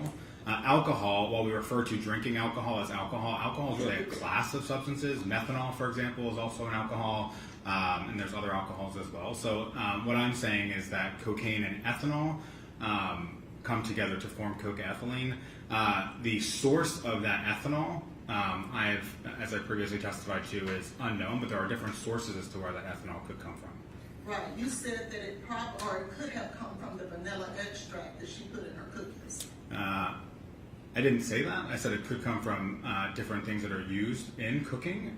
Could also come from, again, ethanol could be a minor component in some medications that are used. I didn't necessarily say it came from a certain a certain place. We don't necessarily know where that ethanol may have come from. Well, actually, the prosecutor actually asked you, could it come from the vanilla extract? And your response was, yes, it could have. Correct. She said could, and I said yes. And that was my question. You just said earlier that it could have come from vanilla extract. I apologize. I thought you were asking me if I said that it did come from the cookies. No, I said you said it could have. But it also. Hypothetically, It could have come from her having a drink and then also taking cocaine, couldn't it? Yes, that is possible, again, depending on the amount of ethanol consumed. Ethanol can come from, as I mentioned, those other sources. It also can come from drinking alcohol as well. Now, do you know what a screen test is, sir? Yes, I do. And what is that? So in forensic toxicology, typically we do two tests. Historically, we referred to them as a screen and a confirmation. Screen is a way of saying, okay, well, I've tested this substance, usually for I tested this sample, usually for a large array of substances, and then we know what's present, and then we take that through a confirmation test, which is then usually quantitative in nature. So typically in forensic toxicology, you would do those two tests, a screening test and a confirmation. And so, is it fair to say that you don't go, a lab would not go past a screen test to a confirmation test unless something is coming up positive in that screen? Is that correct? Yeah, so the field of forensic toxicology has really advanced in recent years. Historically, when we thought about screening tests were usually things that were not very accurate. They may have tested for a class of drugs and you would get a positive result and you have to figure out why you got that positive result. A good example would be if you tested for benzodiazepines and got a positive result for benzodiazepines, you may have to do a confirmation to say, well, what exact benzodiazepine am I looking for? But as forensic toxicology has advanced, some have tried to get away from the term screening and confirmation because a lot of the instruments that we use now for screening tests are actually a lot more accurate and sensitive than they've previously been, but also sometimes they're more accurate and sensitive than the instruments that we use for our confirmation tests. So typically, now you really have to understand what specimens were provided to the forensic toxicology lab and really understand what their methodology for testing was. It's not as easy to paint it with a broad brush to say, oh, absolutely this was a screen or absolutely this was a confirmation. Well, you're not telling this jury, sir, that your laboratory would be using something that you can't rely on and or is not credible, are you? Are you saying that? I'm not sure what you're referring to. No, I'm not saying that. Okay. And so I would assume and hope that whatever immunoassay testing or whatever testing that you are performing at your laboratory would be one that is credible and reliable for you to represent to the community and your clients that trust you. Is that right? Yeah, so we do not rely on the results of other toxicology labs. We perform all of our own testing in-house. When a sample comes to us, we may have heard of testing that's been performed externally, but we perform all of our own testing in-house. And then yes, to your point about our methods being accurate and reliable, we validate our assays, we run quality controls and different checks during our testing to make sure that the results that we are reporting meet a level of high forensic reliability. And so your assay, the ones that you rely on and the ones that you deem credible, tested positive for this cocaethylene, right? Correct, the second urine specimen. Now, in regards to the NMS lab, you see, if I can draw your attention to the 889, and we just talked about that you don't move on to a confirmation test unless there was something that was positive in the screening test, correct? Yeah, again, to Yes try. or no, sir? Well, so I think that you're trying to use the terms screening and confirmation for the tests that we performed. Our laboratory really does not define them as a screen and a confirmation. The tests that we performed, we define as a drug identification. So we did not perform two tests. We performed a single test, a drug identification of these substances. I would not characterize it as a screen or a confirmation. I wasn't speaking about your test. I asked you to look at 889 of NMS. Oh, I'm sorry. I apologize. When you use the 4 numbers, I thought you were referring to my report.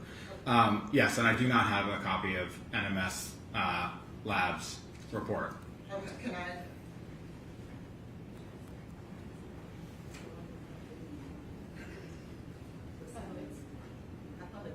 It's in the autopsy report, Dr. Oh. Christie, if you have that. I apologize. I do have that in front of me. Yes. You see there that NMS moved on to a confirmation test for cocaethylene. Do you see that? Can I just ask a clarifying question? So I'm looking at an NMS Labs toxicology report that has a work order number that ends in 6889. Correct. Is that correct? Okay. Yes, sir. And did you see a confirmation test performed for cocaethylene? So this is really getting slightly outside of the testing that we performed, again, because this is the testing that another laboratory performed. NMS Labs lists the tests that they performed, and they listed they included a cocaine and byproducts panel. So from looking at the report, it does appear that they would have looked for cocaine in those byproducts, but again, I cannot testify today to exactly what NMS Labs did. I don't have their data and their results in front of me. My testimony is really about the testing that occurred at the CFSRE. I'm not asking you about the data that they utilized. I'm asking you, with your expertise, as you being a forensic toxicologist expert, is to only share with me about looking at this toxicology report. And so that I'm clear, you're an expert in the field of Judge, I'm going to toxicology. object to ask an answer. He's already testified that You he's know not. what that lab means by screen test? So again, I mean, I would have to, I'm happy to sit here and look through the report. Certainly they will lay out what testing that they used and what testing was performed. But again, this was not within the scope of what I prepared for this testimony. I mean, I'm happy to take a look at it. Would you do that for me, please? Just to see whether or not there was a confirmation test performed for cocaethylene. Would you please do that? Again, based on the report says testing was performed for cocaine and byproducts panel. Let me.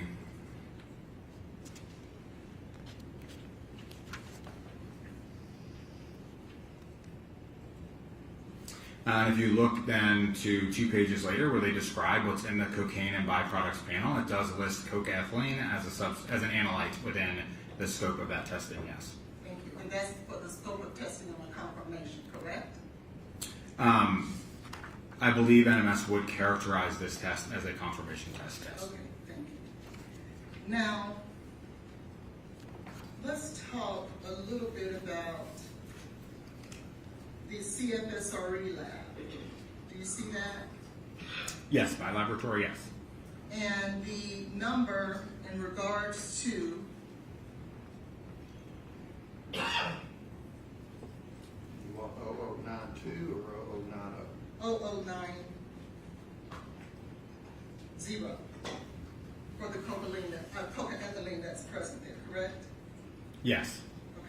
So, when the testing was performed for this particular urine, do you know whether or not the levels for any of those metabolites, do you have those levels? No, so for our testing, our laboratory, while we obviously test for cocaine in these substances, in this case, when we received the specimen, we received our qualitative results and issued those results back. We were not asked to perform a quantitative test. We typically wouldn't just do that on our own. And there was no request for us to perform a quantitative test, so in this case, we did just perform a qualitative identification of cocaine in the metabolites. Okay, so you didn't perform a test to give us levels, is that right? That is correct. Okay, so you can't tell us what level that cocaethylene is, can you? So with exact certainty, the exact concentration of that cocaethylene, no, I cannot tell you what the concentration is. However, as I mentioned previously, and is present in our data packet, there are pieces of the data, what we call peak area. So as every analyte is detected by the instrument, it generates a response. And that response is proportional to the amount of drug that is present. So a higher response means more drug, a lower response means less drug. So we can use that response to see whether or not it's a high or low amount of cocaine. So I cannot say that there's exactly, say, 120 nanograms per mil of cocaine. However, I can see what the response looks like based on what comes from our testing. So is that a no? You can't give us a level? I cannot give an exact quantitative level for the cocaethylene. Now, let's talk about what you were speaking with the prosecutor about in regards to, I think you said 8,000 nanograms per milliliters, is that right? Approximately, adding those two numbers together, yes. Okay. Now, is that the way that you would have calculated how much of that metabolite or cocaine, parent cocaine, was in that person's body or in that matrix? And so our laboratory actually does not quantify, does not test for EME, as I mentioned previously. So this is not a practice that I would do on our cases because we don't have that data. I was asked whether I'm familiar with that practice, and I am familiar with that practice, but that's not something that I personally do. That's not what you would do. Is that what you're saying? Well, I was not, so as a forensic toxicologist, in addition to the testing that we do, oftentimes we're asked to render an expert opinion. And as you sit and prepare for that expert opinion, that's something to consider as part of that process. I was not asked to do that as part of this case. So I would have to, and every case is different. You can't say that necessarily you're going to, because the drugs you find in every case are different. You have to take cases and evaluate them on a case-by-case basis. So it's really hard for me to sit here and speculate what I would have done because I wasn't asked to do it. Okay, but you're a forensic toxicologist, correct? Correct. You are the director of a toxicology lab, are you not?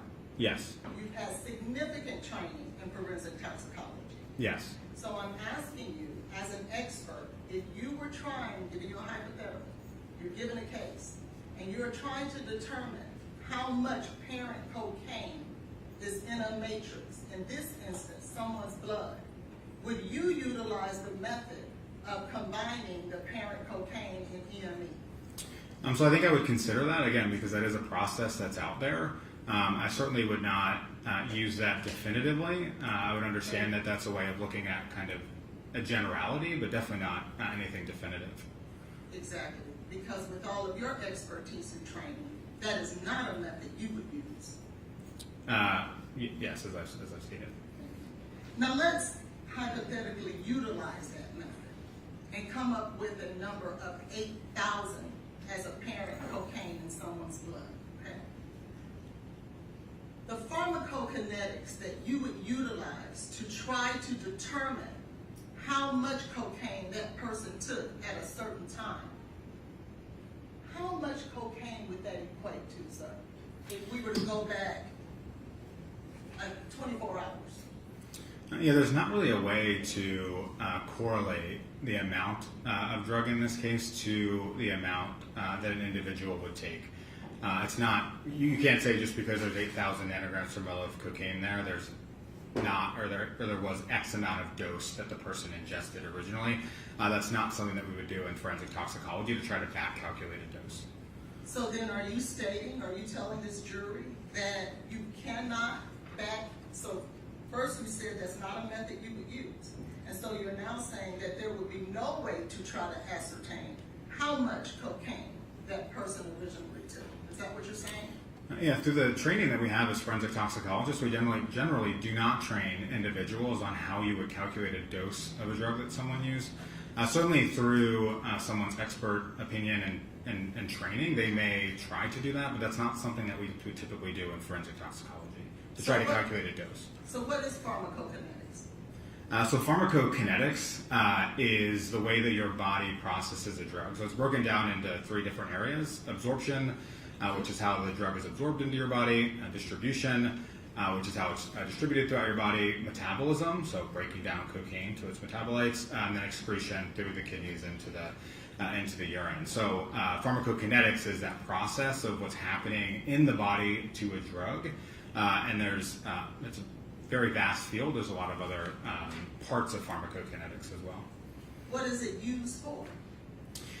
So in forensic toxicology, a lot of the substances we deal with are not legal. You can't give them to humans. So a lot of times when we think about pharmacokinetics, especially for substances of abuse, we would look at pharmacokinetic studies generally in maybe a rat, and we'd see, well, how much drug was given to the rat, how much drug we were able to detect if we collected the rat's blood, how much of the drug was excreted through the rat's urine. There are some substances that are used in humans, like cocaine. I mentioned previously that there were studies looking at individuals ingesting capsules of cocaine, and through that same process you can look at then peak plasma concentrations, as I mentioned, metabolites, all those different aspects. So you'll agree with me then that pharmacokinetics is sometimes used to try to determine a dose amount? I would not say pharmacokinetics is used to determine a dose.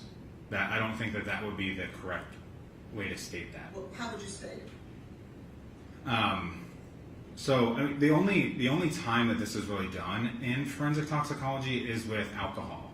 So you can look at, and you may be familiar with this, but you can look at, based on the amount of ethanol in someone's system, you can back extrapolate to potentially how many beers or how many shots or how many glasses of wine they took. The reason we can do that with alcohol is because of its pharmacokinetics and its linear elimination from the body. In the world of other drugs on humans, I'm really not aware of any pharmacokinetic properties or calculations that you would do to correlate those drug concentrations back to the dose. And in this case, the blood concentrations of cocaine back to an exact dose of cocaine consumed. So you're stating that it is never utilized to try to determine a dose, pharmacokinetics is never utilized in your field to try to determine a dose of cocaine? Is that your testimony, yes or no, sir? So I am not in a forensic case like this. I am not aware. I said, ever. Is pharmacokinetics ever utilized to determine a dose of cocaine? Well, as I mentioned before, in terms of a rat study, actually this can be, there are certain research studies where they may look at, in the hospital, trying to see how much, if they can control the amount of urine that is collected over a certain amount of time and do quantitative testing on that urine. There are some research studies that would look at trying to then calculate back the dose of a certain drug that was consumed. So there are aspects of forensic toxicology where that may come up. But in terms of a case like this, where you're looking at drugs for a legal case, that's a whole different realm from what we're talking about today. So your answer, the answer to my question is yes, it has been done. Yes, it has been done, but again, under the different premises that I mentioned. But is your testimony in a case like this, you should not do that? Is that right? It is my opinion that if I was asked to calculate the dose of cocaine consumed, that is not something that I would do. And so then, based on your testimony, there is nothing we can do to try to determine the apparent amount of cocaine that was in her system at the time of ingestion. Well, now you're asking two different things. The dose of cocaine would be the amount of cocaine outside the body that is then ingested in whatever form you want to ingest it. The amount of cocaine circulating in blood is a whole different thing from the dose. That's not the dose. That would be the circulating concentration of the cocaine. I wasn't speaking about this, sir. I was speaking about trying to determine the amount of cocaine that Ms. Benning would have had to take in order to have the numbers that we see in her blood. I'm asking you a simple yes or no for this jury. Is there a way to try to make that determination, sir? Yes or no? Yeah. So I think I'm getting confused because you're talking about the 8,000 nanogram amount, and these are really two separate things. Yes. Don't worry about the 8,000. Simply Yeah. listen to my question. Let me ask it maybe in a more quicker way. Can you tell us whether she took an ounce, 2 ounces, or a kilo? There would be calculations to potentially rule out really large amounts or really small amounts. I don't think that there is not a calculation to get an exact amount in the middle. To answer the question. And so there are calculations to make an assumption. Yes, and in a hypothetical world, to make an assumption, yes, I believe someone could do that. And what would they use to do that? Yeah, I mean, there's a lot of factors. I mean, there's factors in terms of, right, you'd have to look at you'd probably take some sort of concentration that you're starting with from what we would detect. There'd be different parameters within the body, understanding, was this a larger or a smaller individual? Did they have potentially a lot of blood, a little bit of blood? What is their different physiological parameters of them? Time is a really important thing. I'm not asking about the factors. I'm asking about what would you call it? If it's not pharmacokinetics, in order to get to that answer, what would you call it? Okay, so I would call it that it would be some sort of pharmacokinetic calculation, but it is not the entire field of pharmacokinetics. Well, so then you can use pharmacokinetics to try to get to an assumption. as to what amount of cocaine she took, correct? Sure, yeah, somebody could, in theory, do that. Thank you. So, in regards to that, have you done that calculation for this case? No, as I previously stated, that would not be something that I would consider doing. Now, and a number of, well, let me ask you this. What is a half-life of cocaine? So the half-life is defined as the amount of time it takes for a concentration to half. So say, for example, at 1 hour it's 800, and at 2 hours it's 400. The number is halved over 1 hour. The half-life would be 1 hour. And you would expect then that half-life to continue 400 down to 200, down to 100. Okay, so what is the half-life for cocaine? I do not have that number off the top of my head. That's not something we typically would memorize. Okay, but you will agree with me, there is a half-life. Correct. There is a half-life of cocaine. I just don't have it off the top of my head. And would you utilize that half-life if you were to employ the methods of pharmacokinetics to try to get to a number? I know it may not be accurate, but would you utilize that half-life?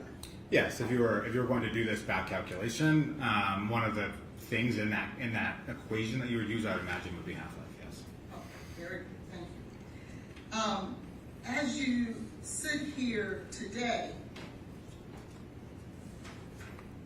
the number that you see on that NMS lab that's with the CFSRE lab ending in 889, you'll agree with me that I believe it's, 78? Is that right? Yes, so the econyl methyl ester concentration is 7,800. No, the parent cocaine, is it 78? Oh, I apologize. Yes, the parent cocaine concentration is 78, yes. And that number in and of itself is not just an abnormal high number, is it? No, but again, this was not something All I'm asking is about the parent cocaine and that number 78. That's not an abnormally high number, is it? Yes or no, sir? No, it's not that 78 alone is not a large amount, but again, there's a lot of factors that will go into it, and I've not reviewed this, so I'm not exactly sure sort of the time course of this. I wasn't asking about the time, I was just asking about that number. Yeah. Okay. And so you'll agree with me also that that number 78 is in fact a number that someone could take on their own. Yes or no, sir? Well, certainly cocaine can be taken on its own by an individual, yes. Thank you, sir.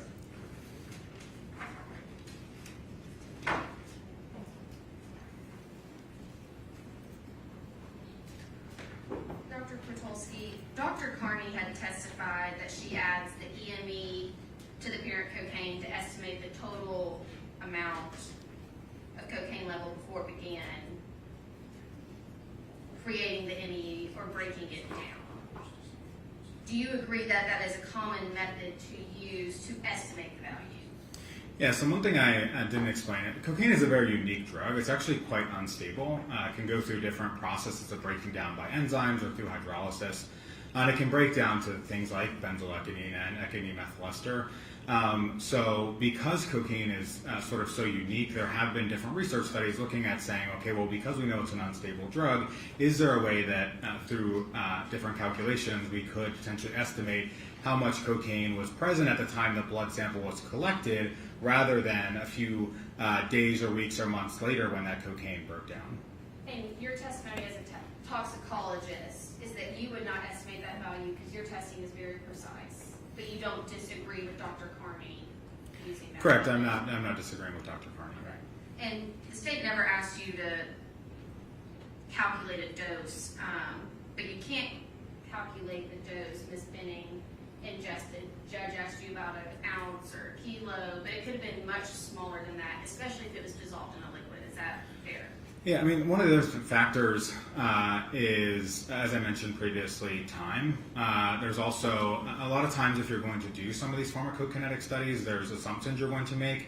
One assumption being that this was likely a healthy individual, normal processes, their heart was beating, their blood was flowing. If you're outside of those normal processes, some of these calculations start to break down. So again, I was not asked to do that, and again, it's a very complex process, and I just don't believe that that's something that would really be I don't think you could probably do it with the information that I have and the understanding I have. That's what I was about to ask you. You cannot calculate the dose Ms. Benning ingested. Correct. Thank you. Those are all my questions, Your Honor. Now, you stated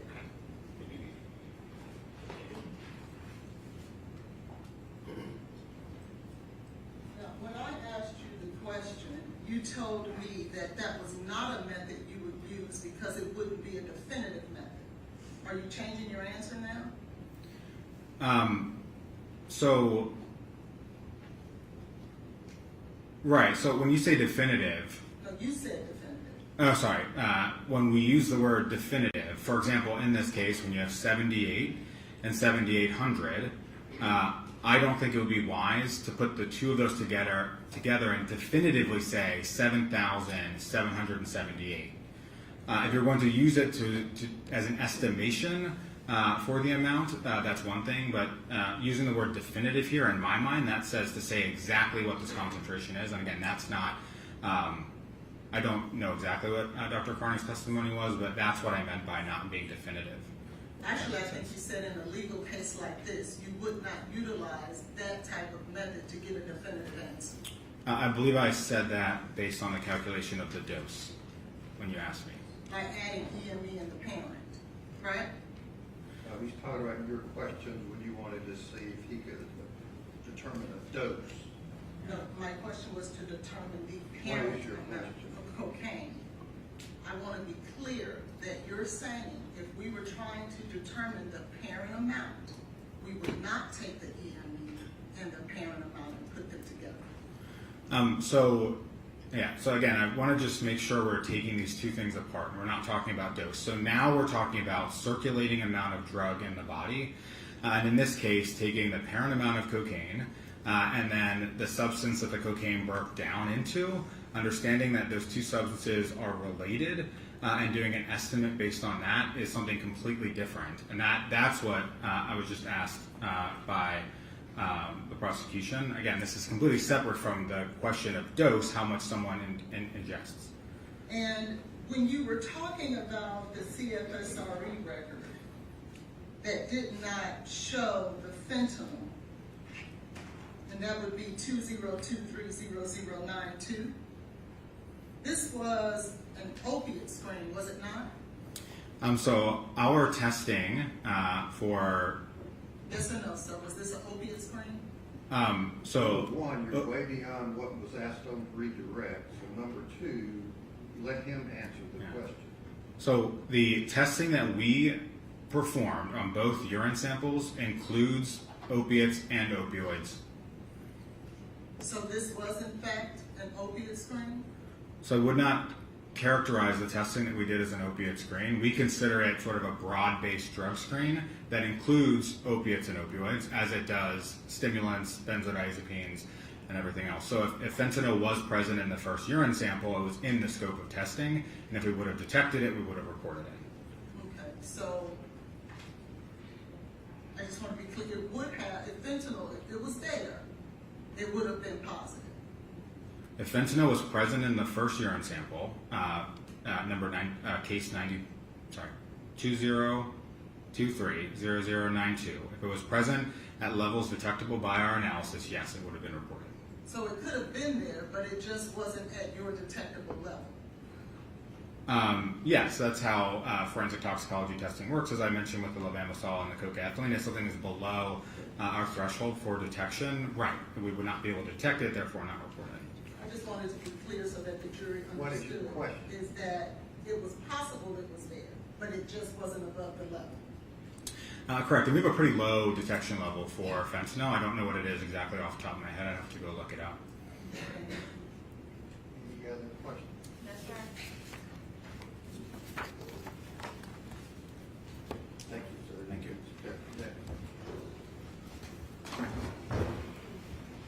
And can Petrosky be excused? This stage is done with Dr. Kotulski. We would say subject to recall. Your Honor, if we can approach about that. Okay.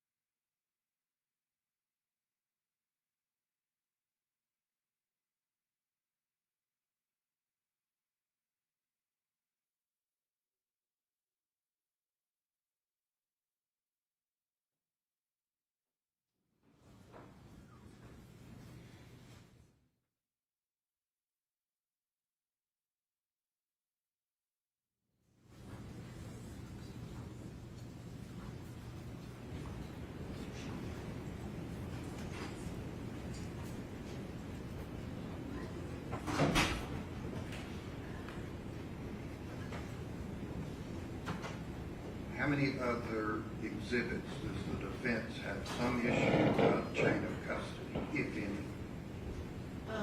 We don't, I believe. Okay, Yeah. then they don't have an issue about Detective Reese. Well, I think she's trying to, he's the one that collected it from the hospital, so I believe she's just, are you talking about 227?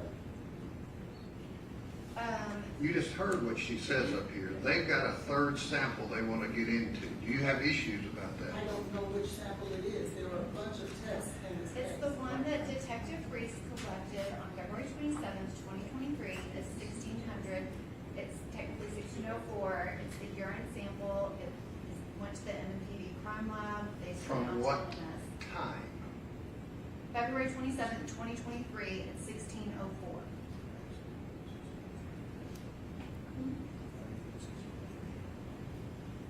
Issues or not? Sorry. I would like for him to testify to establish it. But if he can testify that he was the one that picked it up and labeled it and put it in the Metro Nashville Police Department's vault, I would have no issues with it. Okay. Or let the jury step out then. So we are calling it just for fabrication purposes at this time? Apparently. Okay. I don't know what you're all going to call it.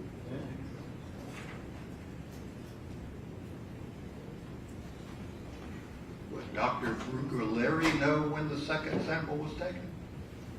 Is she here? Judge, we have Dr. Methvin here, and she has that information. Okay.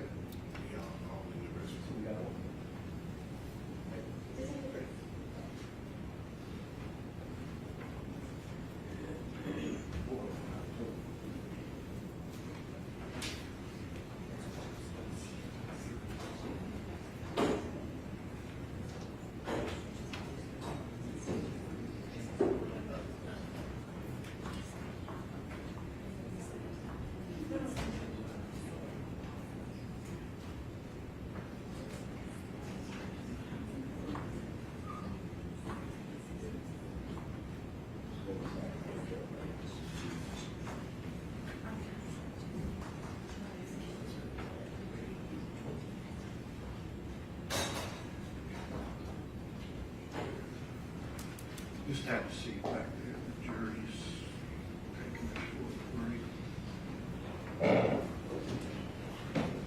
And is Dr. Midden out there? Yeah, bring her back in so we don't have to take another break about the comforter.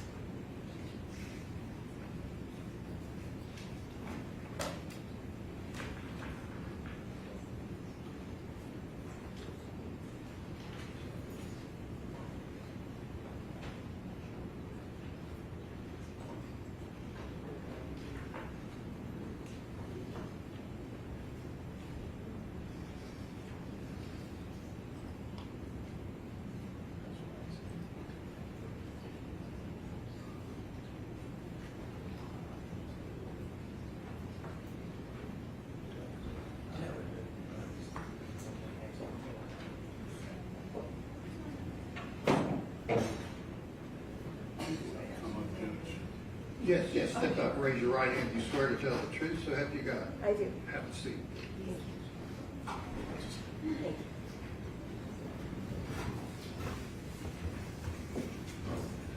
Doctor, you testified previously at the jury out hearing. The defense has made a statement that you made up. Did you do testing on the comforter? I did. They've made a statement that you made up that test. Is that accurate? No. Do you have questions about whether she made up a test? Yes, briefly. Okay, go ahead.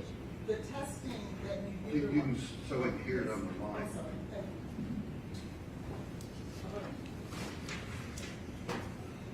The testing, Dr. Methvin, that you utilized for the comforter, was that a standard test that was previously approved and accredited? So the physical testing on the instruments is, On the comforter? yes, but The preparation of the sample is unique, so how we figure out where to sample on the comforter, and then we do an extraction method to pull biological fluids and samples off of that inanimate object. But once that is extracted off of the comforter itself, it's run under the same methods that have been validated in the laboratory. So the testing itself is the only step that's unique is that initial preparation step. And the preparation would be the gathering of the matrix from the actual comforter. It's selecting the portion of the, in this case, a comforter, but selecting where you're going to be pulling samples from and testing. And then we prepare control samples in parallel along with the unknown sample being tested to show that the extraction is working properly, that all the steps in that process are working properly. So it's still following all those same scientific methods. Once you get the actual matrix to test, but in order to remove the actual substance to test, that is something that is unique, correct? It is unique in this case, yes. And that is something that, Why is that? Why is that? Because they're so rare that we get these kinds of cases, and each case is different. It could be a bloodied t-shirt. It could be a bloodied napkin. Off of an undergarment. I mean, we don't do DNA testing, but we only do the drug testing, but it's, So you cut something off of something that was on the comforter. we cut, squares, sample squares out of the comforter where stains were, and in other locations where there were no stains. Is there anything in that process that affects your findings? We use the controls to make sure that they're not going to impact our findings. Is there anything in that process that affects your findings? Not that I'm aware of. I mean, we run the same internal standards and the same controls that we do with a normal blood sample. didn't you have to use another control in order to make the test work that wasn't actually assigned to this particular matrix? We do that as a safety control. Hang on. I don't know what a matrix is. Matrix is just another term for a specimen, whether it's blood, urine, it's just a general term. Now, what is your question? The control that you developed originally didn't work, right? No, that's incorrect. The controls worked. What is it that you had to utilize from something else? Oh, Yes. I believe you're asking about the external control. So in addition to, we take control spaces on the garment when possible, places where there are no stains. We also do an external control. It's called a negative external control. That is an additional quality control sample to ensure the accuracy of the test and ensure that contamination isn't occurring in the laboratory, that our processes are working. It's just an extra safety and control measure performed. But when the lab became accredited, they did not approve the method that you utilized to extract the matrix from this comforter, did they? I'm not sure that is under an accreditation. A forensic investigation like that isn't a category of accreditation. Well, has that method ever been tested by your peers in terms of the one that you created, unique for this test? It was peer reviewed and published. I'm not speaking about for this test. Prior to this particular testing, that unique test that you created, has that, prior to this situation, been peer reviewed and or tested and or accredited? Forensic investigations aren't under an accreditation category. So as far as I'm aware. The actual test itself, the test and the analysis is valid and accredited. The difference is the preparation, but a preparation may vary even on, say, a tissue sample. I may not use the same preparation for this liver tissue sample that I use for that brain tissue sample. So that's where that preparation step can vary a little bit, but it is done to get that biological matrix into a format that can be tested on those validated methods. Because without you doing that, you can't test it. And my point is, there's nowhere in NMS labs, any of their systems, any of their standards of procedures that you can go to pick out what you had to create in order to test this particular. There's a general standard operating procedure for forensic investigations, but it is highlighted in that standard operating procedure that the exact controls and the exact process for performing that extraction will vary based on the nature of the sample being tested or what we're trying to remove that biological matrix from. So in the past, we've tested, I shouldn't say we, the laboratory has tested things like tampons, used clothing, bedding, sheets. We've been asked to pull blood off of metal. So each one of those matrices is going to be very different, and the ability of us to pull that fluid or that biological sample off of that object is going to vary. So if you've had it, why did you have to create a whole new one? Why did you have to get one that's only unique to this case? Because each one of these requests is different. Each one of these is unique. The stains aren't going to be the same. They're not going to be the same matrices. It could be blood, it could be urine, it could be vomit, it could be brain matter, stomach contents. And so this is one of those instances where you really have to use an experienced toxicologist or person to go in there and try and determine where that location is for the biological sample and pull out the proper sampling from the article of clothing or metal or wood or whatever it is. So can you explain then why is the standard written as opposed to one that NMS normally utilizes? This is not what you normally do, is it? That's my handwritten notes that I was taking contemporaneously, telling you every step that I did that day. Okay. Isn't this what you had to use in order to extract it? That was me writing down exactly what I did during that extraction process. And that is something that was unique to this case that has not been peer reviewed and or tested. It was technically reviewed. It was technically reviewed by another scientist at the laboratory. After you created it, I'm talking about prior to. But I was still following my standard operating procedure. I was using a methanol extraction. I was creating all the proper controls that are written in that standard operating procedure.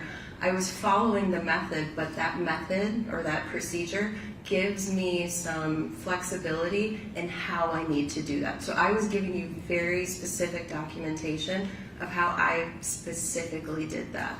If you could please just answer my question. Outside of the individuals who tested, You'll just ask a question instead of adding what you want everybody to hear and what you think is very flashy. Just ask a question. Your Honor, I promise I'm not doing that. I just want her Don't to answer the ad-lib question. everything.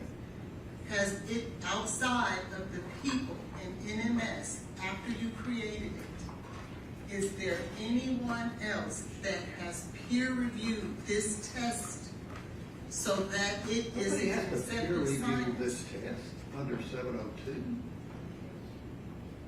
If the court feels that way, I'm fine. I just want to be able to ask the question. How could they peer review it when it just happened? And that is my point as to why we were objecting to the Have validity. you ever had you personally, had any samples taken from a comforter that you found vomit on with some drugs in that you published or had peer reviewed I mean, so this was included in a publication afterwards? after the test was performed, along with other forensic investigations that our laboratory has performed. What you're saying is unique, is taking it from a comforter.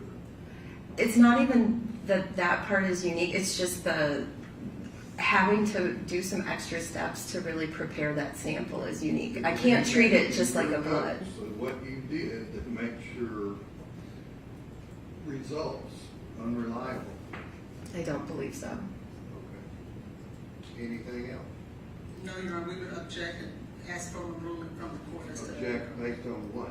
that it has not been peer reviewed and What or hasn't tested. been peer reviewed? The methods that she had to create in order to perform this, in order for it to You've move. never done any samplings from any garments or blankets or The- blouses or? The laboratory has, that's what I'm trying to say, and we've published on it. We share those duties. So I performed this one physically on a comforter. Other toxicologists within the company have performed them on other items of clothing. And so we did write up this unique preparation. It's not, and I wouldn't say it is unique to NMS. It's a similar method that's used for other types of unusual matrices, so dried blood spots. That's a very common test that's used in toxicology. It's a similar technique to that. You've done that? Dried blood spots I actually have in a previous job. Does the state have any questions?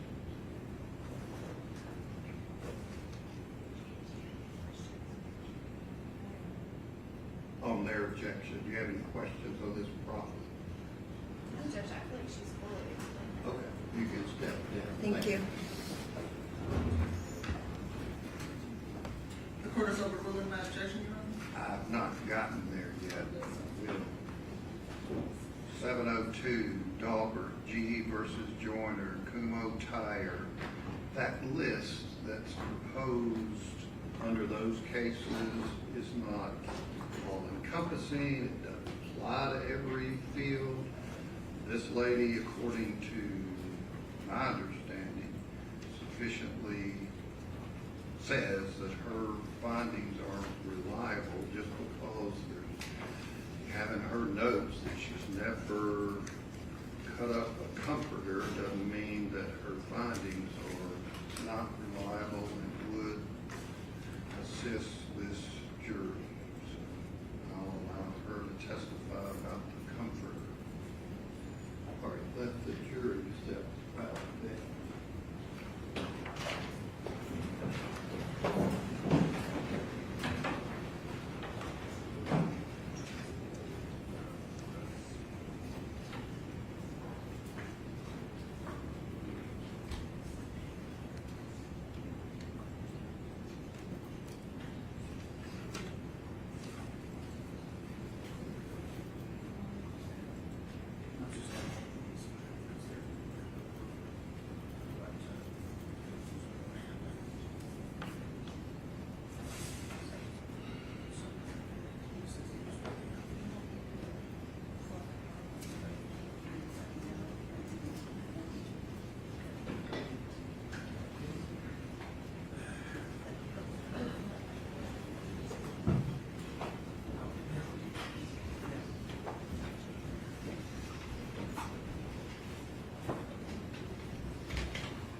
All right, if you'll sit up for us to check.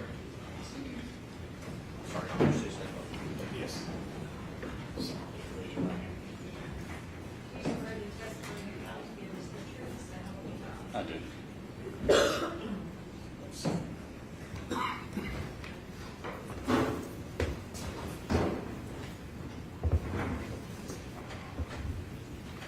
Sir, would you please tell us your name and spell your first and last name for us? It's Detective Adam Reese, ADAMREESE, And Detective Reese, by whom are you employed? Metro Nashville Police Department. How long have you been, pardon me, with the Metropolitan Nashville Police Department? About 18 and a half years. And were you working in that capacity in the month of February 2023? Yes, I was. What were your duties or assignments in February of 2023? I'm a detective in the homicide unit and was at that time. Get to the point of, like you're on the stand at this particular time, on about February the 27th of 2023, had you become involved in an investigation concerning a young lady named Jade Benning? Yes, I had. And pursuant to your duties and responsibilities in respect to that case, did you have opportunity to go to Vanderbilt University Medical Center to collect an item of evidence? Yes, I did. And you recall approximately when that was? It was on the 27th at approximately 4 p.m. And where did you go when you arrived at the hospital? I went to the room that Jade Benning was hospitalized in. Okay. What was her condition, at least as far as you physically seeing her? She was unconscious. I don't recall if she was intubated, but she was not in a position where I could talk to her. Were there medical personnel present? Yes, there were. Okay. Were her family, or was her mother present? Yes. And who was that? Bridget Burks. And was there a reason for you being there and collecting evidence? Yes, I was advised to come collect a urine sample directly from Miss Bennett. And did you do that? Yes, well, a nurse I was going to say, collected did you it collect it? in my presence and then handed it to me. And how was that collected in your presence? Just what did the nurse do? She collected it from a catheter bag where Miss Benning's urine was collected. And what, if anything, was it collected in? It was collected into a specimen cup. And what did the nurse do with that specimen cup? She put a lid on it and gave it to me. And what did you do with that specimen cup? I placed it in an evidence bag, sealed it with the adhesive, evidence tape label, and initialed it, dated it, and wrote the time down that it was sealed. Okay. And was there documentation of that generated? Yes, I mean it was. Paperwork. Yes, there was what we call a Form 110, which is a property and evidence submission form.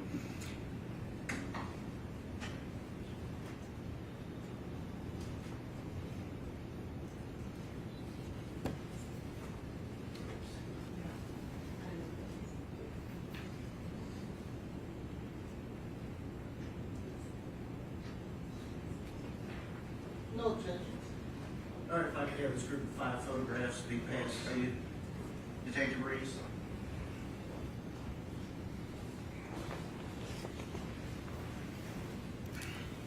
Detective Reese, you're being handed 5 photographs. Would you look at those and see if you recognize what is depicted in each of those? Yes, 4 of these is the bag, the biohazard bag that the item was placed in. From 2 of them are before it's placed into an additional bag, and then the additional bag looks like it was probably applied by our property and evidence clerk that I gave the sample to. And then the item that's a document is a photo of the property and evidence submission slip that I completed at the time that I submitted the urine sample. All right, I would tend to those as the next numbered exhibit, weight 36. All right. And of course, permission to publish them briefly and ask. You want these? I think just here would be. Okay, let him.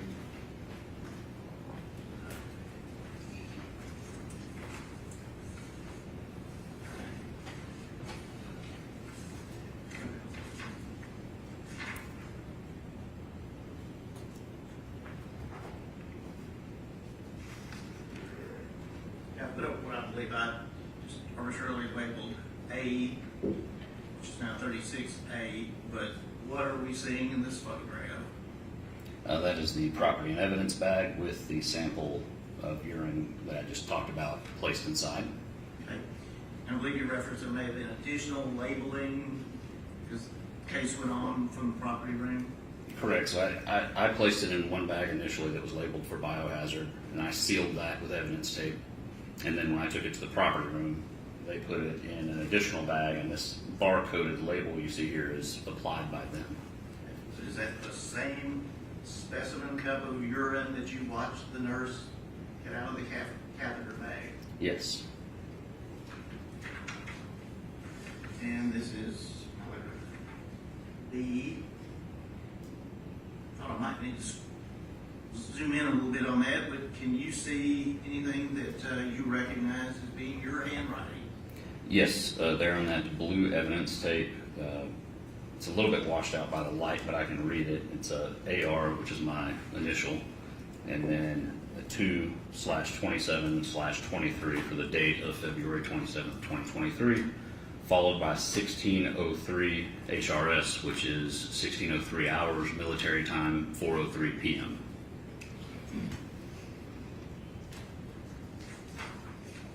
You referenced there was a photograph or two before the real packaging took place. Is that one of those, of the clear bag? Yes.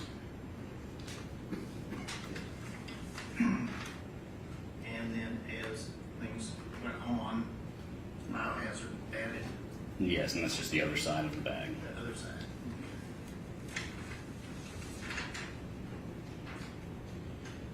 And is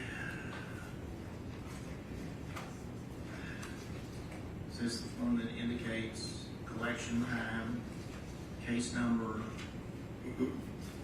when it was submitted to the property room? Correct. And when you took it to the property room, what did you do with it, this item of evidence? I actually handed it directly over to one of the property evidence clerks. And is that what generated this document? Yes, 36? yeah. I completed that document on the computer, submitted it, printed it, and turned it over to them, and they placed it in cold storage.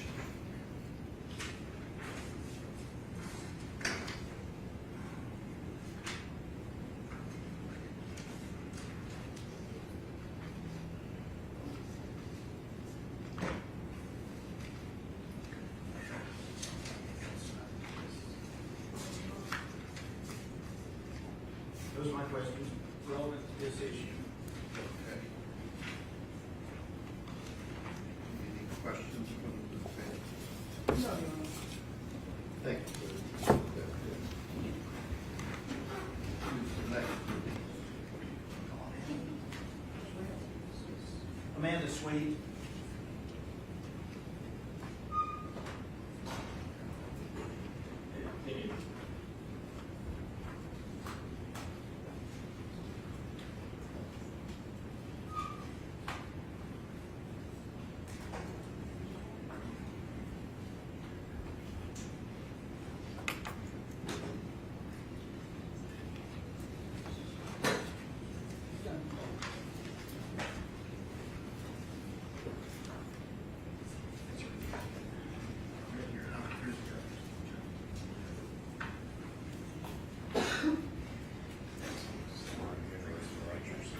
You swear to testimony not to give us the truth, so help you God. I did.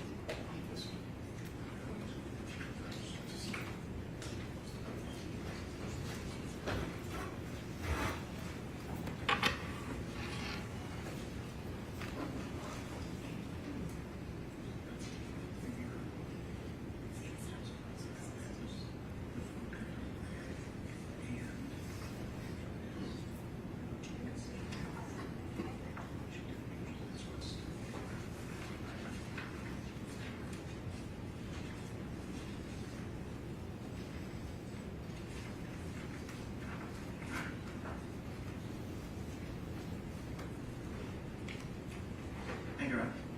Could you please tell us your name? Amanda Sweet. And could you please spell your first and last name for us? Amanda, Amanda, Sweet, Sweet. By whom are you employed? I'm employed by the Metro Nashville Police Department in the Crime Laboratory. And what do you do in the Metropolitan National Police Department Crime Laboratory? I am the Forensic Services Division Director, which includes the Crime Laboratory and our Crime Scene Investigation Unit. How long have you been employed by the Nashville Police Department? Since 2013, And when you were first became a member of the police department, what were your duties? I was hired to be the Toxicology Unit Supervisor and to help start the Metro Nashville Police Department Crime Laboratory. So there, my duties were to oversee hiring of staff, procurement of instrumentation, method validations, and things to be able to do toxicology analysis. But then in 2019, I moved into a managerial role as an assistant director, and then as the crime lab director, and most recently the forensic services division director. And where is the crime lab located? It's located above the Madison Police Precinct in Madison, Tennessee, northeast of Nashville. And what types of examinations can be performed by the crime lab? So we are considered a full-service laboratory that consists of several different forensic disciplines. We have latent fingerprints, tin print, firearms identification, drug identification, DNA testing, and toxicology testing. Are there some things, though, that the lab does not do and Yes. are outsourced? Yes, so even though we're a full-service laboratory, for example, our toxicology unit specifically does DUI testing, so driving under the influence analysis. And the best specimen for that type of testing is blood. So our panels for testing are limited to drugs that you would see in impairment cases. So anything outside of the realm of DUI testing, we will sometimes send to a private laboratory like NMS Laboratories, because they can do testing on different matrices like urine that we're not capable of doing just because it's outside of our scope of testing. In pursuant to your duties and responsibilities, are you essentially a supervisor over what comes in and what goes out of the crime lab?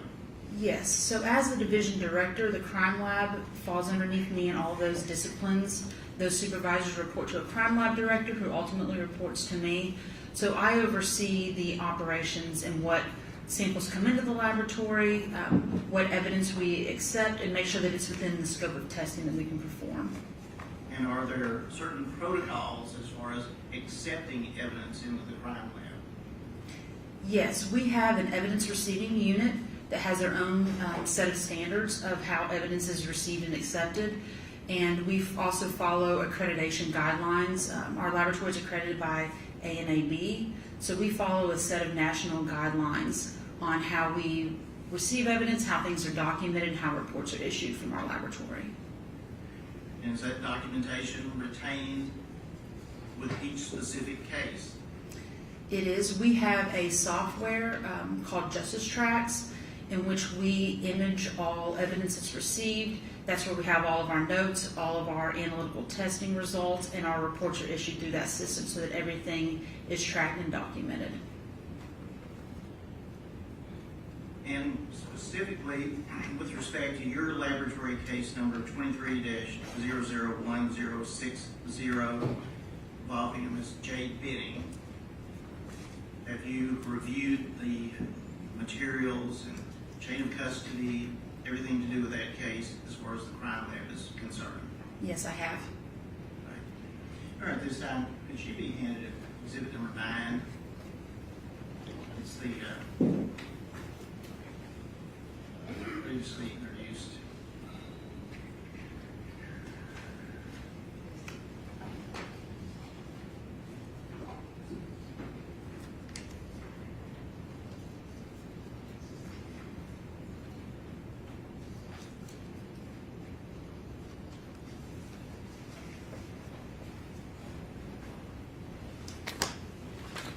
Is it Miss Sweet, Officer Sweet? Miss Sweet, I'm not an officer. That's what I was going to ask. Are you a sworn officer or I'm a civilian within the police department. All crime lab employees are civilians. Nobody are sworn in the police department. Crime laboratory. Yes. You have just been handed our Exhibit 9, Exhibit 9 to this proceeding. Would you look at that document and see if what is depicted in those photographs, if you recognize that? Yes, I recognize this as a blood alcohol kit that we would routinely receive in our laboratory. You can see it has the Metro Nashville Police Department property and evidence label on it, and we routinely receive these for DUI cases. Okay. And jury's previously seen these, so I'm going to redo that, but if you could turn to the, I'll look this up, the next to last, well, third from the last page.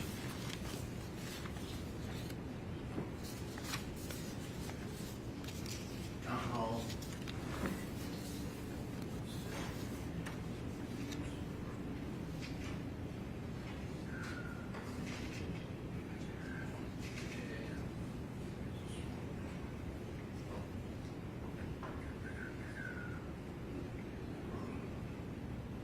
All right.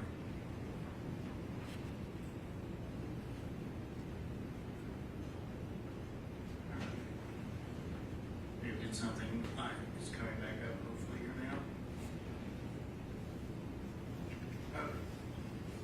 Again, it was previously introduced, but you recognize that document? Yes, I do.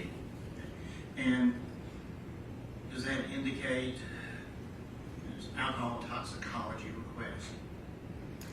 So this is a form that is located in the kit that we request the officer submitting the kit fill out that has some information regarding the case. And in this case, you can see where there are 2 blood tubes that were received with the specimen date collected and time collected. The registered nurse that collected the blood sample, and they are requesting an alcohol and drug screen on this case. Now I'm going to go down to where it says for laboratory use only.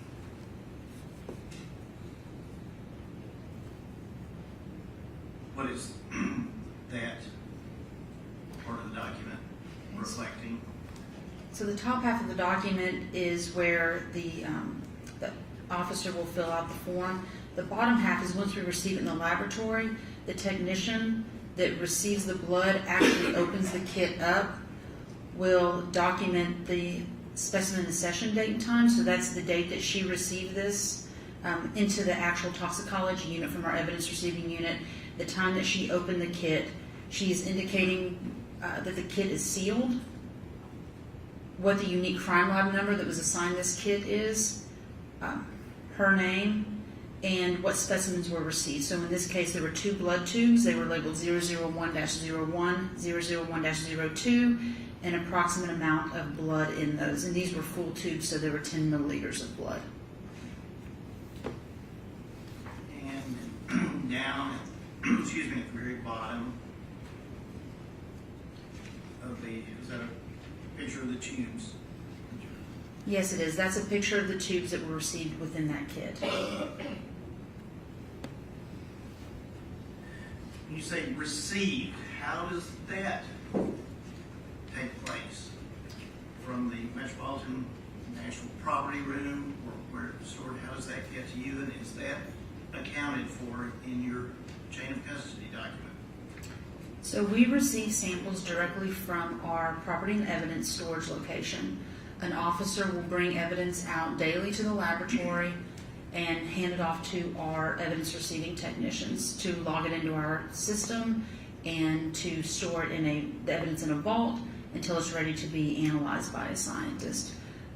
The property room is also ran by the Metro Nashville Police Department. It's located off of Trinity Lane, and they will go around to police precincts daily and collect evidence that is submitted, or people can drop evidence off at the property room directly. When you say people can drop evidence off, I'm sorry. would it be law enforcement? It would be law officers? enforcement. My apologies. Yes, it would be law enforcement officers would drop evidence off at the property room. Just briefly show you the last photographs. Again, there is a little bit of a glare, but can you see what is depicted? Yes. This is a copy of how the tubes are currently located in the laboratory. So the first page was how the tubes were received from the hospital with the hospital labels. This is an image of the tubes once we received it,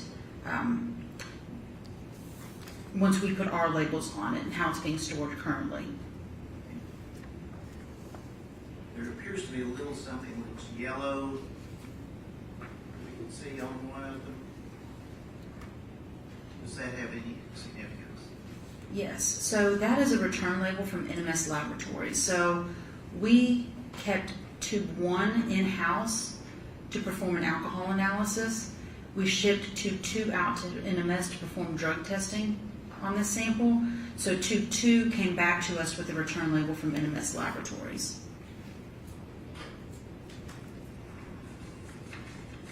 I think that's all I was going to ask about that, if you want to set it aside. But do you have your chain of custody report, a copy of it with you? I do.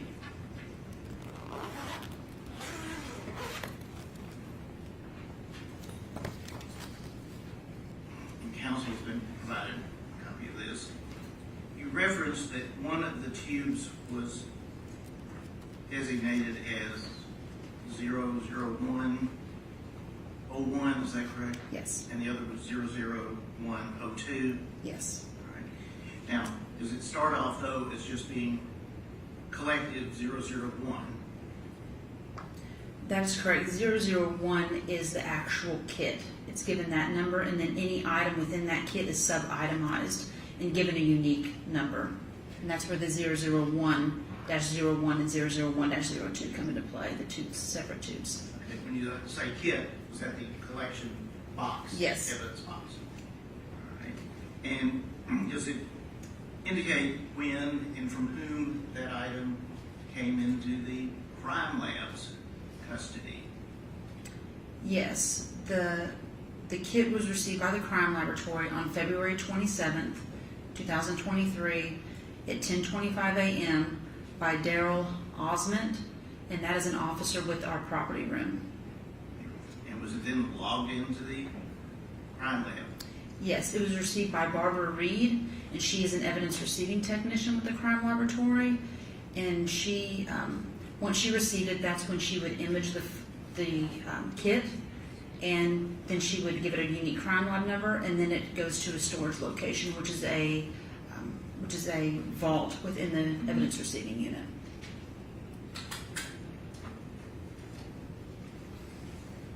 As far as security, what type of security is there on items of evidence that come to you for examination? So our crime lab has essentially 3 levels of security, the vaults being the most secure. There are other people within the police department that have access to the crime laboratory hallways, but the units are locked down specifically to crime lab employees. And the vaults are specifically locked down to people that work within that unit, myself and the crime lab director only. So it is very limited access. Now, does the chain of custody indicate that 001-01, what happened to that tube after it was removed from the box and separated? Yes, so those tubes, once Jessica Brooks, who works in the toxicology unit, she's a senior scientist there, she retrieved the kit from our evidence receiving unit, and that's when she took custody of it to actually open the kit, verify that it was sealed before she opened it, and to take the images that we have already referenced of the blood tubes and the form that was within the kit. And then after that, she puts it into a refrigerator that's located within the toxicology unit, also in a vault location that only is accessible to the people in that unit, myself, and the crime lab director. And what happened to that? Was it relabeled the 001-01 and the 001-02 at that time? Yes, when Jessica took possession of the kit and itemized the blood tubes, at that point they received our unique crime lab label with those with that description on it. And would it also be with your unique crime lab number? Yes.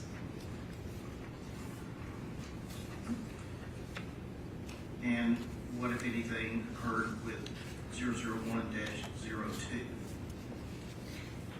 It followed the same steps where she took images of the evidence and she put a crime lab label on it with our unique crime lab number, and labeled that second tube 001-02. And those are also on the images that we previously referenced, where you can see the unique number on each tube. And what, if anything, happened with that tube, the 02?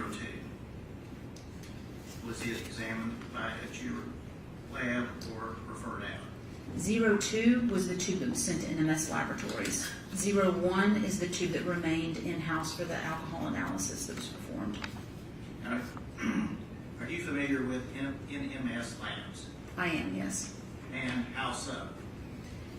We have worked with NMS Labs for approximately 6 years to provide some testing for our toxicology unit. We had to use them for testing, we have to make sure that they follow the same accreditation standards that our lab does as part of our accrediting body requirements. So they are also accredited by ANAB, so we know that they follow the same set of guidelines that we would follow in testing. And we also had to get approval from the police department to send cases to NMS Laboratories for testing. And was 02 sent to the NMS labs? Yes, it was. And when was that done? That was sent to NMS Laboratories on March 6, 2023 at 10:45 a.m. That's when it was packaged and scanned out to NMS Laboratories. And in this process, it's going to be put in a sealed kit within a sealed box. And we have a FedEx tracking label so we can see where it is in the process. And with respect to that particular item, after it is FedExed to NMS, did it return to your possession? Yes, it was returned to our laboratory from NMS Labs on March 30th, 2023, and we took possession of it at 3:09 p.m.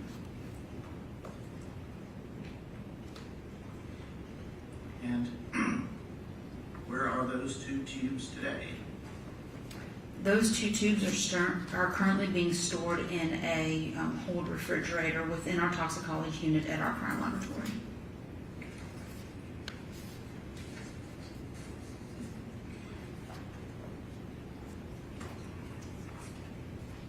Were there other items submitted to the crime lab with reference to Jane Benning's case? Yes, there were. Was one of those urine specimen collected by Detective Reese? Yes.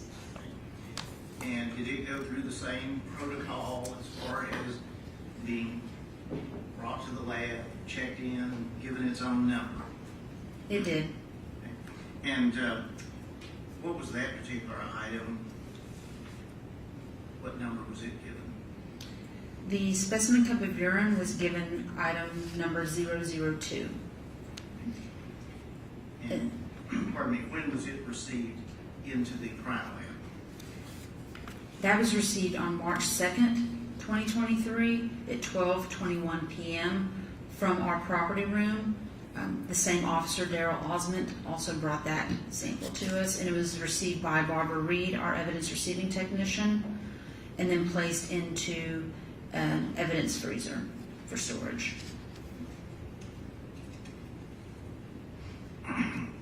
So by being an evidence freezer, was the urine sample frozen?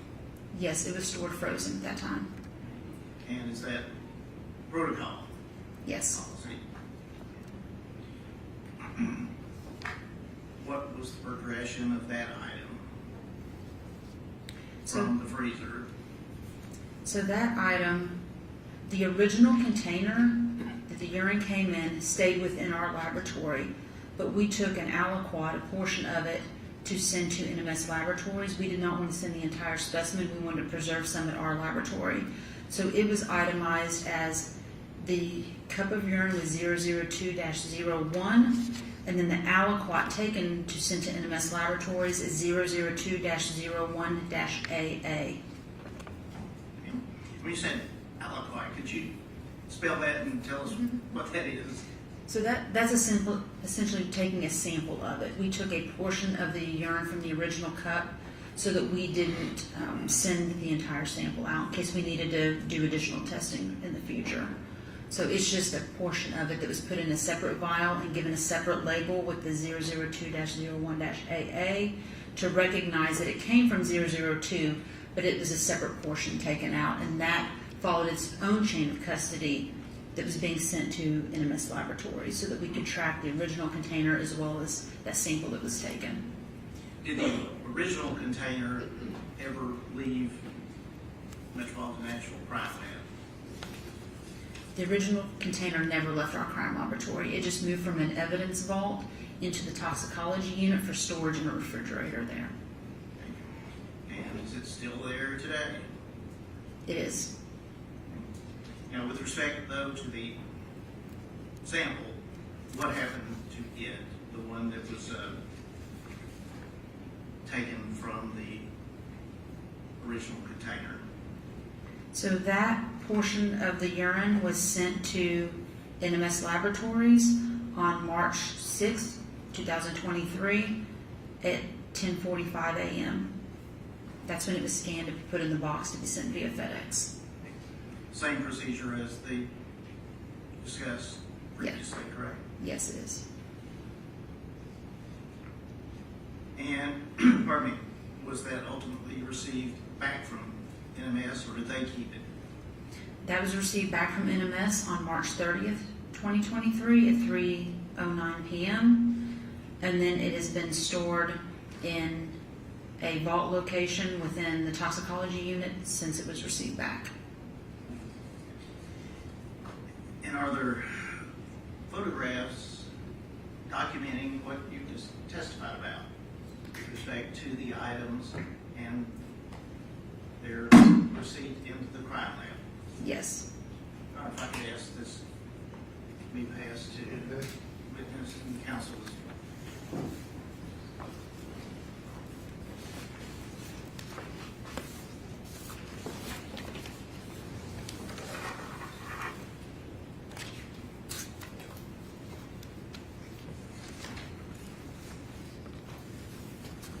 He's just wanting you to look through them and see if you Yeah. recognize.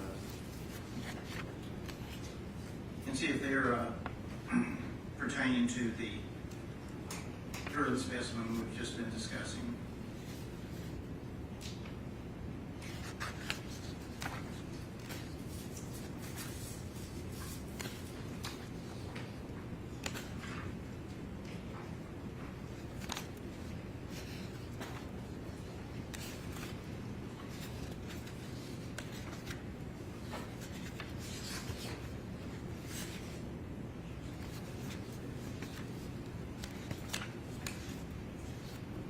Yes, it is. Or can you get those back?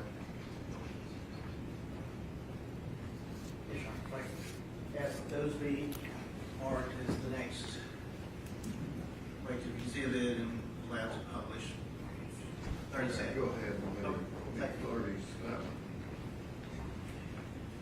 Here's already seen one or two of these, but I'll just.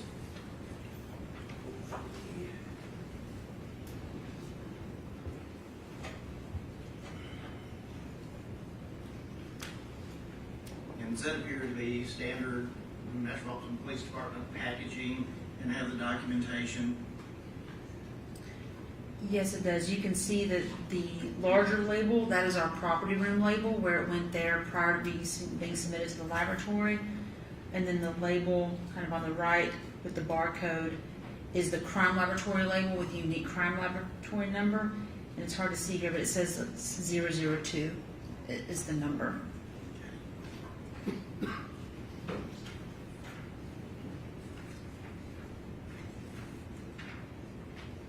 And is this picture of the backside of the bag? Yes, it is.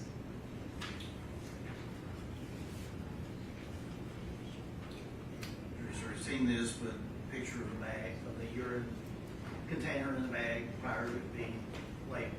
Yes.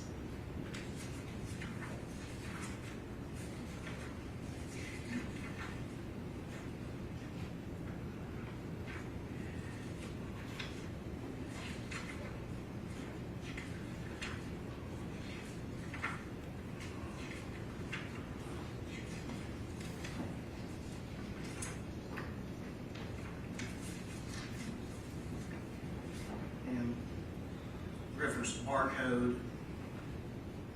and the identifying information. Does this also contain the crime lab number, case number? It does. That is our crime laboratory label with our unique crime lab number.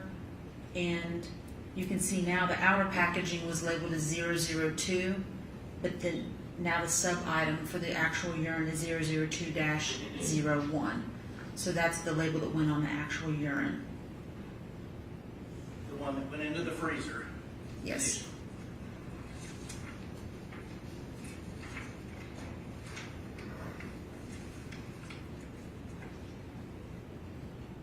And what is this a photograph of? This is a photo of the aliquot or sample of urine that was taken from the original container that was going to be shipped to NMS Laboratories.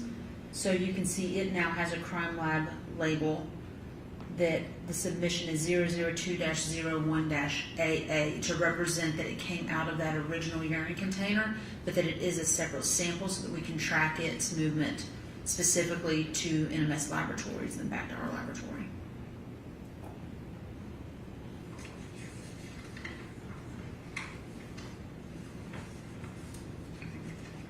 And last one. Is this That is the same urine now with an NMS. That is NMS's barcode that we're looking at there. And is that how it would look when it came back to you from NMS? Yes. So once NMS receives it, they will place their own label on it, and this is routine how we receive samples back from them with their label. To this back. 37. I believe you previously said when that came back, it went to the cold storage. Is that correct? Yes, it's in a storage location within the vault within our toxicology unit. And how, if at all, do you know that it is still there? I, last week, went back and I visually looked at it to verify that it was in there. I also asked a evidence tech or a forensic scientist within the unit to take photos of that evidence and to show the state that it is currently in the laboratory. So on June 18th, I asked her to re-image everything in the case to show that it was located in this refrigerator number 6. But before she did that, I went back in the refrigerator and looked at the evidence to verify that it was in that location. Is there any standard retention period for, let's say, blood that comes in for a DUI case? For routine DUI cases, we will keep samples for 1 year, and then after that year, they will be destroyed unless we receive a hold request.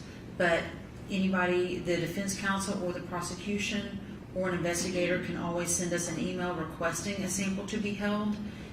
If they think that court might be coming up, it might take longer than that 1 year. So we will routinely hold cases upon request if necessary. And was there such a request made in this case? Yes. And you referenced having someone take pictures of the items that you visually saw were still there. Yes. If I could have this council's.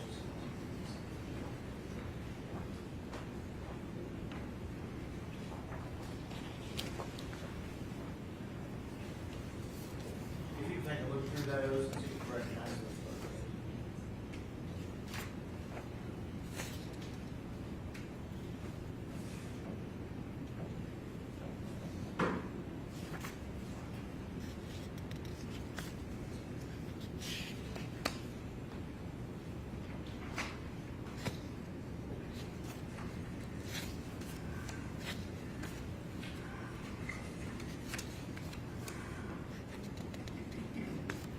Yes, I do. I believe that would be 38. Publish at least one or two of these. Where is the refrigerator located where these items are? It's within the vault of the toxicology unit. Is it in a secure part of the building? It is. It's badge access only, and only the individuals that work within the toxicology unit, myself and the crime lab director, have badge access to that vault location. Put up one, and this appear to be well, you tell us, what are we seeing here? This is with the refrigerator door open. This is the location where the case is being stored in the refrigerator. And one thing I'm going to try to zoom in here, if I can. There in the corner, what do you see there? So anytime that we take an image and upload it into the case file, it is an annotation is burned into the image. So this represents the case number, the technician that took the photographs, and the date that she took the photographs. And June 18, 2026, last week. Yes. And does that image appear on any and every photograph of everything that's at the crime lab? It does, because our software actually puts that in there, whoever's logged into the computer that scans the image in. So it's a timestamp that's put by our software on that image. So if somebody scans that picture, we know the date. We know the date.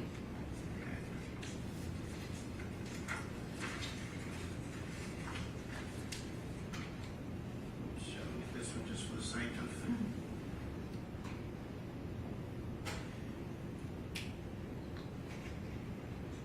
So we see the word hold on that. They write that on the bag just to make sure that it doesn't get destroyed.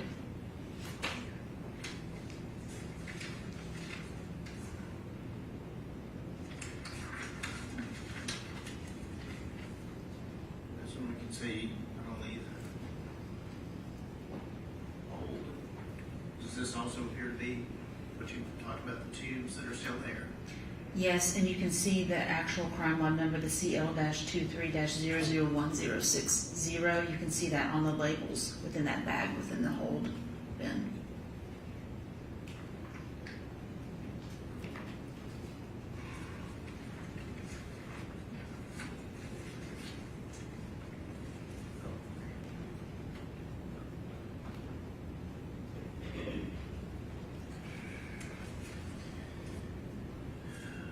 Anything about the handling of evidence involving this case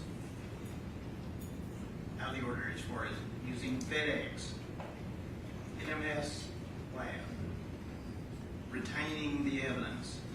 Was it handled according to your protocol? Yes, this was handled according to our protocol. I've thoroughly reviewed our chain of custody and have seen no issues or discrepancies with our ship date, when NMS received the samples, when they shipped them, when they returned back to us. And we routinely use NMS laboratories, so we will make shipments to them almost every month, routinely. So this is a very common process for us. And would that be true for any other items that may have come into the crime lab regarding this case and then gone out for further testing?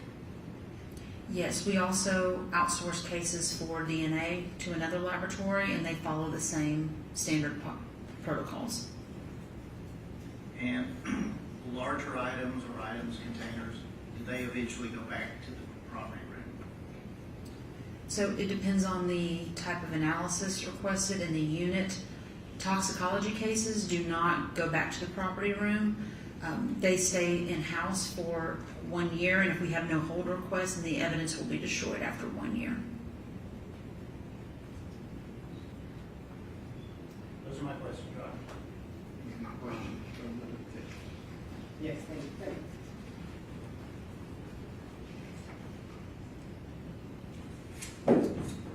Good afternoon, Ms. Sweet. Good afternoon. Saw a whole bunch of pictures that just came up, and I'm not going to ask you about individual pictures, but one thing I was kind of noticing as they were coming across is we're talking a lot about labels and how things were labeled, and that seems to be a very important part of what you do and what the crime lab does. Is that right? That's correct. So you take a lot of care to make sure things are labeled accurately. Yes, we do. And there's a lot of different kinds of labels too, is that right? We have, in our laboratory, our labels are pretty uniform in what we put on the case as far as a crime lab number and specific item number. Well, let me clarify that, because that was kind of a bad question. I noticed different types of labels, like you have a label for your crime lab, right? Yes. And NMS Labs has their own label. Yes. There's sometimes tape across the top that says evidence on it. That's a kind of label, right? That would be, I would consider that a kind of seal. Okay, Yes. seal. And that's important too, right? It is.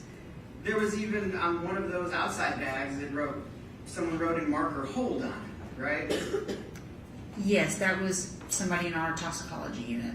That's a direction, but that's kind of a label too, right? Yes.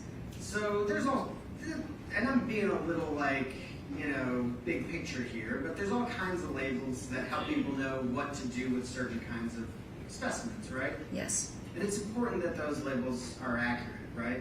It is. And part of your job, you're maybe not doing all the labeling, but you're kind of overseeing, making sure that everything is done in the right way, or that your lab is operating in the right way, right? Yes. And that's part of because you're a manager, right? Yes. And then, am I right, and did I understand it that in your managerial role, you're kind of like a in-between person for communications between these different entities? I am. I'm an in-between person communicating with our police department, with other laboratories and agencies, yes. Sure, so you work for the police department, Yes. in the lab, but still for the police department. Yes. Sometimes you communicate with the actual detectives or whoever's investigating the case. Yes. Right? Sometimes you communicate with NMS Labs. Yes. Sometimes you communicate directly with the district attorney's office. Yes. And as part of that, you're one of the people that helps make sure everybody knows what needs to be done at various parts of the investigation. Yes. So if NMS Labs needs some information on what kind of test needs to be done for what specimen, are you the person that helps kind of connect that information between agencies? Myself or the toxicology unit supervisor specifically would probably be more involved in that in most scenarios with our DUI cases. But they are the ones responsible for what testing panel is being ordered. So, for example, and let me know if you remember this, I think we even maybe had a call about this several months ago. There was a situation in this case where there was some testing requested and some testing not requested. Do you remember that vaguely? And I'll ask more specifically if that helps. Yes, if you could, that would be helpful. So do you remember there was a comforter in this case that there was some testing done? Yes. And some initial, and we don't have to talk about the reasons for this or the specific results necessarily, but like initial panels suggested that there was cocaine, fentanyl, marijuana, and amphetamines at a very kind of low level screening. You remember that? I do remember that. And that there was some subsequent communications about what do we want further testing on. And you were involved in those communications, right? I was with some of the specimens. I don't know, I'm not aware of all the specimens, only what came through our laboratory and was sent. But I was involved in some of what was being tested as far as ordering the panels. Sure. And ultimately the decisions were made, we're just going to test for cocaine and fentanyl, right? Yes. And there were probably reasons for that. There was a lot of communication surrounding that. And you may or may not have been the person making that decision, but you're involved in the communications, right? I was. And those communications are really between kind of the toxicologists and maybe the DA's office and law enforcement who are investigating the case, right? Yes. And you are kind of involved in coordinating that. I was. And ultimately, you did end up being kind of present at like this final team meeting before a charging decision was made in this case, weren't you? I was involved in a meeting to discuss some of the the samples and what was ordered and things like that, yes. And that was sort of with the detective and the district attorney's office, and you were kind of there to help explain what was done in the toxicology in this case, right? Yes, what samples we had received, what samples had been sent out in regards to what we had in our laboratory. Thank you. Those are my questions. Any read your record? No, Your Honor. Thank you. Thank you.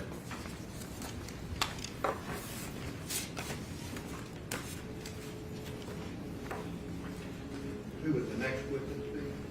Judge, the next witness would be Dr. Nitzen. I do recognize the hour. If I might suggest a possibility, she could clarify the collection time for the two CFSRE reports. Okay. If you're ready to call her as a witness. I am. Okay. I am also Let- understanding of the time. Or we'll go till we finish. All right, ladies and gentlemen, if you'll step down the hall, we haven't taken the break that you did, so we'll take a short break and then come back with this last witness for the day.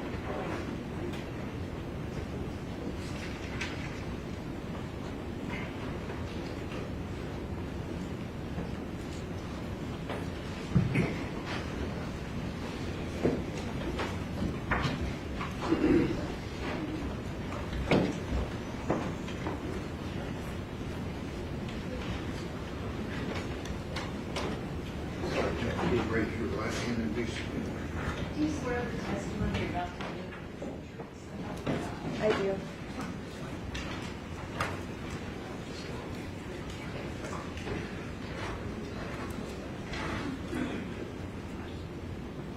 Good afternoon, Dr. Mendon. Could you please state your full name for the record?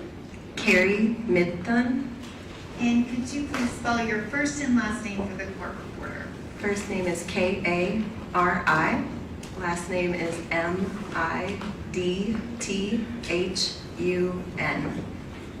Where are you employed, Dr. Mendon? NMS Labs.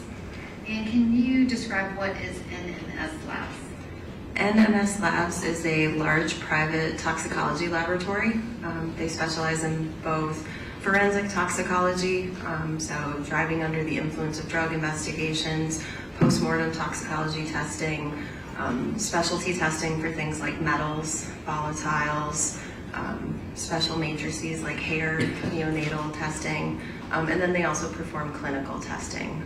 So testing forwarded from hospitals, testing forwarded from reference laboratories, things of that nature. And what is your position at NMS Labs? I'm a forensic toxicologist. How long have you been in that position? I've been at NMS for more than 6 years, but working in forensic toxicology longer. Where were you at before NMS? Immediately prior, I was at a company called United States Drug Testing Laboratories. It's out near Chicago. It's also a toxicology lab. And then in addition to that, I worked for several years as a forensic scientist at the New York State Police Forensic Investigation Center. And what is your background, kind of training and experience to be a forensic toxicologist? So the training is very specific and on the job, but then in addition to that, I have an educational background that includes bachelor degrees in both chemistry and biochemistry from the University of Wisconsin at Madison. And then in addition to that, I've earned a Master of Science and PhD in chemistry and chemical biology from Cornell University in New York. And can you approximate how many specimens that you have analyzed over the course of your career? At the bench, thousands. In the capacity of a case reviewer, tens of thousands.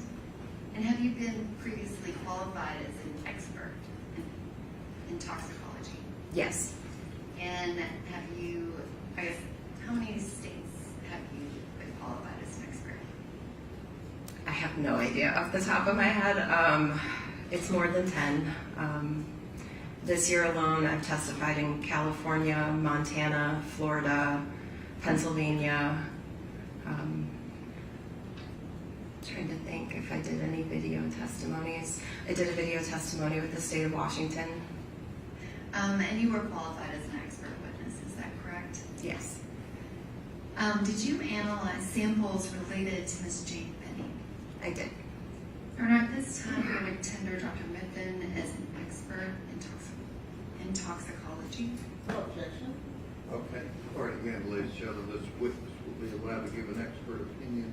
You can place such weight as you choose to upon it. Okay. Dr. Mithun, are you familiar with CFSRE? Yes. And can you describe what kind of experience do you have with that lab? So NMS Labs and CFSRE, which is the Center for Forensic Science, Education and Research, they are owned by the same family of companies or families. So the NMS side is more of the for-profit routine testing side. So individuals and agencies submit their samples. We perform the testing as a for-profit. The CFSRE side is more academic and research-based. So it's just a separate side to kind of two different heads and for different purposes. And are you familiar with Dr. Alex Koltuski? Yes. Did you forward any samples to him during the process of analyzing different samples from Ms. Benning? The laboratory did, yes. Not you personally? Not me personally, correct. And can you describe, how does that work? If someone wants to have some type of sample tested, Do they request a certain person? Like, do they request that it be sent to you? Or how do those assignments get made? It can happen in many different ways. It can happen during the course of testing for an NMS case where we've identified a possibility that there's a drug or something in the background, and we don't have the capabilities to perform the test, but we think CFSRE might have that ability. So then we would ask permission from whoever submitted the sample. If they are willing and okay with it, we can then proceed to assist with transferring the sample or a portion of the sample over for the additional testing. Sometimes the request is made without us having to reach out. They just indicate that they would like that sample sent over. It happens organically, it just depends on the nature of the case. And how many scientists from NMS worked on different samples related to Ms. Benning? I have no idea what the total number is. NMS works in a very departmentalized system, so we have different departments performing different functions. So one department may just perform the alcohol testing. Another department may just perform the screen test. A separate department may perform some of the additional tests, such as a marijuana cannabinoids test. And so all of those different pieces are working simultaneously. When that finishes, it comes to my department, which is the toxicology department. We perform a final case review. So we're bringing all those pieces back together. So before the case ever reaches me, it could have touched dozens and dozens of individuals, depending on how much testing was required. But were there other toxicologists that performed the same testing that you do that tested different items related to Ms. Benning's samples? Yes, there were at least 2 others. Actually, there were a total of 5 that were involved in the case review for the number of cases that came through with that naming. And have you reviewed and done your own testing for any of the samples that we're presenting in court today? I re-reviewed 2 of them by request. And the others, you were the original examiner, is that correct? All but 2 of them. Actually all but 3 of them. One of them went out without a signature. It was a clinical request that did not require a forensic toxicology review. And then 2 separate work orders were reviewed by other toxicologists within the department. I am going to ask that this witness be handed Exhibit 34. And Dr. Mithun, I'm also going to hand you several pages from your litigation packet related to NMS Work Order 23078891.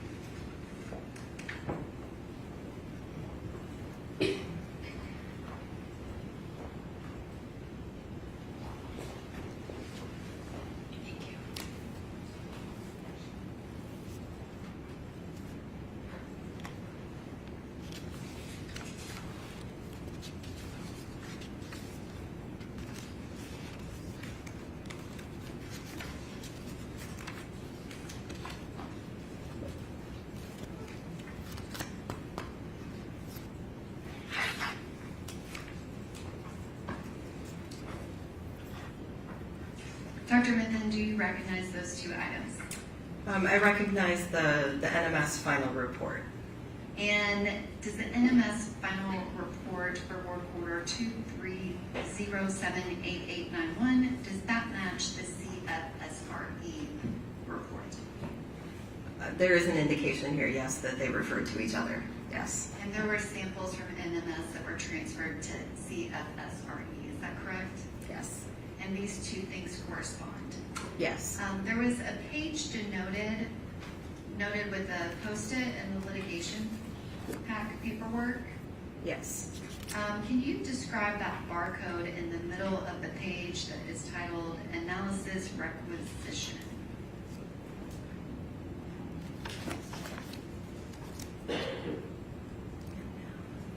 I'm sorry, I'm not seeing analysis requisition. On the page with the yellow? Yes, at the top of the page, does it say analysis requisition? Oh, I'm sorry, yes, it is. I thought the sticky note was pointing me towards something. So yes, the top of the I said page. The note is on the page that has that title. All good. The sticky note is right under the barcode.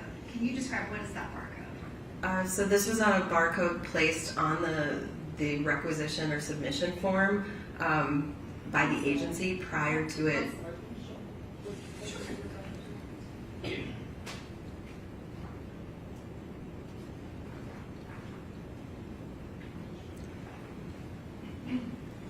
So it's some form of a sticker barcode placed by the agency prior to them sending it to NMS. So it is adhered to the form, and then this is a photocopy of that. And can you read out the barcode specimen ID number that's under the barcode for the record? Yes, there's 23-056-007049A. And can you also read for the record what the patient name as well as the date of birth is on this requisition request? So the sample ID patient name was listed as Mayotte, VUH, with a first name of Stat Feb. And at this time, I'm going to ask the witness be handed 2 pages from Exhibit 11, is page 70 and page 279.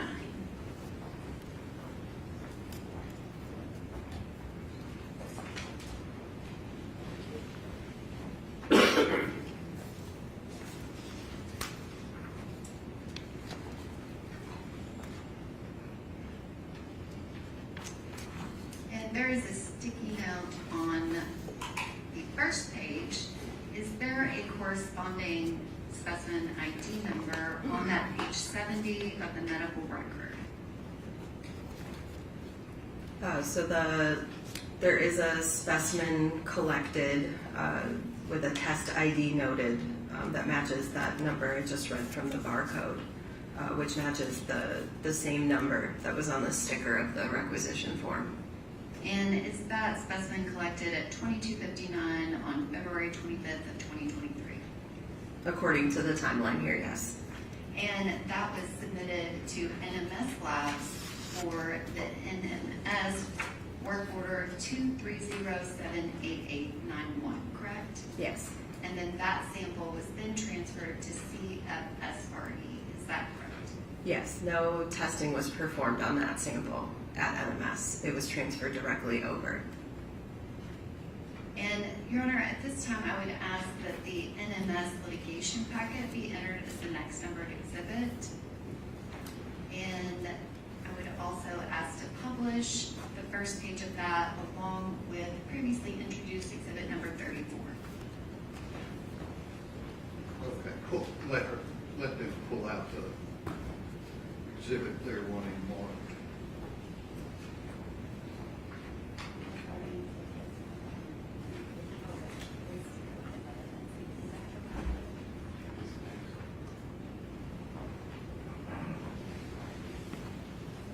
Thank you. Which shows, yeah, is that the one you're wanting more? You said you wanted the litigation package more. The one in your Where left is hand that? is the one that I would like introduced as an exhibit. All right, And I that'll just be 39. wanted her to retain the 2 pages of the medical record number so we don't have You to have go to the that. binder.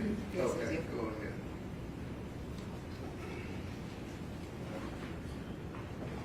Is there anybody that can turn on the system? Yeah, switch it over.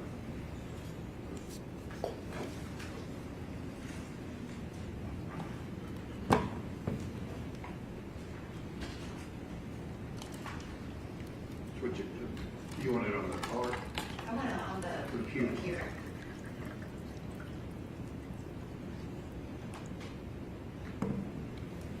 Great.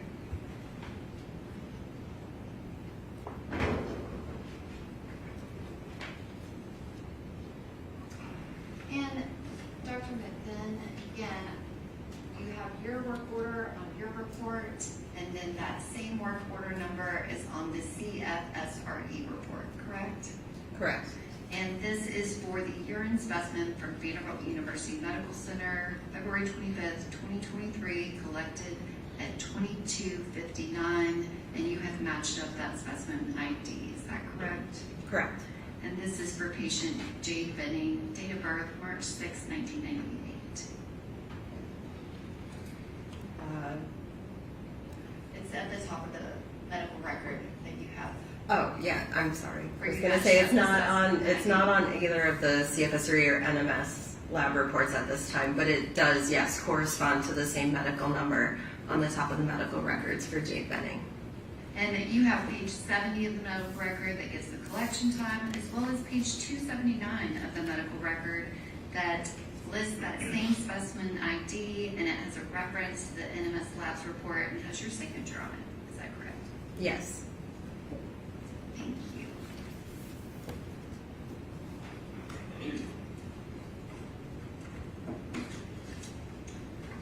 And I can ask that the witness be handed exhibit number 35.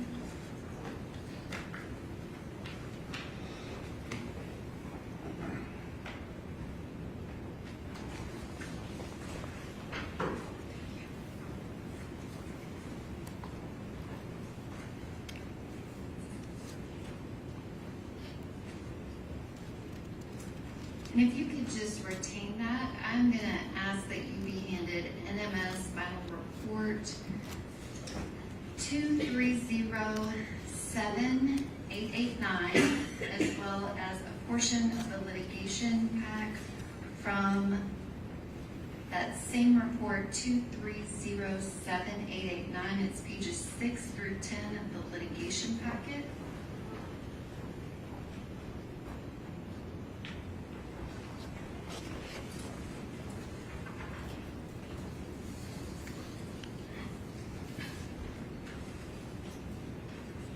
Do you recognize those documents, Dr. Mithun? I recognize the NMS report and then pieces of information from the NMS litigation packet. I had not reviewed the CFSRE report prior. Which that's already an introduced exhibit. Is that the NMS report that corresponds to that work order number? Yes, they both reference the work order 230-78899. And is that work order, it is Dr. Krotulewski's report, exhibit 35. Do you recognize the work order on Dr. Krotulewski's report? Yes. And his case number is 2023-0090, is that correct? Yes, that's the CFSRE assigned unique number. And Your Honor, at this time, I am going to ask that the NMS report be made an exhibit, but I would ask the witness to be able to retain it for a moment. Okay, go ahead. And may I publish that exhibit, which is now exhibit number 40, along with previously introduced exhibit number 35.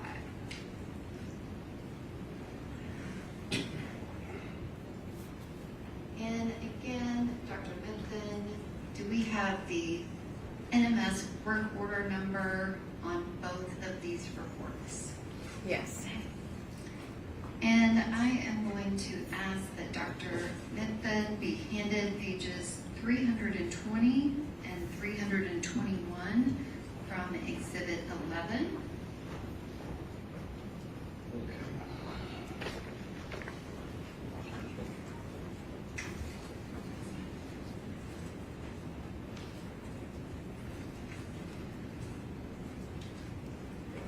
Dr. Mithun, do you have the analysis requisition form as part of that paperwork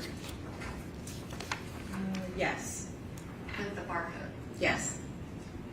Perfect. Can you read out the barcode for that analysis requisition form?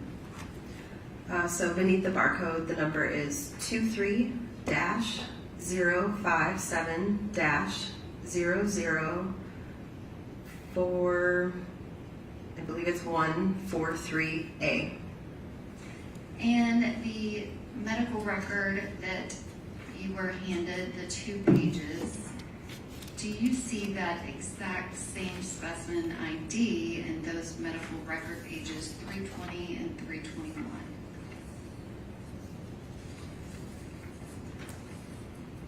I do see it on the bottom of page 321. I'm looking on page 320.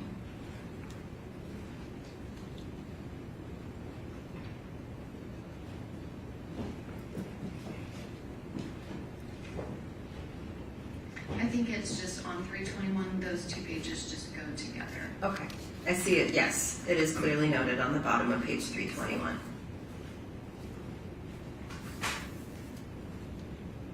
And does that have that specific specimen ID? Yes, it does. And do your NMS records reference the date of collection for that specimen? They do not.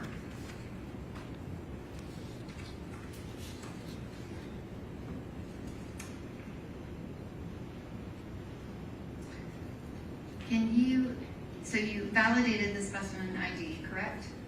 The Barcode. Yes. Oh, I mean there is a collection noted on page 321. However, NMS was not provided that, so it's not on the NMS report. But you have that specific barcoded specimen ID, correct? Yes. And that specific number is also listed on page 321 of the medical record. Is that correct? Yes. And that collection date is February 26th of 2023 at 13:35. Yes. Is that correct? Yes. And that is page 321 of Exhibit 11. And just, can you verify that at the top of that medical record, it also has Jade Binning's name as well as her date of birth of March 6, 1998? Yes. And Your Honor, at this time, I would ask that that litigation paperwork be entered as the next numbered exhibit. I believe it was pages 6 through 10.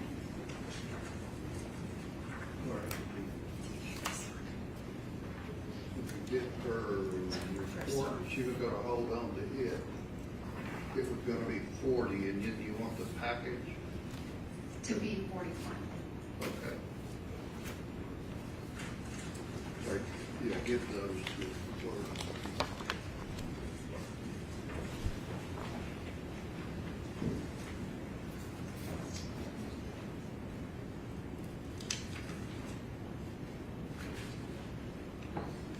Your Honor, may I ask that the witness be handed exhibit number 32?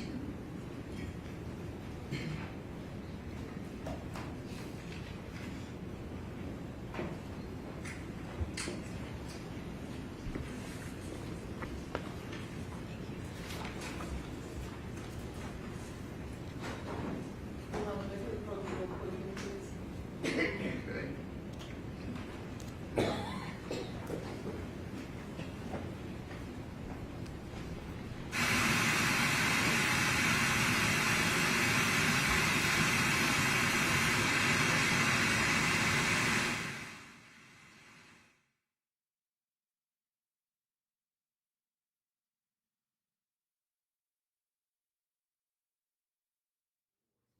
Litigation.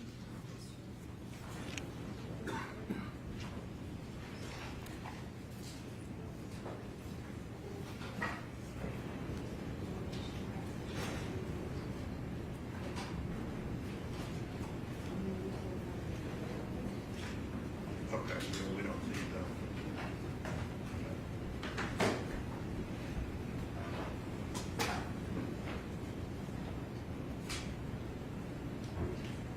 Do you have exhibit 32, Dr. Nathan? Yes, I do.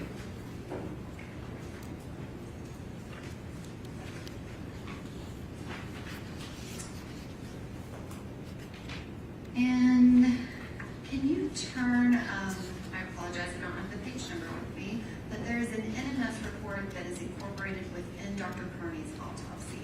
Do you see that? I do.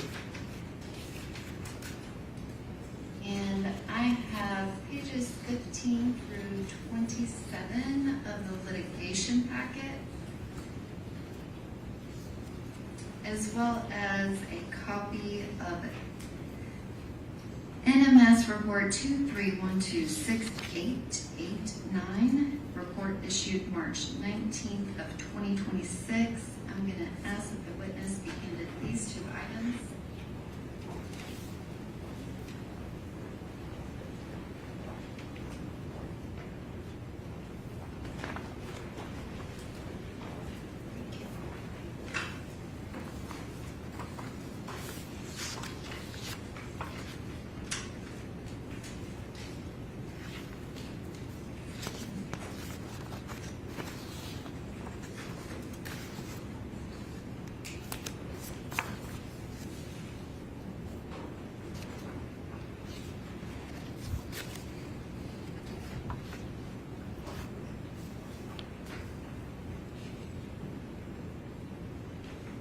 Okay. Dr. Vincent, do you recognize the litigation packet as well as the report that is dated March of 2026? Yes, I do. And did you complete that March of 2026 report? Yes, I did. Are you familiar with the report that is in the autopsy of Dr. Aaron Carney? Yes, the original report from May of 2023, yes. And who did the original report? So the original report was reviewed by, at the time, Megan Ringel, now Hessler. And can you describe what, if anything, did you do regarding the samples that Megan Hessler previously analyzed? So I performed a re-review of the case, but I performed it from fresh. I looked at all of the data on my own fresh, didn't rely on her report to generate my report. And so based on my review of the findings and all of the data generated, I created this secondary report. It's labeled corrected because it is different and separate from the original that was issued. As part of our process, we have to notate if there's any difference or if there's a second report ever issued. And so the NMS system of doing that is to label this as a corrected report because the signature changed. My signature now replaces hers. And did you do your own independent analysis? Yes. And did you come to your own independent expert opinion? I did, yes. And did you reflect that in that corrected report? Yes. Your Honor, at this time, I would ask that Dr. Mithen's report be entered as a next numbered exhibit. I would ask that she be able to retain it during testimony, but may I publish it to the jury? Okay. We were just ready to, same objections. Okay. Or to be 42. 42, and then if I can have the litigation packet, be 43, which corresponds. All so right, that where's she the can litigation retain it. packet? All right, give that to that gentleman right there. You want that marked separately? Yes. 43.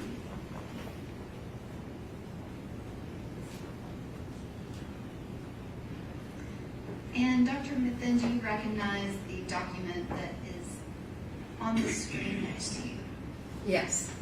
Which this is just the first page of your report. Your report is actually multiple pages, is that correct? Correct. But does this summarize your findings? Yes, the front page is a good summary of the findings. And can you state for the record the work order? The work order here is 23126889. And is that the same work order that is on the original report of Ms. Hessler that's part of Dr. Carney's autopsy in Exhibit 32? Yes, it is. And specifically, can you describe what was the item in 001 that you analyzed? So 001 is a hospital tube. The collection date and time noted were February 25th, 2023 at 22:31. And who sent that in to NMS Labs? This was submitted through the Forensic Medical Management Services, or FMMS. And can you describe what is the collection date and time that is listed on your report? So the date and time provided was, again, February 25th, 2023 at 22:31. And this is kind of a zoom in. It still has your work order as the collection date and time.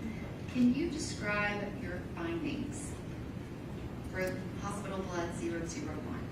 Yes, the sample confirmed positive for the presence of cocaine and metabolites, including benzoylecgonine and ecgonine methyl ester. And are your results consistent with forensic scientist Megan Hessler? Or toxicologist, I apologize. Yes, they are.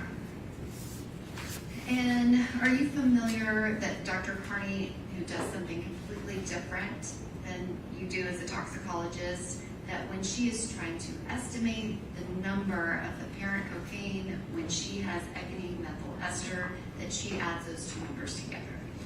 I became aware of it while preparing for today. It was mentioned to me, yes. And is that something that you as a toxicologist, you do not estimate these? We do not. You are finite, very specific numbers. We Is that like our correct? facts and figures, yes. But are you familiar with forensic pathologists that they interpret toxicology results as part of their profession? They use it to add to the context of the case information that they have in order to perform their job, which is determining the cause of death. And so what you're doing and what she's doing are two separate things. Is that correct? That's very fair, yes. And can you just read into the record what the results were for the three substances related to the 001 hospital blood from February 25th, 2023 at 22:31? So the results were benzoylecgonine at 1,800 nanograms per milliliter, cocaine at 78 nanograms per milliliter, and ecgonine methyl ester at 7,800 nanograms per milliliter. And the test that you ran, did it also test for cocoethylene? I believe so. 1 second. Yes, cocoethylene is within the scope of that test, yes. And did it also test for several other narcotic substances? A separate test was asked and requested to be performed for designer opioids. And were any found? No, none above any detection limits or reporting limits. Are these the only substances that were found in the blood that was tested from that first hospital blood? The only findings within the scope of what we were asked to test. And one of those was cocaine, correct? Yes. And then also designer opioids, is that correct? Yes.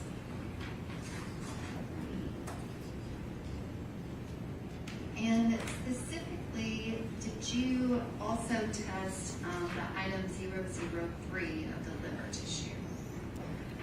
Yes, there was a homogenate liver tissue that was tested.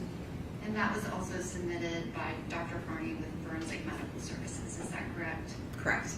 And can you describe what was the positive result for that? So this is based on just a screen test. The other results where a numeric value is reported is actually the result of multiple tests, both a screen and a confirmation. So in this case, there's only a presumptive positive finding because only the screen test was performed, that initial test. And it was positive for fluconazole. And are you aware if there were any other substances that were under the level? There were indications of things under the level. There was some additional testing performed on the liver to try and confirm those results, and all findings were below any detection limits. And so if Dr. Carney said she called and spoke with someone and said there was cocaine that was detected, but it was not at the reportable limit, would that be consistent? I saw the same notes and reviewed the same data, yes. So there were additional cocaine tests performed on the liver tissue.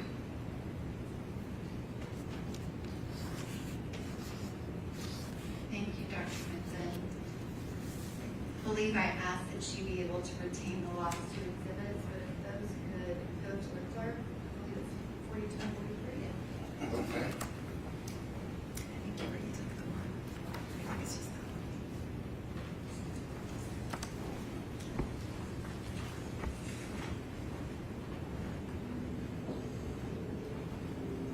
I am going to ask that the witness be handed NMS work order 23086-183.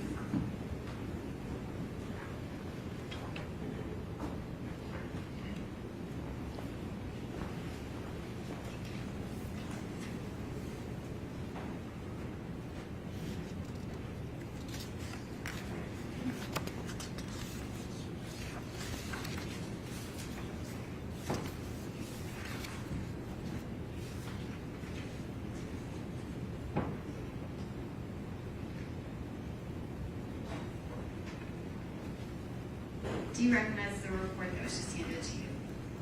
Yes, this is the original final report for work order 23086-183.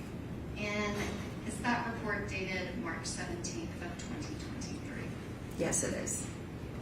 And I am going to ask that the witness be handed a second item, which is also labeled work order 23086-183, but with a report issue date of March 19th, 2026.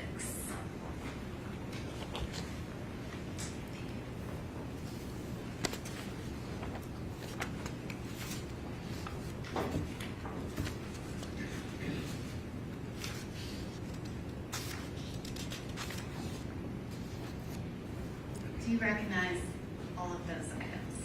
Yes. And can you describe what is the report that has an issue date of March 19th, 2026?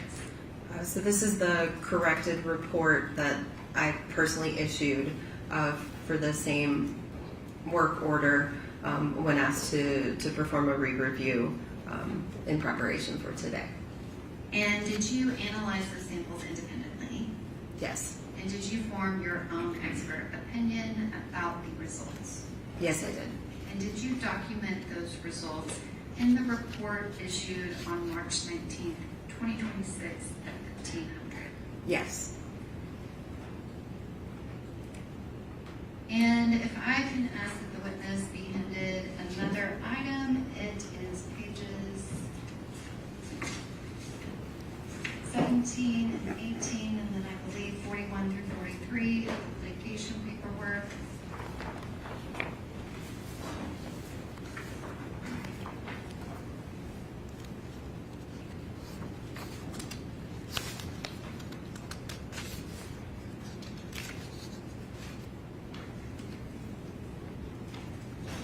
Do you recognize those pages? Yes. And can you describe what those pages are?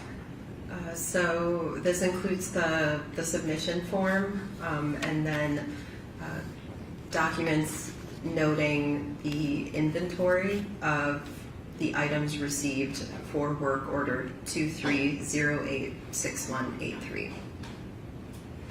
And can you describe what was the item that is labeled in your report as 001 antemortem blood? It's a gray stopper glass tube. And does it have a date and time associated with it? The collection date and time provided to us was February 27th, 2023 at 2:17. And that is one of the items that you reanalyzed and have findings on. Is that correct? I re-reviewed, yes, the data and the information generated. Your Honor, may I publish to the jury the first page of Dr. Mithen's report dated March 19th of 2026? Okay. Dr. Mithen, do you recognize the image on the screen? Yes. And is that the summary of your findings related to the antemortem blood collected by MMPD and submitted to you by MMPD on February 27th, 2023 at 2:17 p.m.? Yes. And I am going to zoom in to just the results related to that antemortem blood.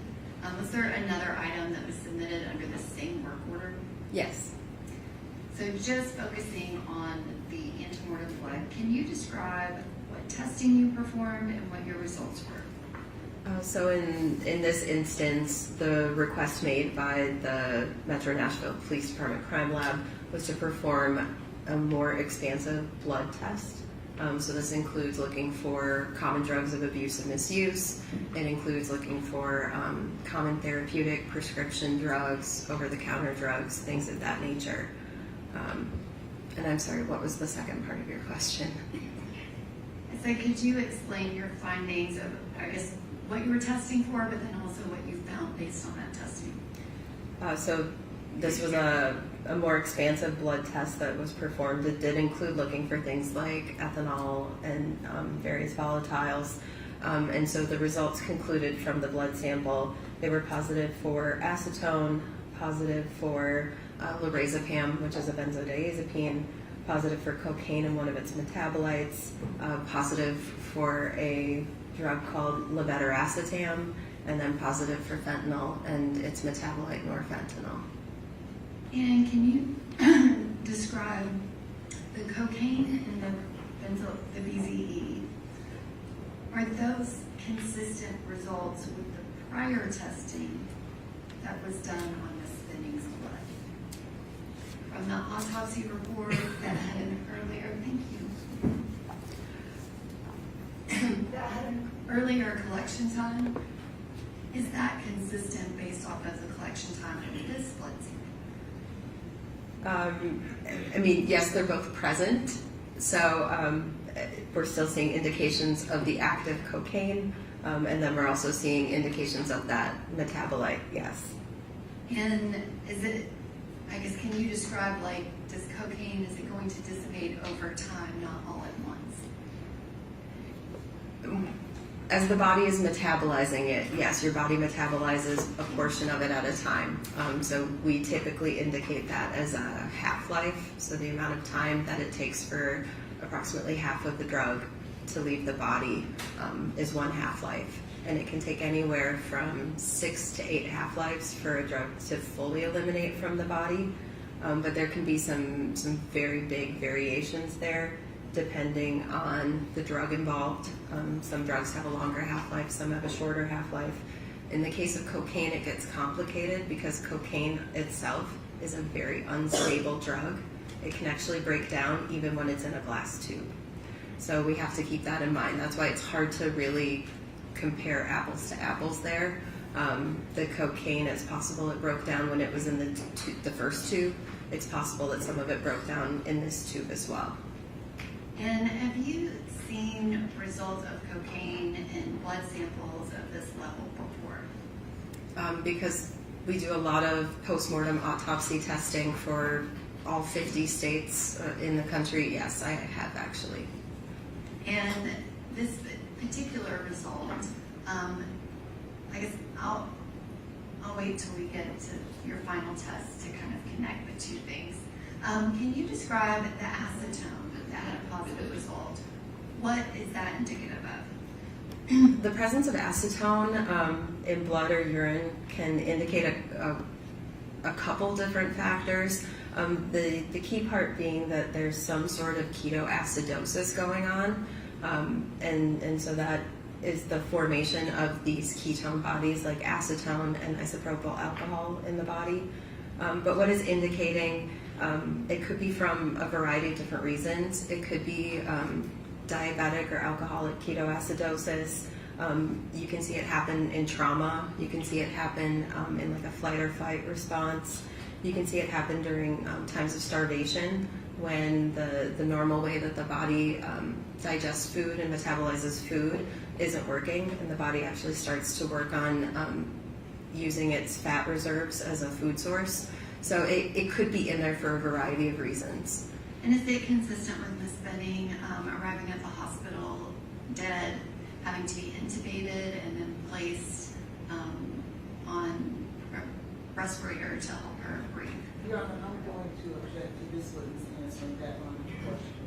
She answered when she was being qualified that she is. Okay, do you want to rephrase that to see if she has an opinion about Where did that man come from? Dr. Mithun, is it major surgery or extreme stress that you would receive in a hospital if you're on a ventilator? Is that something that might cause asthma? It's possible. And if the person had not eaten food because they were on a ventilator, would that be that ketones that you were describing? Objection, Your Honor, same objection. Okay, she filed a real objection. Go ahead. It is also possible, yes. And can you describe lorazepam?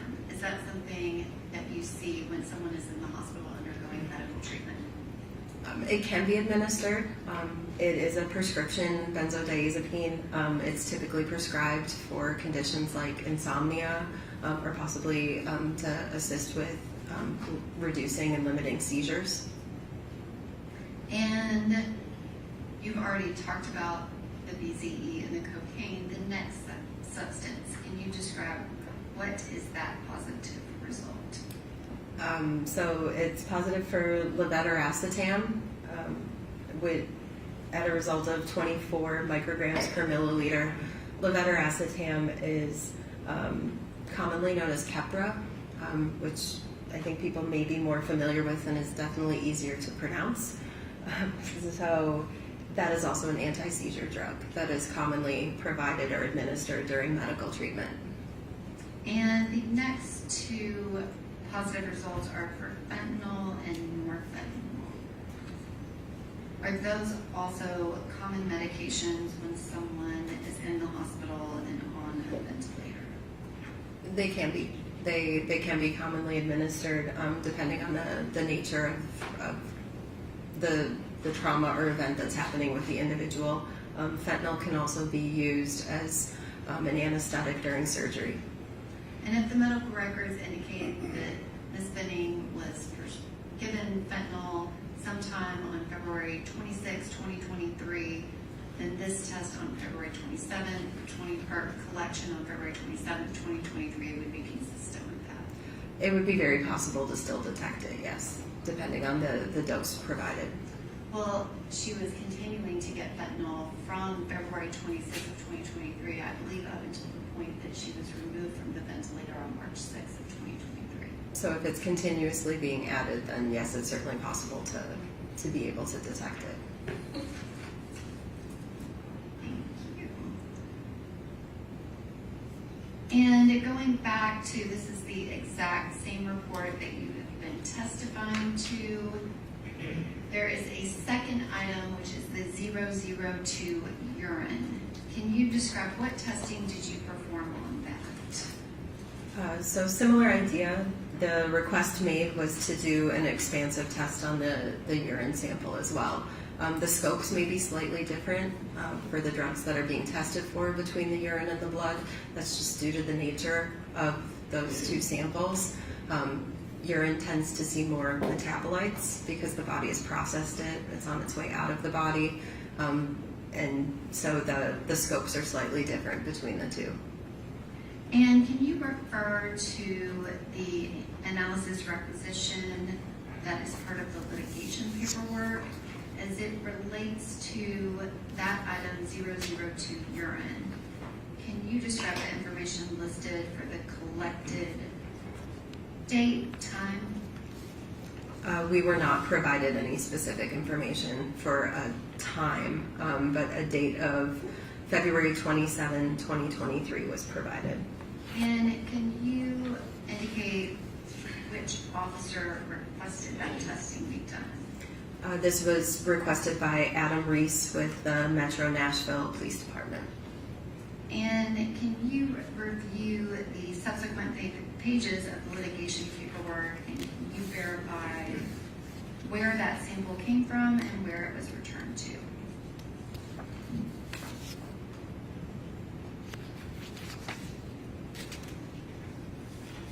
So it was received via FedEx courier from Metro Nashville Police Department Crime Lab in Madison, Tennessee.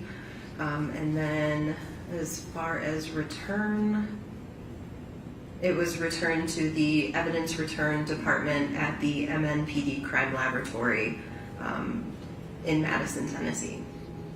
And are you familiar with Amanda Sweet? previously, and then from professional organizations. She and I have worked previous cases as well. And she works for the Metro Nashville Police Department's crime lab, is that correct? Yes. And if that specific piece of evidence that there's been chain of custody on indicates that it was collected at 1603, you would refer to the actual piece of evidence for the time since it wasn't provided on your paperwork, correct? Correct. We'd have to refer to the physical evidence if there was a sticker on it or some alternate paperwork provided. And it definitely was February 27th of 2023. Yes, that's what was provided. And can you describe what testing was done on the urine and then also the results that you received? So an expansive urine panel was performed, and as you can see, there's a lot of findings, so we'll go through kind of one by one. For ANPP and naloxone were both reported presumptive positive based on a screen test only. The remaining findings all had both a screen test and then additional definitive confirmation tests performed. And so that includes acetaminophen, commonly known as Tylenol. We have several different benzodiazepines, including nordiazepine, nordiazepam, oxazepam, temazepam, lorazepam, and 1-hydroxymidazolam. Those are all in that class called benzodiazepines. There was also a finding of cocaine and its metabolite benzoylecgonine. There was a finding of levetiracetam, and then fentanyl and its metabolite norfentanyl. And I guess, can you explain why do we have additional substances in the urine that did not show up in the blood? Is it just a different type of testing? In this case, it also is possible that these were drugs administered a longer time ago, and the body is still working to flush them out. Urine keeps retained in your bladder for some time until you void it, so it's just possible that those drugs were administered longer ago. And in the instance of some of the benzodiazepines, it's very likely that some of these are metabolites based off of a different drug that was provided. And this is during the time that Ms. Benning is admitted to the hospital. Again, she was in the emergency department, but then she's placed on a ventilator, and so they could have given more drugs when she's first being worked on and then changed kind of that protocol. Would that be consistent with these results? It's definitely possible, yes.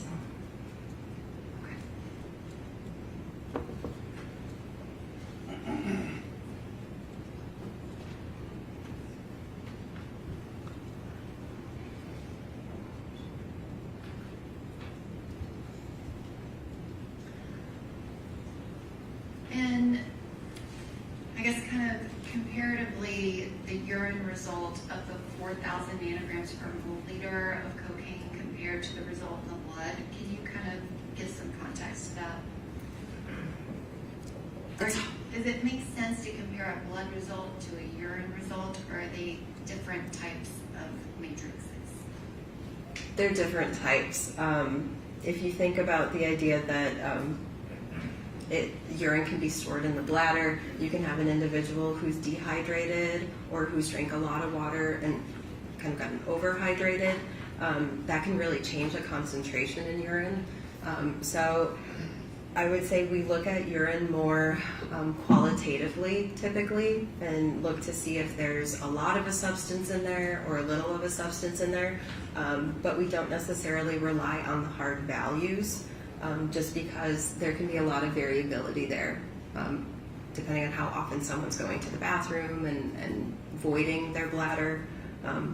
It can really change those concentrations. And somebody that's on a ventilator, that's going to affect that as well? Yes.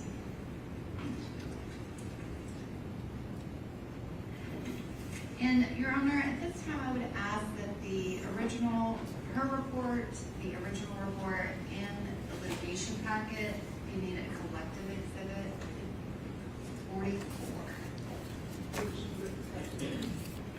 It's the one that I handed to y'all. 31926. Sorry?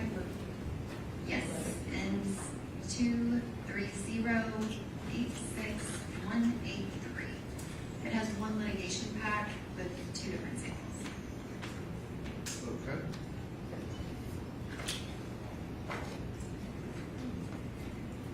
And Dr. Mithun, I have a set of 11 photographs,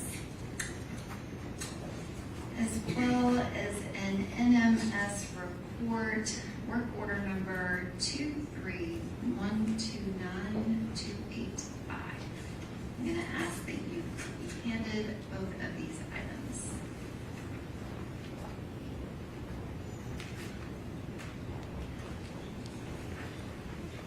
Thank you.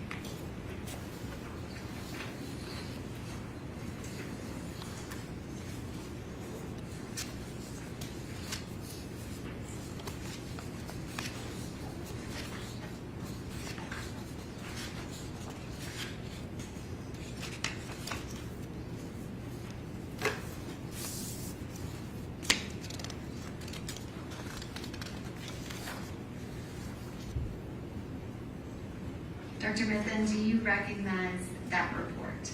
Yes, I do. And can you describe what is that a report of? This is a manually created report that I authored with regards to a request that came for testing of both a washcloth and a comforter that were received with biological stains on them. And who submitted those and made that request? This was submitted at the request of Metro Nashville Police Department in care of Officer Adam Reese. And do you recognize the 2 samples that you received? Are they reflected in those photographs? Yes. And did you examine, at least visually examine, both of those items during your analysis? Yes, I physically performed actually I took most of these pictures myself too, but I physically performed the visual inspection and the inspection of the items. And did you do the original sample collection and analysis of these 2 items? I did. I did the original sample selection, so where we were going to be testing which parts of the fabric we were going to physically cut out and test, because we obviously can't test a full large bedside comforter.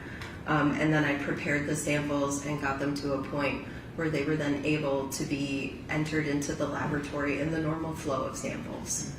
And the first item that you've just been describing, can you just state for the record, what was that item? The item that we physically tested was item number 2, which was a large blue comforter. And I guess I call it the second item, but it's labeled as 00. Well, I'm sorry, the one that is labeled Oh, I'm sorry. 21292850001. Sorry, you are correct. I have them flipped. 001 is the large blue comforter, and then there was an item 002, which was a normal sized kind of golden yellow washcloth. Okay. Sorry, I misspoke. It is late in the day.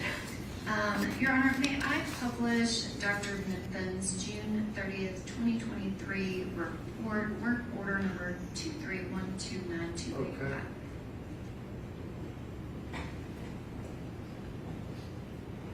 Okay. And Dr. Mithun, this first page of your report, does it reflect those 2 items that you had just testified to? Yes. And are those 2 items located on this portion of your report? Yes. And does it actually have the Metro Nashville Police Department case ID number associated with your work order? Yes, it does. And that is kind of midway through the page. Yes. And you said that you did recognize those 11 photographs, is that correct? Yes. And Your Honor, at this time, I'm going to ask that those 11 photographs be introduced as the next number exhibit, which I believe is 45. And I can't remember the 11th number of the alphabet, but I'm sure Madam Clerk will assist me with that. Do you need these back? No, Your Honor. Okay. May I have permission to publish those? Sure. Thank you. Dr. Mithun, this is Exhibit 45A. Can you describe what's shown here? So this is how the items were received. They were received inside of a large red biohazard bag, and then inside that biohazard red plastic bag was in this case it was actually a brown paper lawn bag, because it was the largest bag that could fit the item. And then once we opened the seals and went in even further, we were able to see what the actual items were. But this is what it looked like when we received it. And that has the Metro Nashville Police Department complaint number 23-0120532, as well as the address of 1522 Lebanon Pike, number 107. It has a February 27th, 23/0219 date, and it is also labeled as blue comforter. Is that correct? Yes. And the next image is 45B. Can you describe this exhibit? This is just the back side of the first image that you had, so you can see the seals and how the item was received, completely taped over and sealed. And the next image, which is a zoom in of the label from 45B, could you describe what's shown here in 45C? So this is a sticker applied to the outside of that lawn bag that was provided with Metro Nashville PD's information on it. So this appears to be their way of labeling their evidence. And the next image is exhibit 45D. Can you describe what's shown here? So this was the biological stain located roughly near the center of the comforter. It's a little hard to see on the picture, but there is a discoloration. It's a darker blue color, roughly the size of a dinner plate. And then there is some pink solid material kind of towards the center of the stain. Dr. Benton, if you touch the monitor in front of you, you should be able to draw on the screen to show what you're referring to. So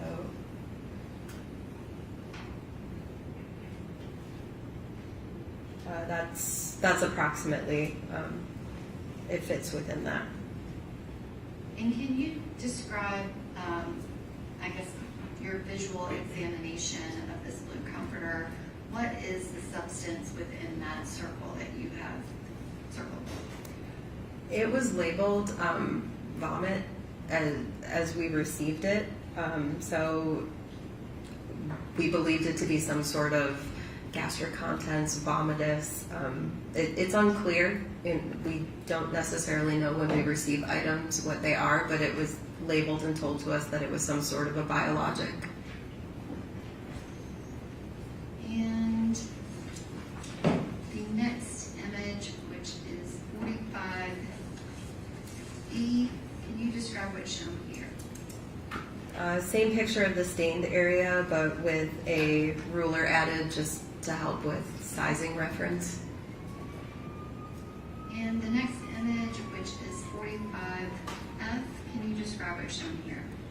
So the first image was trying to get kind of the width of the stain. This is trying to provide the rough height of the stain, but same thing, trying to provide a scale for how large the stain size was. And the next image, which is 45G, can you describe what's shown here? So this is if you flip the comforter over. Some of the stain was actually visible all the way through the comforter onto the back side. So it was a smaller surface there. And so the ruler is provided to help with scale. And can you describe the process that you went through to analyze this particular item that was submitted to you? So these are a more unique type of testing that NMS can perform. It's called a forensic investigation. And so in order to perform the test, we have to identify where a stained area is. We also try to look for areas outside of that stained area that we can use as control samples, just to try and ensure the accuracy of the result if there's some sort of response that we're receiving from the fabric it should also be in those control samples. So it helps us kind of determine what is background versus what is this additional biologic material bringing to the case at hand. In addition to that, we also prepare some external samples that are external to this blanket. So we'll find some fabric that is unrelated to the case and use that and test that in parallel as well. So as part of analysis here, it's identifying the region where the stain is, and then identifying a relative size and area that we can actually cut out and excise from the stained area. That becomes our case sample for testing, and then areas external to that. So in this case, I chose areas towards the outer portion of the comforter that did not appear to have stains that I could also cut and use as my control samples. And did you cut that portion of the comforter? We physically chose to cut the portion that we saw that was stained all the way through, just because we thought that represented kind of the most saturated portion and had our best chance of trying to extract whatever that biological fluid was. So yes, that square directly was what we tested. And what type of testing was performed on, I guess, the sample that you collected? Once prepared and we were able to, using methanol, we were able to extract off what was in the fluids off of the comforter and the fabric and the batting. The test procedure that we used is just a general basic drug test. So it ran under what's called an immunoassay. Immunoassays are looking for general drug classes.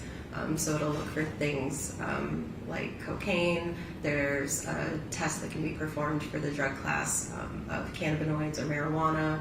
Another test can be performed for opiates. So it's looking for very general common drugs of abuse and misuse. Specifically in this case, Metro Nashville police let us know that they were interested in having us test for fentanyl and cocaine. So in those instances, I only prepared controls and control samples with known quantities of cocaine and fentanyl in those controls. I didn't prepare with any additional drugs that could have been within a scope. And can you describe when you're testing, did you receive any results? Yes. And what were those results? So because we don't know how efficient our ability to extract those biological fluids out of the blanket may be, we don't quantify. It's really a positive or a not present. And so in this case, we were able to detect the presence of cocaine and benzoylecgonine in the stained portion of or from that stained portion. We did not detect fentanyl or norfentanyl. So there was no fentanyl whatsoever, but you did have cocaine and the BZE. Not in that stained portion. And can you describe that testing process when you run kind of a first screen? Is it possible that the concentration of the sample that you're running is too high for the, I guess, testing equipment that you're using?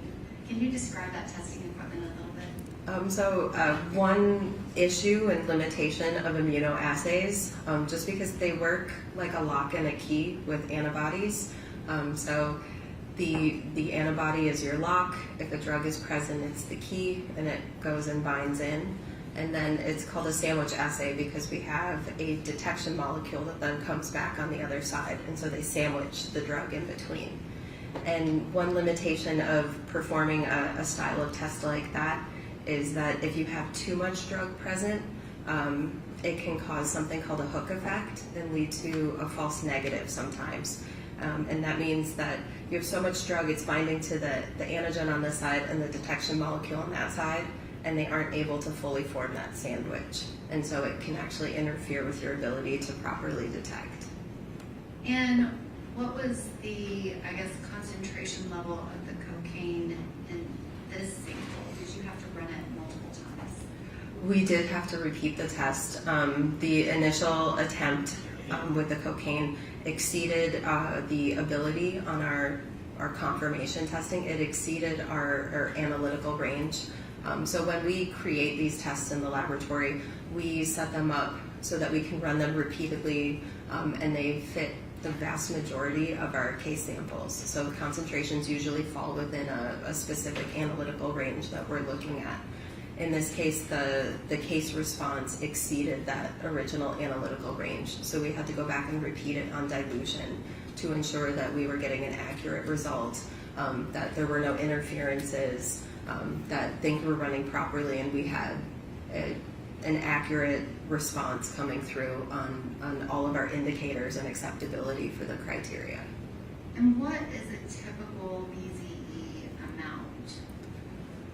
The analytical range normally for that method runs from 50 to 5,000. And I guess, what was the concentration of the first test before you diluted it? I'm trying to recall it, and it far exceeded the 5,000. We ended up repeating the test at both a 10-fold dilution and a 100-fold dilution because we weren't sure whether a 10-fold dilution would properly get it into that analytical range. So you diluted it 100-fold to be able to test it properly. We ran it both 10-fold and 100-fold on the same run. We ran them together. And was the amount at 10-fold, was that too high to report?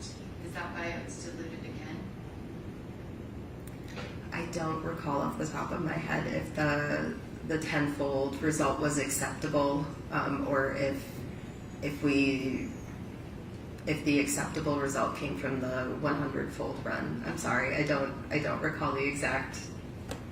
My notes based off of our many conversations about this particular test is that you diluted the sample 100-fold to get it down to a level that your machine could test. We ran it on the same batch. We were able to run both dilutions, and so that's where I'm fuzzy on if we accepted the 10-fold result. Can you find that out by tomorrow? Yes, Okay. it's in. Go ahead. It's in my notes. Their notes are here. In the back of the room, yes. Wait, how long was Got it? her notes. Sure. Where are they? I believe the binder. Perfect.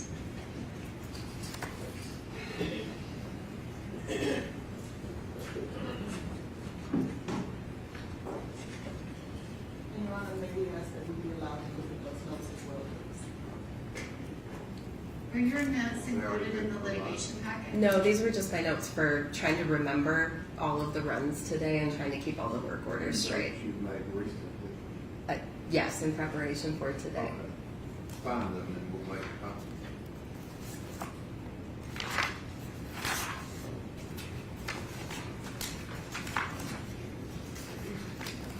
Oh, actually, I think they might actually be in there.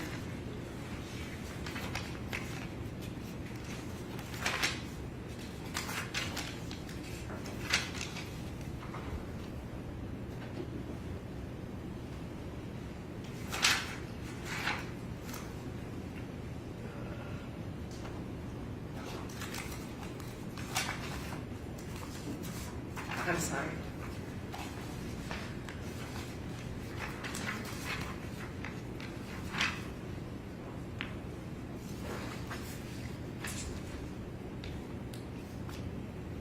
Okay, so in this case, we were able to accept the 10-fold dilution. The 100-fold dilution provided a consistent result with the 10-fold dilution. So the two results were very consistent with one another.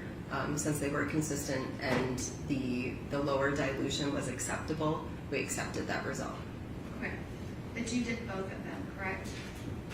Yes. And you said that the results were consistent. Okay. 1 second. I'm gonna misstate that.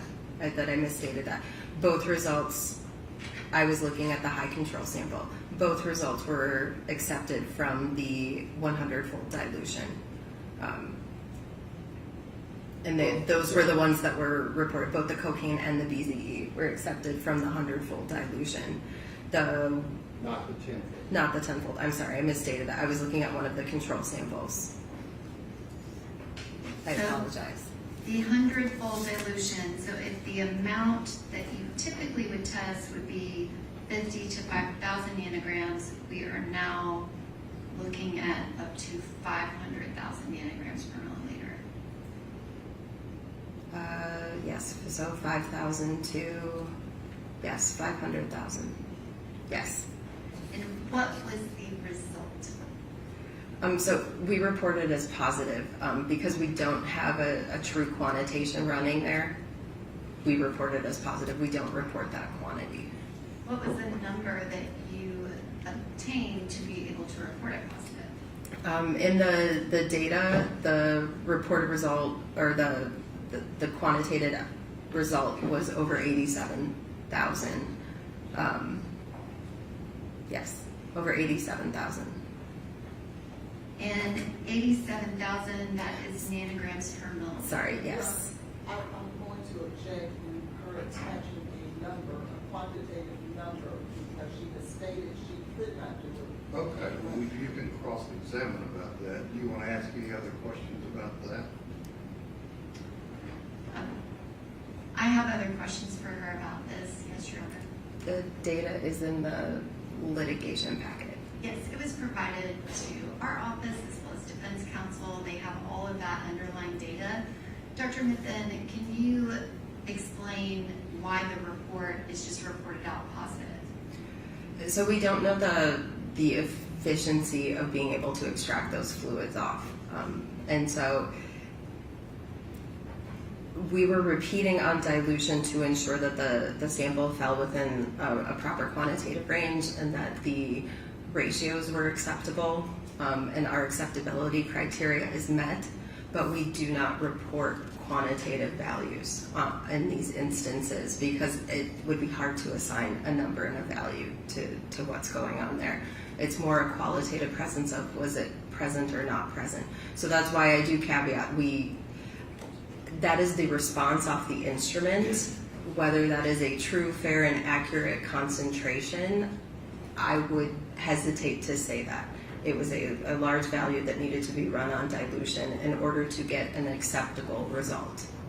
And again, that is because as a toxicologist, everything that you are doing, it is precision, it's very precise, as well as there are certain reporting limits and kind of rules about what actual amount and level you're going to report out versus just a positive. Is that right? There are requirements about what needs to be run, and I'm looking at, there was a note that there may have been some questions on the original calibrator curve for that run. So anything that was attempting to be reported with a qualitative value was going to be repeated to ensure the accuracy of anything that went out with a number attached. We know that the quality controls that we run several quality controls that are just positive at a high concentration, positive at a low concentration, qualitatively, in addition to those numeric controls. Those were all acceptable. So we can accept things as qualitatively positive, qualitatively not detected, but we were not able to report things with a numeric value on that run just due to questions they had with that calibration curve. So that is my hesitation in assigning a numeric value. I would say it's a response. It is a strong response. And that amount of 87,000 nanograms per milliliter with all of the kind of conditions that you have put with it, is that consistent with Dr. Carney's prior testimony that adding the EME to the parent cocaine in that first hospital blood being 7,878 is the value that you obtained? Is it consistent? Objection, this witness has already testified that that was outside of her wheelhouse to be able to make those kind of opinions. Okay, from your perspective as a forensic toxicologist, can you answer that question? I mean, they're different specimens, so I would hesitate to do that. You hesitate to do that. Dr. Mithun, this was determined to be a spit up vomit, correct? Correct. And the analysis included that first hospital blood that you also analyzed, correct? Correct. And is your assessment that the substance of cocaine was ingested orally by Ms. Benning? Objection outside the scope of her expertise. Okay, she's smart enough to, can you answer that question? I think I From can. your training? This is indicating that there was some sort of oral consumption, yes. I have a ruling, Your Honor, on that. I just did. She answered. I allowed it to answer, so I overruled your objection. And if that substance on the comforter that you tested that came back 87,000 nanograms per milliliter, which I know that is just Okay, the what number. is your question? Is it consistent with the result in the first hospital blood? Objection, same objection. Consistent in terms of some kind of quantitative or that it's positive? That it's, are those two values consistent? Objection. Do you have an opinion on that from your training? I mean, they're separate. They're distinct matrices, so it's not comparing a blood to a blood. They're two separate matrices. What's your next question? Is it a high value? If we're just looking at the numbers, it is higher than the blood number, but again, they're different matrices. They're not the same. And now I have page 2 of your report on the screen. Can you describe the additional testing that you did to kind of verify the validity of this testing?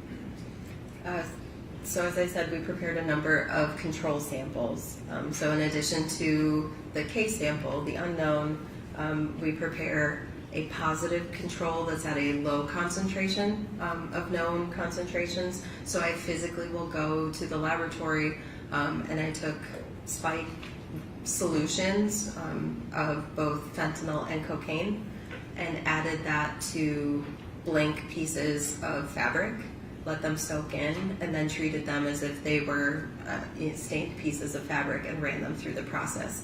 So I have a low control. I also did that with higher concentrations of those drugs. So I have a low control and a high control. We do another sample that is a negative control. It doesn't get any drugs added to it. That's really to test and determine kind of any background noise that may be coming from the fabric and the comforter. And then I also do that external negative control. So that's really a control to ensure that the laboratory hasn't introduced contamination into the sample during its run through the laboratory, that this process works. We can detect our internal standards and the extraction process is working well. And so in all, 5 pieces of fabric were prepared in order to test just this one case sample.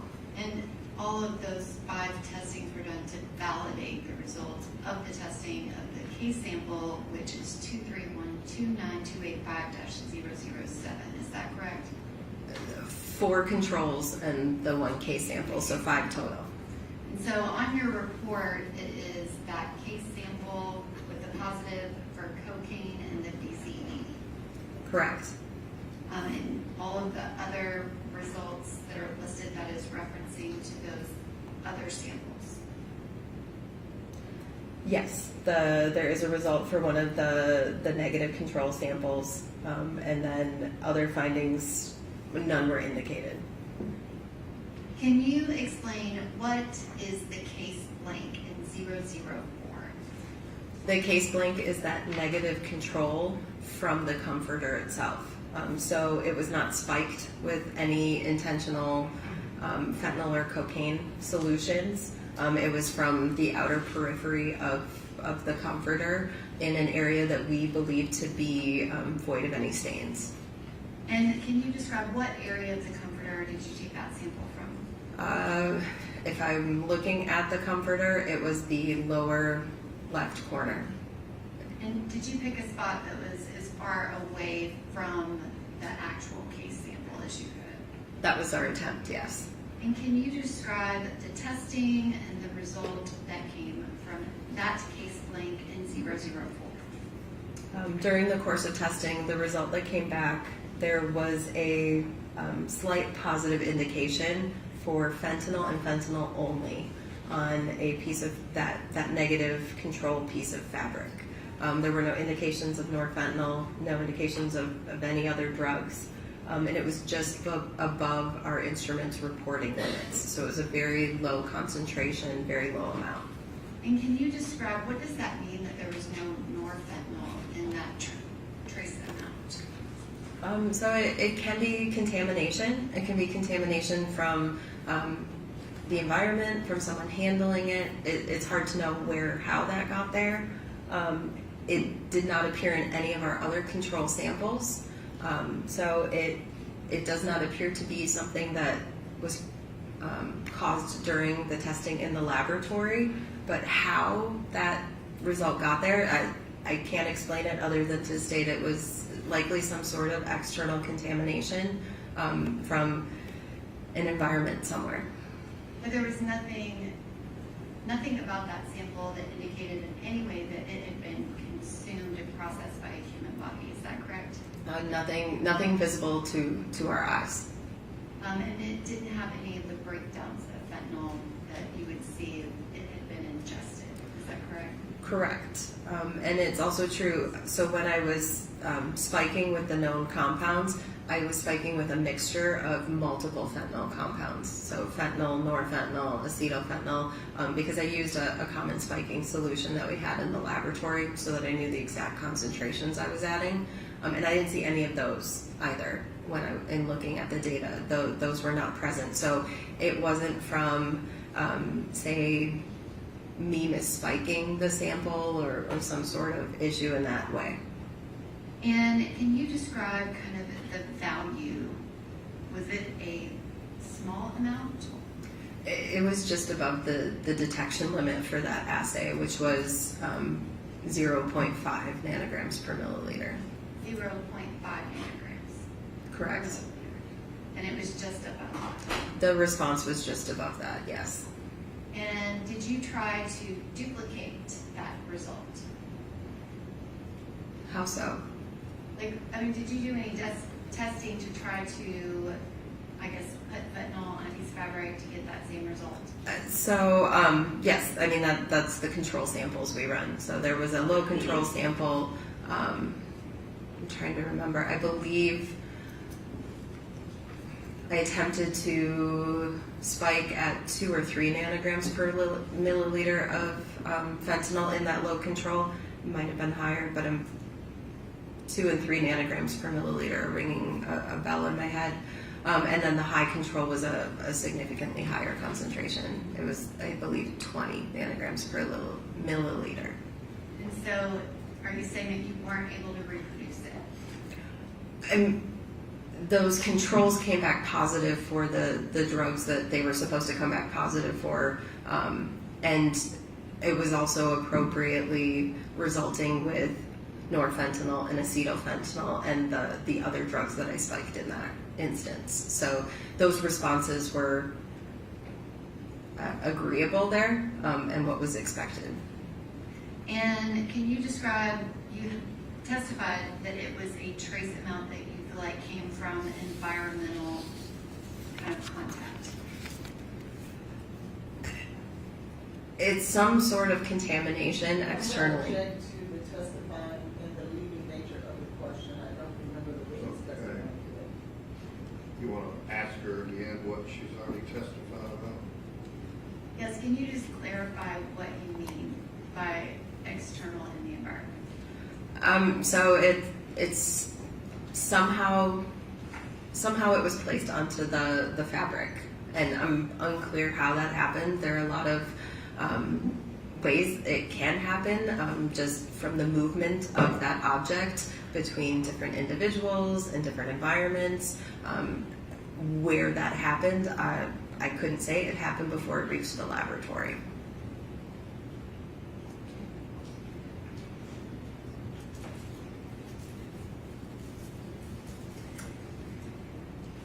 Thank you, Dr. Minton.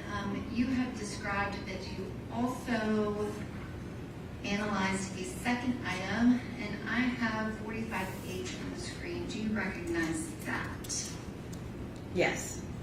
And can you describe what it is? So this was a secondary package also received, also noted under the same work order 23129285. And the next image is 45I. Can you describe what's shown here? So it's the backside of that same brown paper bag, and then it contains all of the agency markings when it was submitted. And it has that same address of 1522 Lebanon Pike, number 107. Is that correct? Yes. And the next image, which is 45J, can you describe what's shown here? So this was the yellow golden washcloth that was received. And the next item or photograph is 45K. Can you describe what's shown here? So it's the same washcloth. It's just a movement of the ruler so that we can get the width. And did you end up doing any testing on this washcloth? We chose not to. And why is that? It was very difficult to see stained areas on this coloring and on this fabric. You can see some. Can I draw on it? Absolutely. Okay. You can see some pink markings kind of in here, roughly in that range. There's a few spots with that same kind of pink solid material, but it was difficult to tell where any kind of that clear fluid may have been on the washcloth, and so it was very unclear where we could take a case sample versus a control sample and feel comfortable and confident about it. And I am now displaying page 3 of your report. Can you describe what information is on page 3? So you see my signature at the top because this is the final page of the report.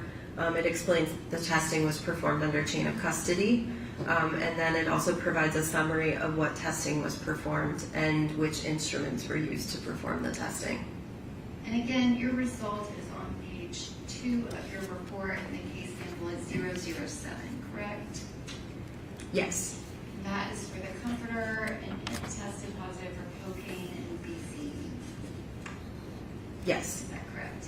Yes. Thank you, Dr. Mithun. Your Honor, at this time, I would ask that Dr. Mithun's report that is labeled AMS Lab Work Order number 231-29285 be admitted as the next numbered exhibit, which has the figures of 46.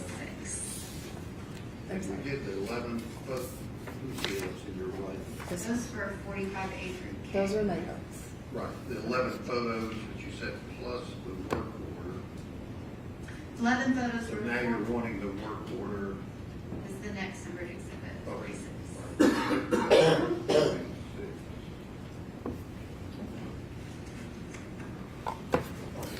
Any other questions?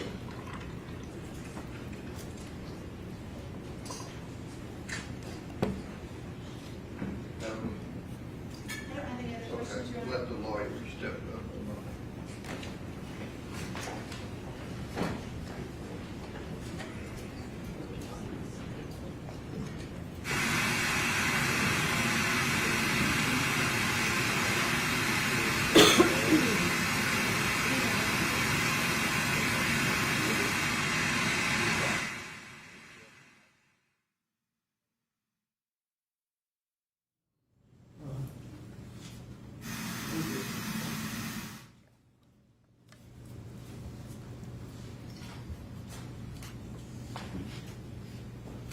All right, ladies and gentlemen of the jury, we're going to recess for the day. Remember what I said about not discussing the case, forming any opinion about it, looking anything up, watching any reports or anything media-wise. Leave your notes up here.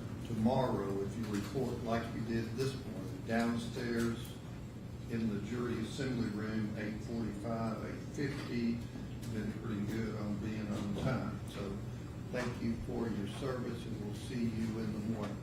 You can step out with the court officer.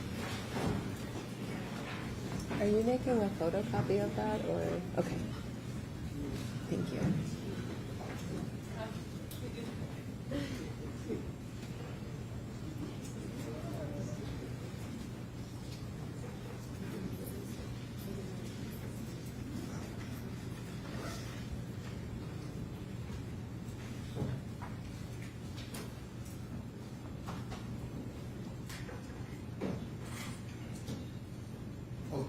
Young man, see, we got fully through 3 witnesses today. The state, how many more do you have?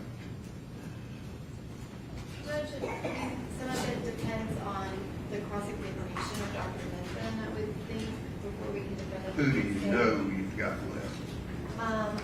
I know that we have 4. Who's that? We have Miss Denny, we have Michael Johnson, we have Detective Reese, and we have Miss Benning's mother, Bridget Harps, that I know we are definitively calling all 4 of those people. Okay. So I'm just trying to give the defense, they can have some of their people ready tomorrow. Judge, I have one thing that I need to address before we adjourn, if it's possible. Okay. There's been this issue about the iCloud. They filed a motion to suppress anything outside of the range. Your Honor didn't rule on it. I was specific, we were not using it in our case in chief. I said, but if it comes up because they open the door on cross-examination or defense proof, then I would request Your Honor to. We had a discussion yesterday about the iCloud. Yes, we did. So there is a message that was in the iCloud search warrant return from 2018. It is the message between Ms. Apple Denny and Mr. Blaze Taylor.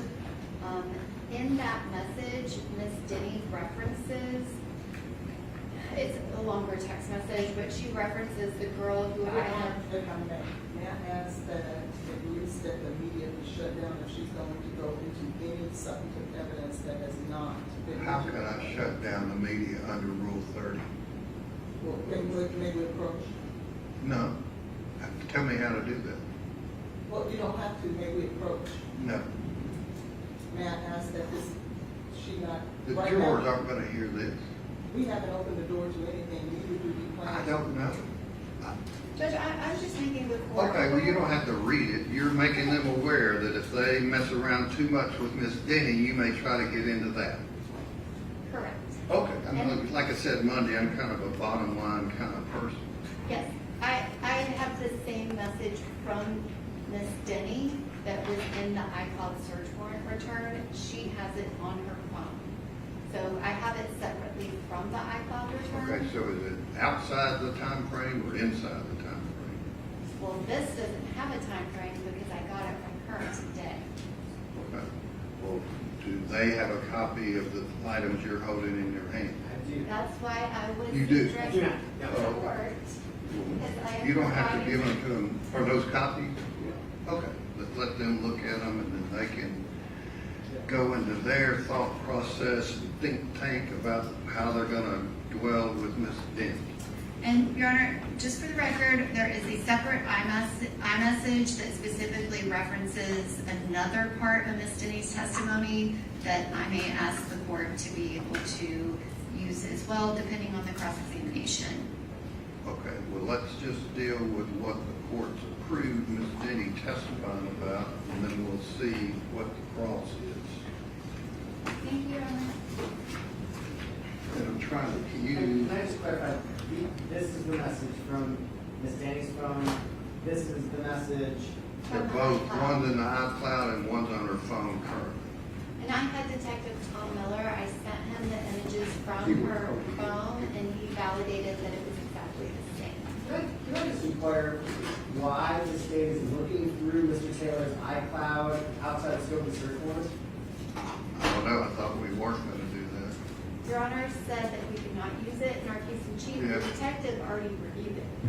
Okay, it was already done when we had our last hearing. He's making those things as fast as he can to decide. It sounds like they found this message when they asked him to go back in and look through his iCloud. No, I guess, did she show you this? I've never seen this before. I'm not Yes. asking you. We asked her if she Miss still had, Denny. we asked her if she still had her messages from Okay, 2018. Miss Denny recently told them about that still in her phone. And then they went into Mr. Taylor's iCloud? They'd already done that. That was already done. Again, the court said, The tip is, Mr. Brand, be careful. Who didn't care? You, or whoever's cross-examining Miss Denny. I understand. I understood. Okay. I do understand. Just a polite tip. Could somebody get me those copies? They weren't that lengthy. See where we are. I'm trying to get this lady out of here with her copy.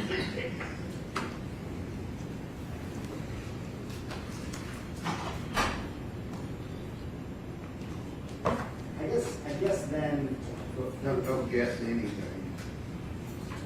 If it comes up, it comes up. We'll deal with it after Ms. Denny testifies.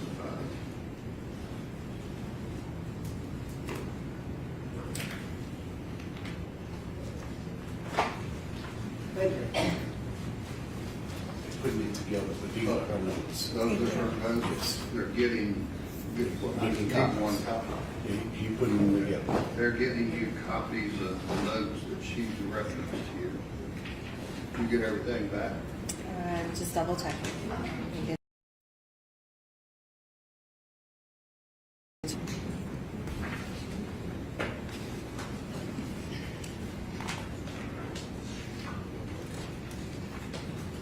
I think so, yeah. Oh.